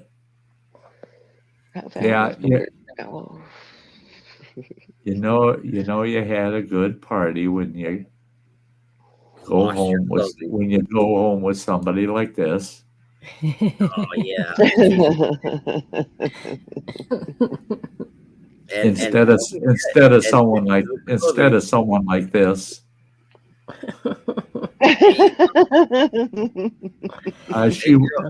Big people need love. I thought you said she was a 10. Lord have mercy. Oh, she gave great hugs though. I bet she did. I heard a PBR. I bet you she never lets you go. Yeah, once she's got you, you're hers forever. Oh, I've seen some of those relationships. Hey, now people call me. I've had people get mad at me and message me and say, "You said such a thing, and that was awful racist. You shouldn't say that." You know, and this is my daughter and my grandson. Dude, Now, I see nothing wrong with that picture. Well, do I look racist in that picture? I mean, no. That kid spent 2 months with me in the backcountry in the woods. He's great. The kid's great. I mean, and they call me racist, and I don't have one. They can pull up a family picture of my daughter's family. Holy God Almighty! You gotta put all the flags of the United Nations out when they're coming to visit. I mean, she's got kids from every freaking nationality you ever dreamt of. And how the hell can you be racist with that many grandkids? That some of them, I ask them, do you don't even know where you're from? Trash says your dog's too small. Sty. Your dog's too small. Hey, Thrash, your horse is too big. Thrash, yeah. I can't handle your horse.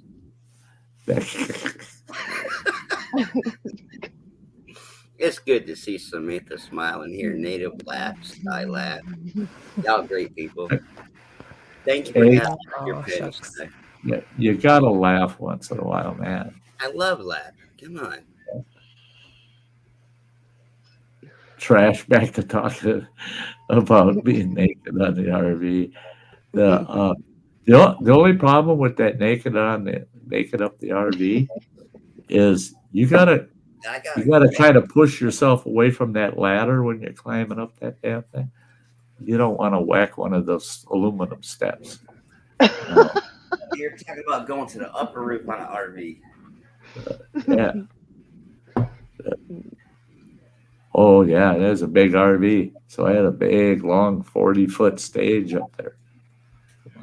I got a buddy of mine in California. He's been traveling the road in an RV right now and stopping at all the RV campgrounds, and he'll come up and show some pictures on his Facebook here and there. And I used to drink a lot of beers with that buddy. Live stream. Well, not live stream, but live messenger. Facebook call.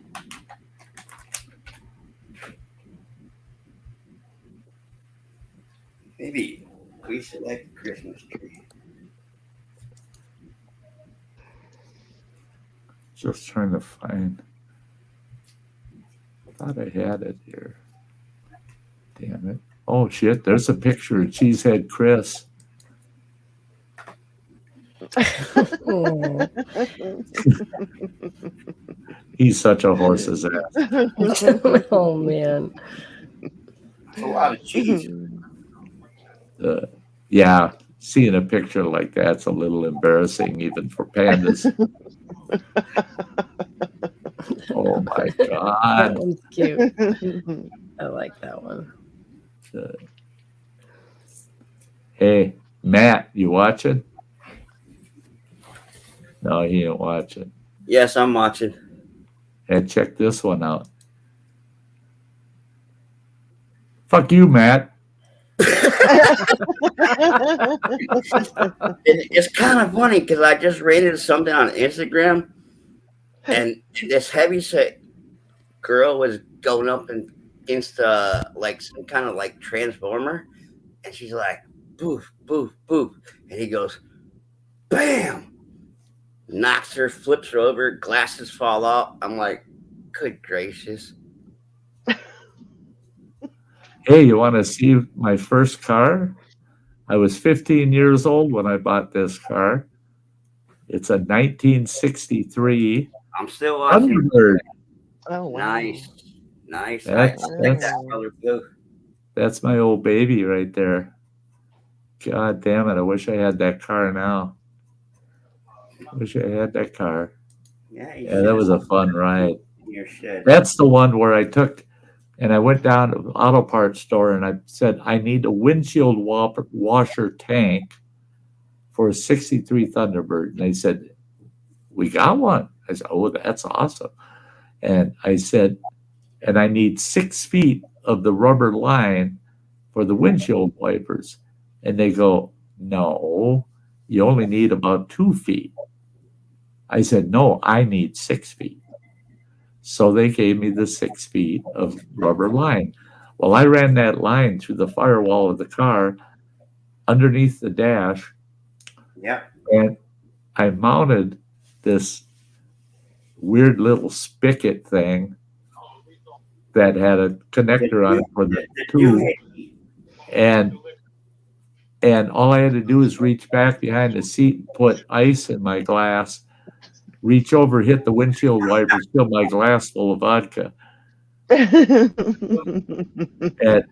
them sons of bitches, twice they tried to get me for open bottle in that fucking car. And I let them search the car. There ain't no open bottle in that car. And they couldn't find one. They could smell alcohol. Nah, there ain't no alcohol in there. Okay. Can't go find it. Yeah. Yeah, I love it. Wow. Those were the days. Yeah, those were great days. Still one picture I was hoping to find here that had it. It sure ain't in that. Okay, it's got to be in the randoms. Come on.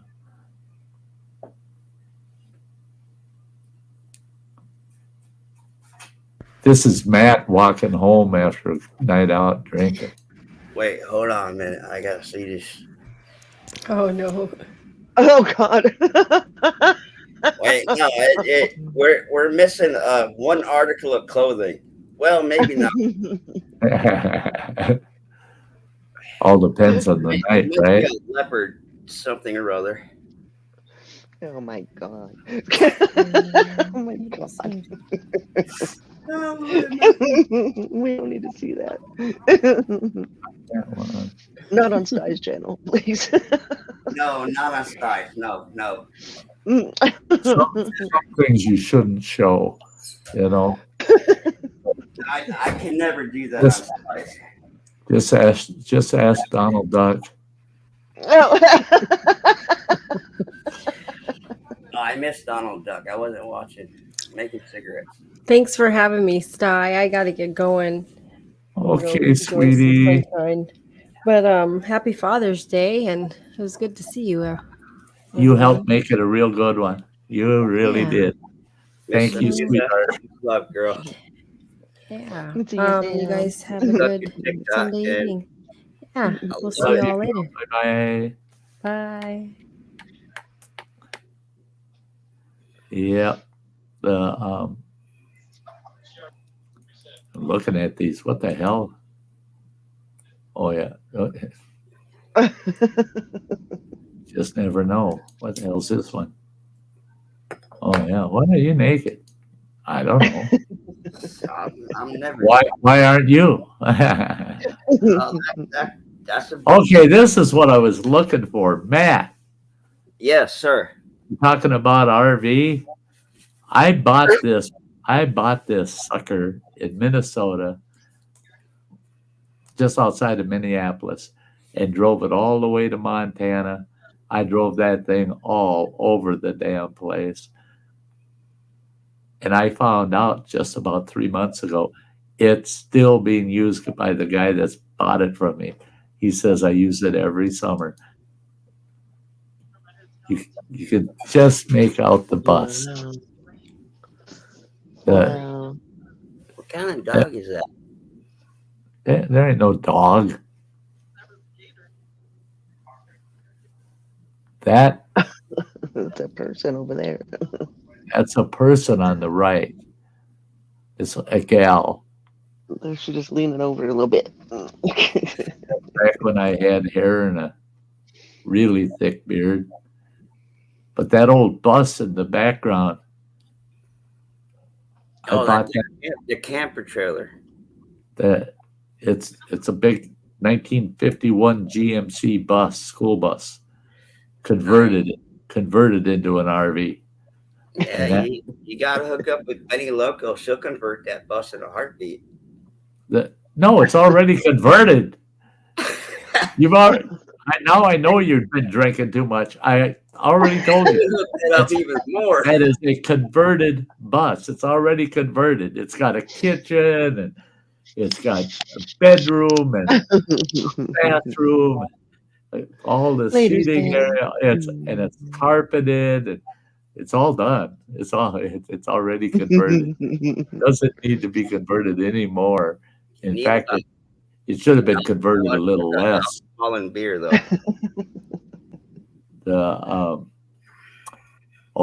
Samantha, again, much love, girl. Thanks for showing up today. Don't want to be.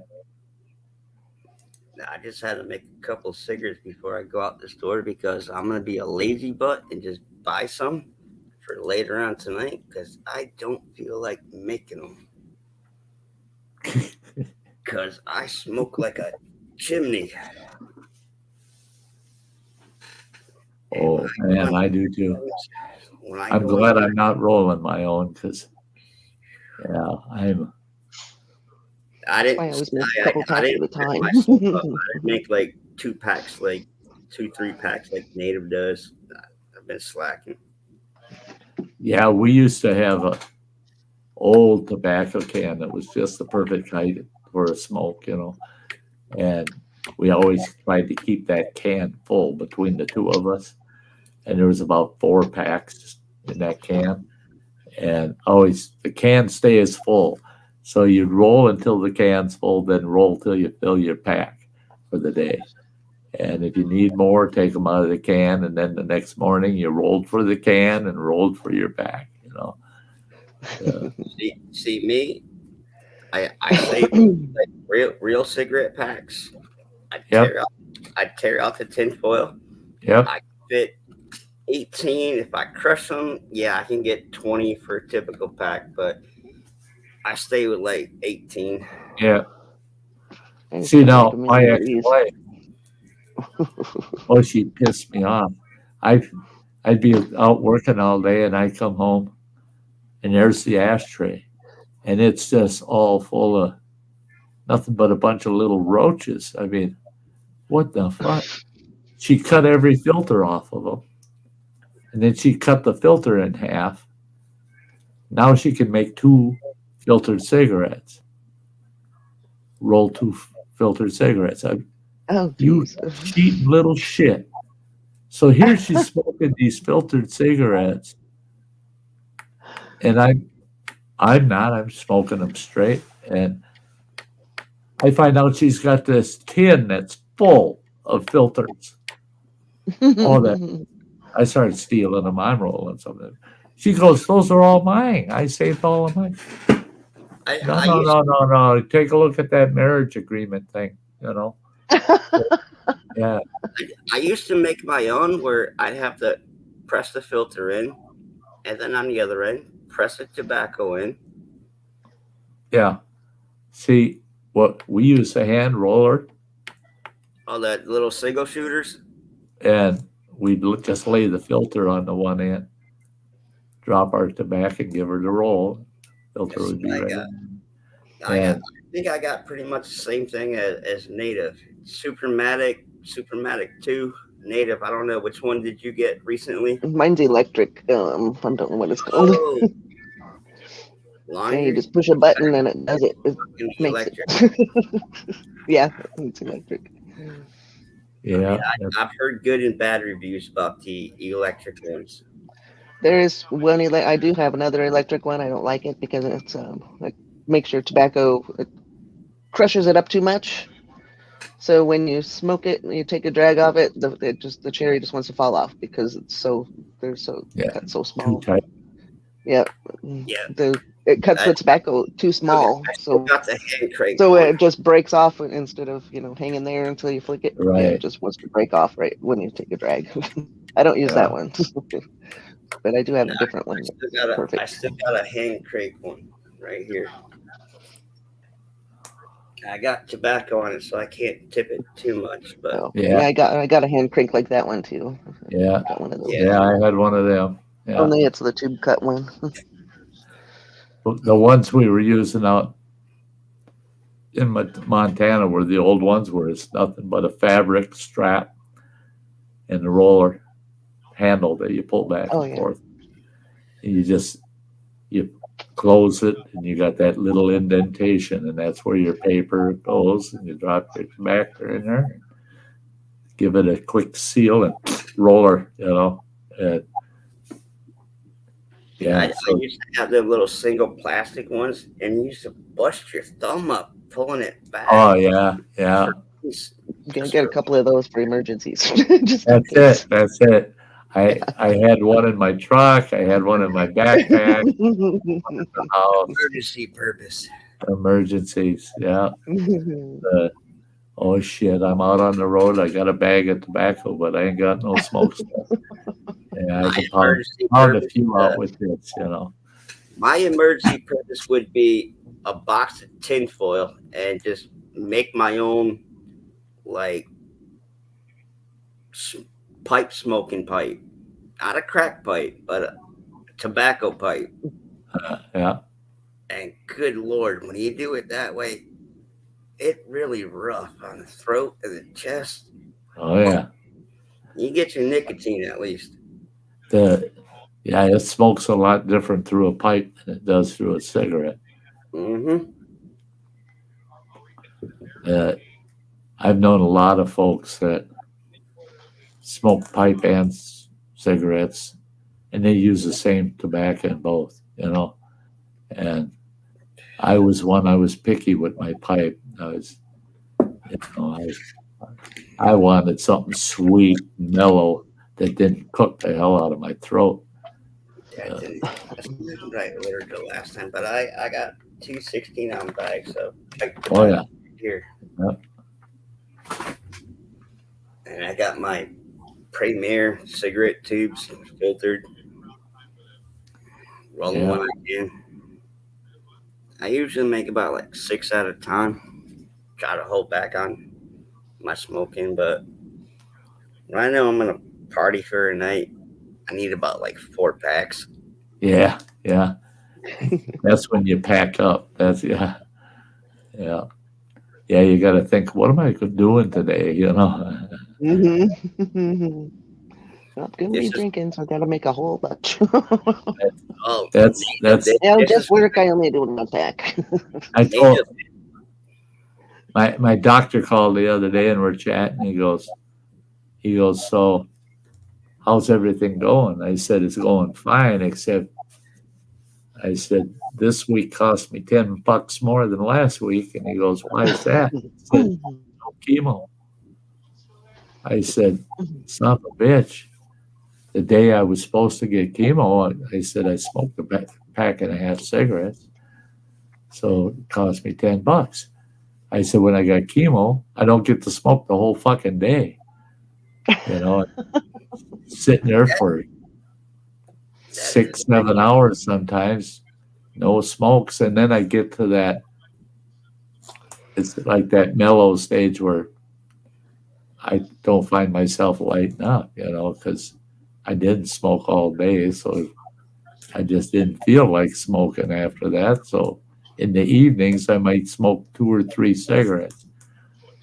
But that day was taken away, and I smoked like a chimney on Monday. Monday. And I told him, I said, so my week off of chemo, that adds to my smoking. He goes, Christ, we should give you chemo 5 days a week. I said, good luck. That shit ain't happening.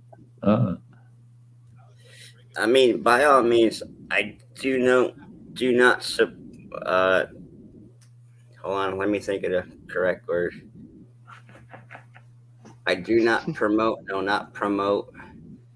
I do not influence, no, that's not the word. I do not suggest, that's maybe a good word.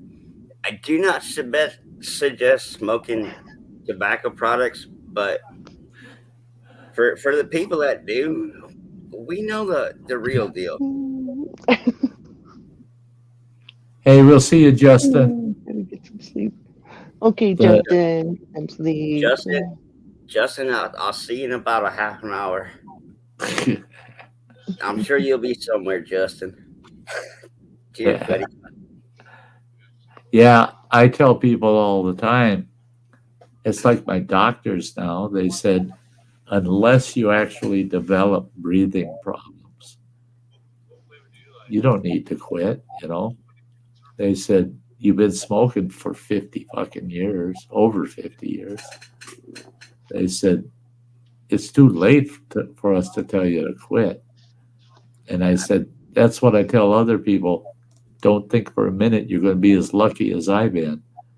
Smoking for over 50 years. Don't even start, man. Yeah.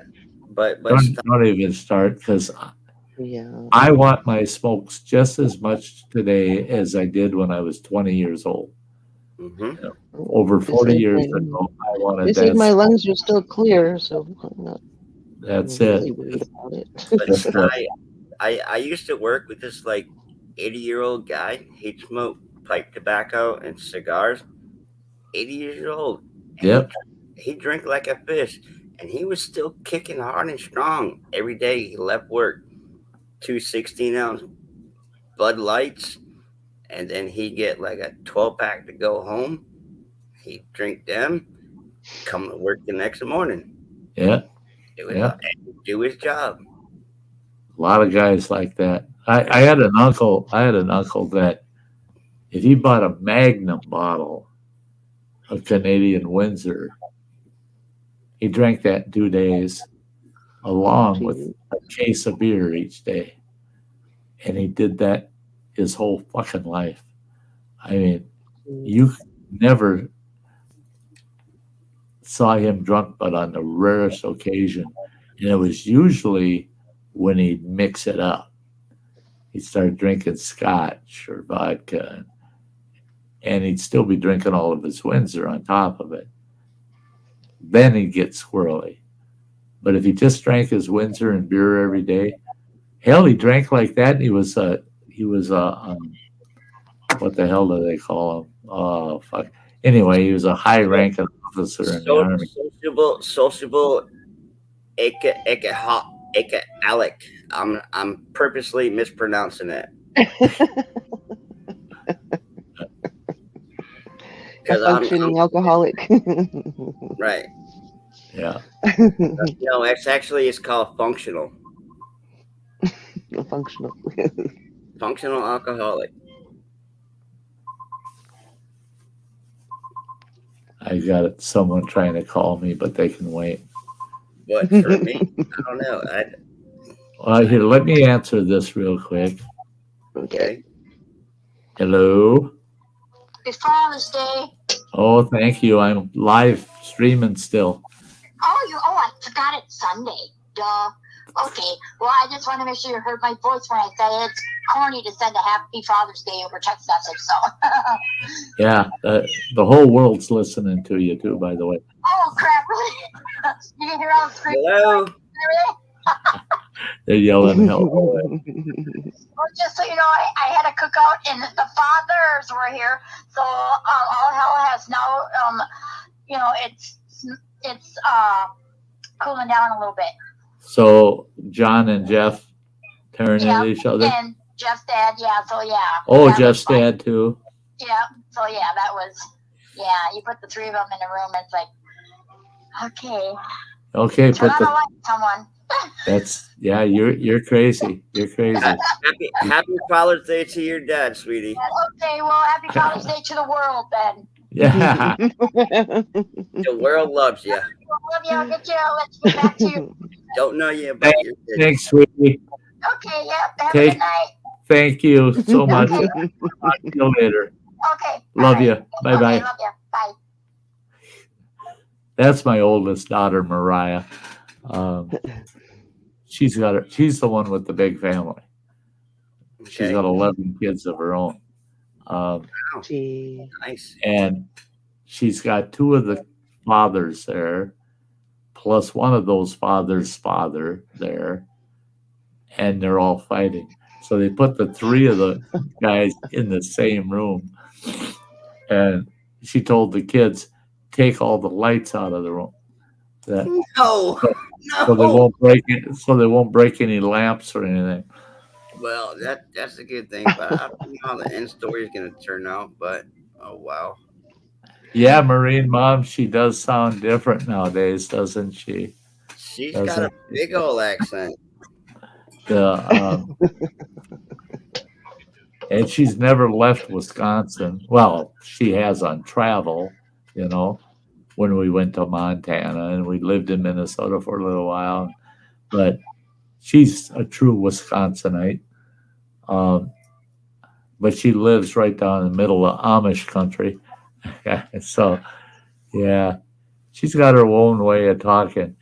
And she's a crazy girl. I mean, she's got 11 kids. Fortunately, I believe it's 3 of them that are moved out. It's 3 or 4 that are moved out.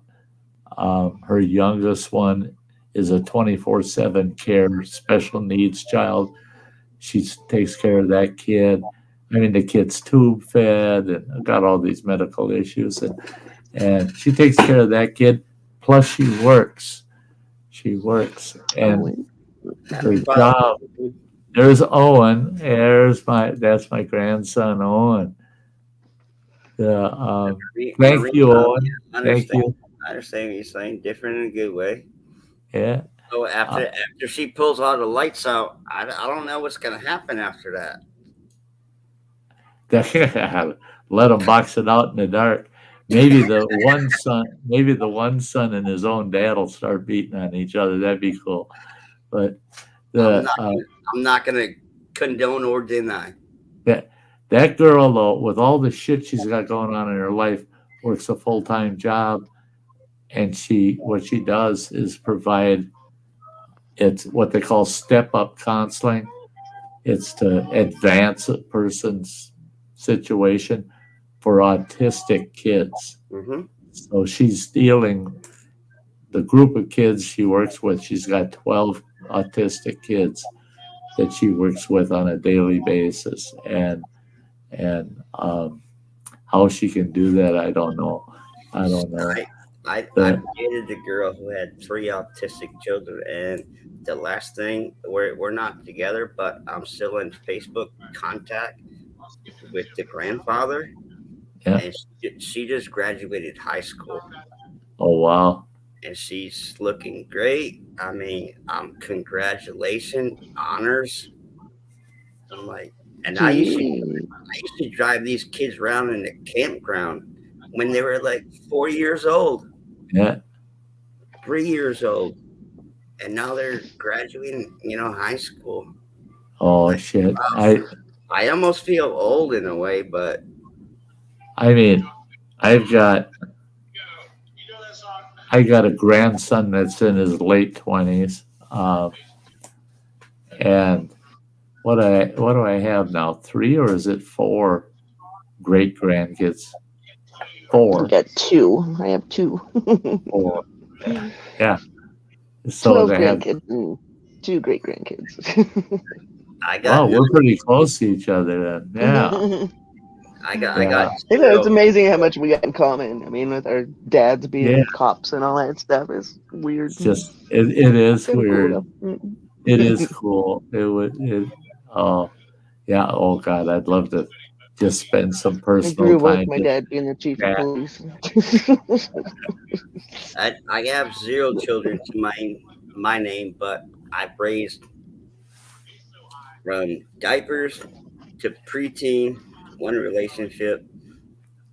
Another one was a 14-year-old, 16. Yeah, that was hellacious. Them teens, yeah. And then another one, the guy was actually the same age. Well, he was like 5 years younger than me. And well, we all know my ex-wife was 13 years older than me.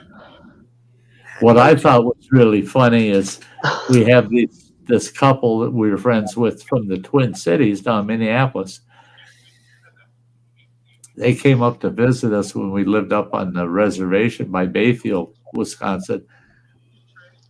Well, from Bayfield, you can take a ferry across to Madeline Island. And we went over to Madeline Island. And at that time, I don't remember what year that was. 88. Yeah, 88 Thunderbird.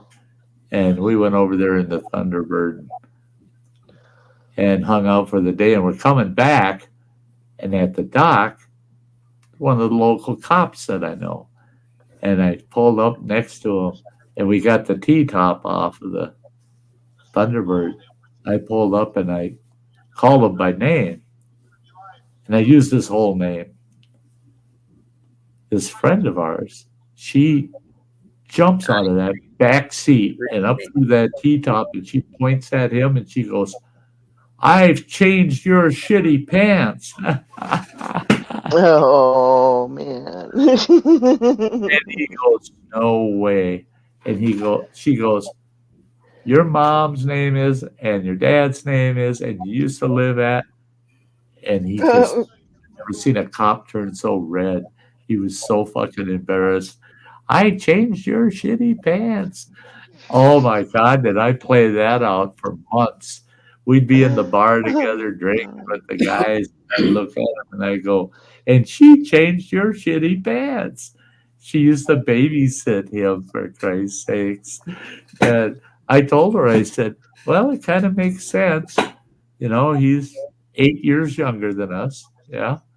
And she was about 13, I guess, when she was babysitting, 13, 14, 15.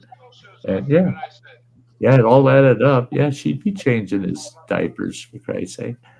And so we had a local cop that I had a little secret of. Yeah. And But he's looking her up and down. He goes, even as a little kid, I thought you were good looking, but you're better looking than I even remember. All of a sudden, Bill stands up in the car. And he goes, that's my wife you're talking to. Holy shit. That cop just backed right up. Okay. Okay. Everything's cool. Yeah, don't start flirting with her, for Christ's sakes. Yeah, her old man's sitting right in the car here. I try my best not to flirt with anyone, but I will say, if you're a good looking person like Native, like Samantha, yes, I'm going to give you a compliment. I'm sorry if your boyfriend or husband is butthurt. I'm not going to call you fat and ugly. I'm beautiful and pretty. Do I want your phone number? No. I'm giving you a compliment. Right. Well, look at me. Jesus Christ, I'm 66 years old, and one of my favorite pastimes is flirting with the young ladies. I mean, anything from the well, I call them young ladies. If they're in their late 40s and they're over 18, I'll flirt with them. And it's as if, what the hell's that old man gonna do, right? And they all catch. I've only had one gal that thought it was insultive to her, that I was being insulting to her. Otherwise, all the other gals caught on right away, and they play along. It's fun. It's funny. It is. And I tell them that they gotta understand. Some of us old boys, we get old. I'm not looking for a tight relationship of any kind. Just looking for a conversation. But be a friend. But I'm also the kind of person that says it the way I see it. And if I compliment somebody, I mean it. That's not bullshit. I'm not saying it to be nice, If I give them a compliment, they deserve it, Agreed. Native knows me well enough. She knows I flirt with her and call her sexy all the time. And hey, we're still friends. A lot of people do. Yeah. Bandit. Damn it. The legs. I love it's the legs. It's the legs. Yeah, them legs. It's the legs. I won't do it on this channel. Well, I could. I do have leggings on. I got shorts on. She's got legs. She got legs. No, I usually pull my leg right up here. I usually pull my leg up here for everybody. That's not another Native. Just the fact you could pull your legs up there would shock the shit out of me. Stop. I can barely tie my fucking shoes anymore. Sty. She can do more. She can do more stuff with her legs than I do. Good for you, girl. Good for you. Wow. And she calls it leg power. Leg power. Call me an aimless because I done hurt my back on that one. Oh man. Native knows how to lift a leg. Those are dreams, man. I I got to turn the clock way back to be that flexible. I was at one time. I was very flexible. Yeah. Boy, those days are long gone. And then, of course, the thigh highs. Thigh highs. Hey, now. Native. I got sunglasses. I've never seen nothing. Never seen nothing. Never seen nothing. I know. Nope. Everybody close their eyes just so Tamsy can see my thigh highs. I'm blind. Yeah. Above my thigh highs. I can't see a thing. Yeah, exactly. Yeah. Exactly. Can't see a thing. Yeah. Yeah. That's my ass. What about no? Nobody else look. Well, if anybody finds my ass, yeah, I'll pay for the postage. I mean, I lost my ass somewhere. I got no ass. It's gone. It's gone. That's why I need cushions. I need that little cushion. That's why I need cushions all the time. At the same time. My back would be dying right now if I didn't have these. Oh yeah, I'm amazed. It actually doesn't feel bad right now. We've been going 5 hours here, guys, and I Yeah. can't believe old guy's sitting upright. It's been a good day. It's been a good day. It's been a beautiful Yes, day. I have. Happy Father's Day, Sty. Excuse me? Happy Father's Day. Oh, well, yeah, thank you. It has been. It's been a really good 47 Father's years. Day. No, it's For like 47 years. I've been going through Father's Days for 47 years. I was saying 48 at the beginning, but Marine Mom came on board and she went to high school with running water. oh wow. She corrected me, 47. 47. She's right, because I got married 45 years ago. Had running water a year after that, so it'd be 47. 48 Or years. no, 48 years ago got married. Jesus Christ. Maybe that's why I'm dying. Because when you hit your 50th anniversary, that's enough to kill anybody. I only got 2 years to go at the max anyway. I call bullshit.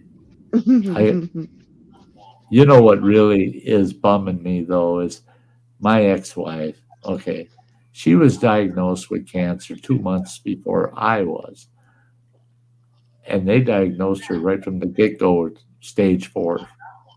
They gave her about a year. Well, they hit her with radiation and chemo, got rid of all of her cancerous tumors. They were right down to nearly nothing.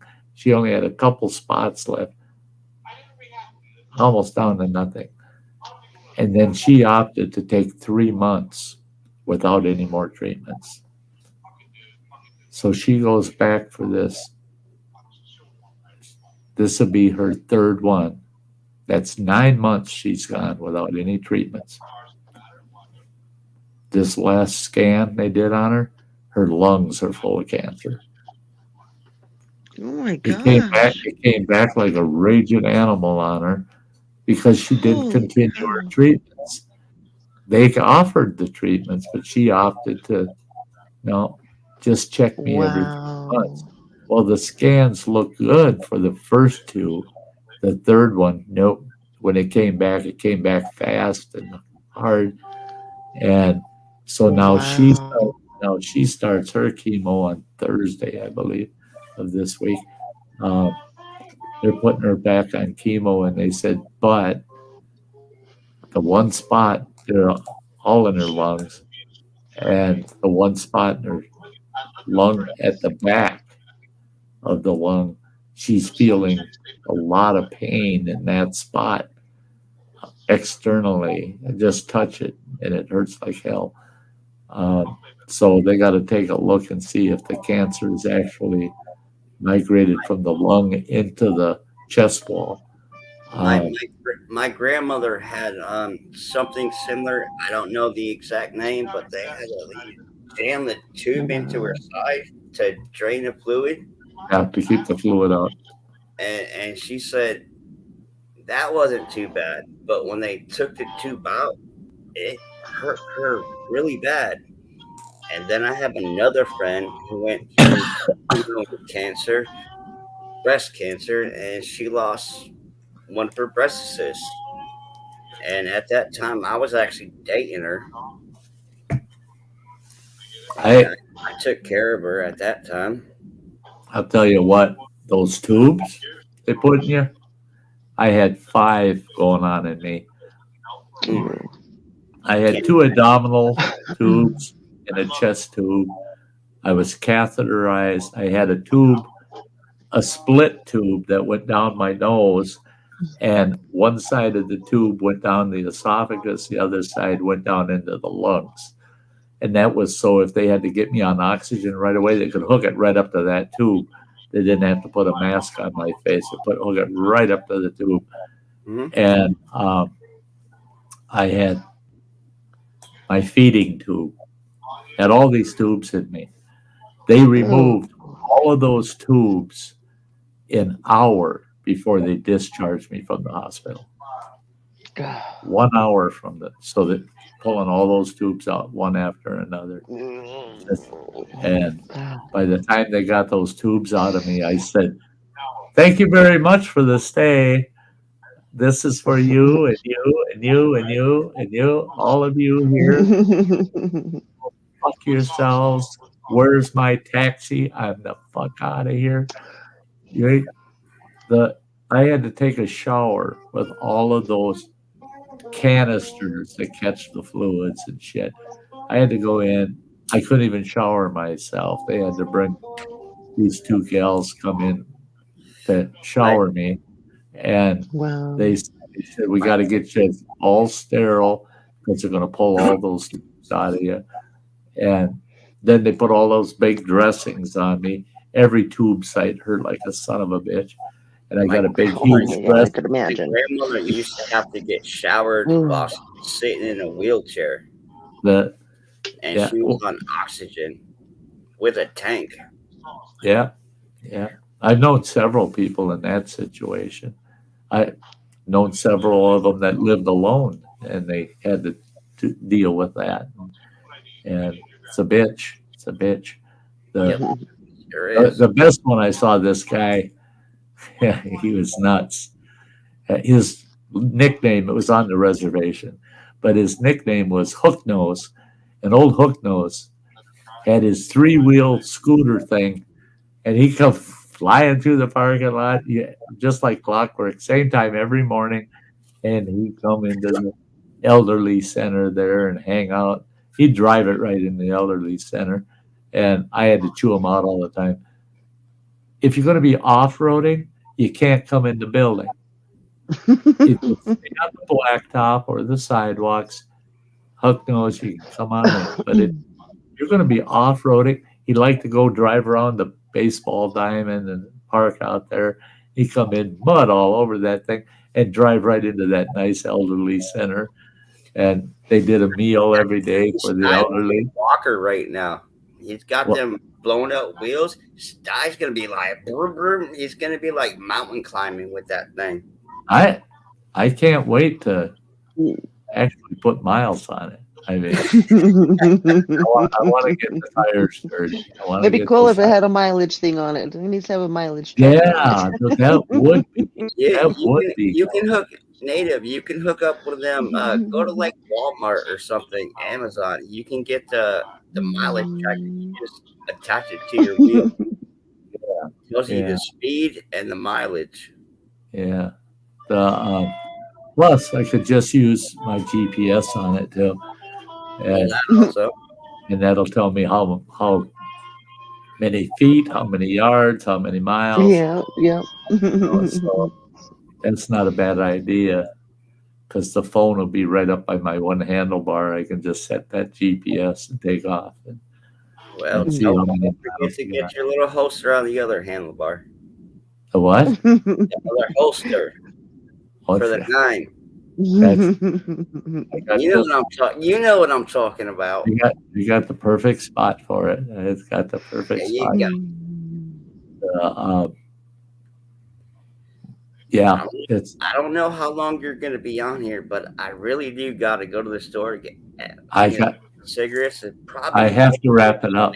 I have to wrap it up. We should probably get going. Yeah. I have to wrap it up. I got 5 hours without eating anything. I have to eat. Yeah. And then I want to get out and walk a little with the walker. And then, I got 2 hours of daylight. So. Okay. Okay, guys. So with that, hey, everybody out in the chat. Let's go wrap it up and dance with the little lady.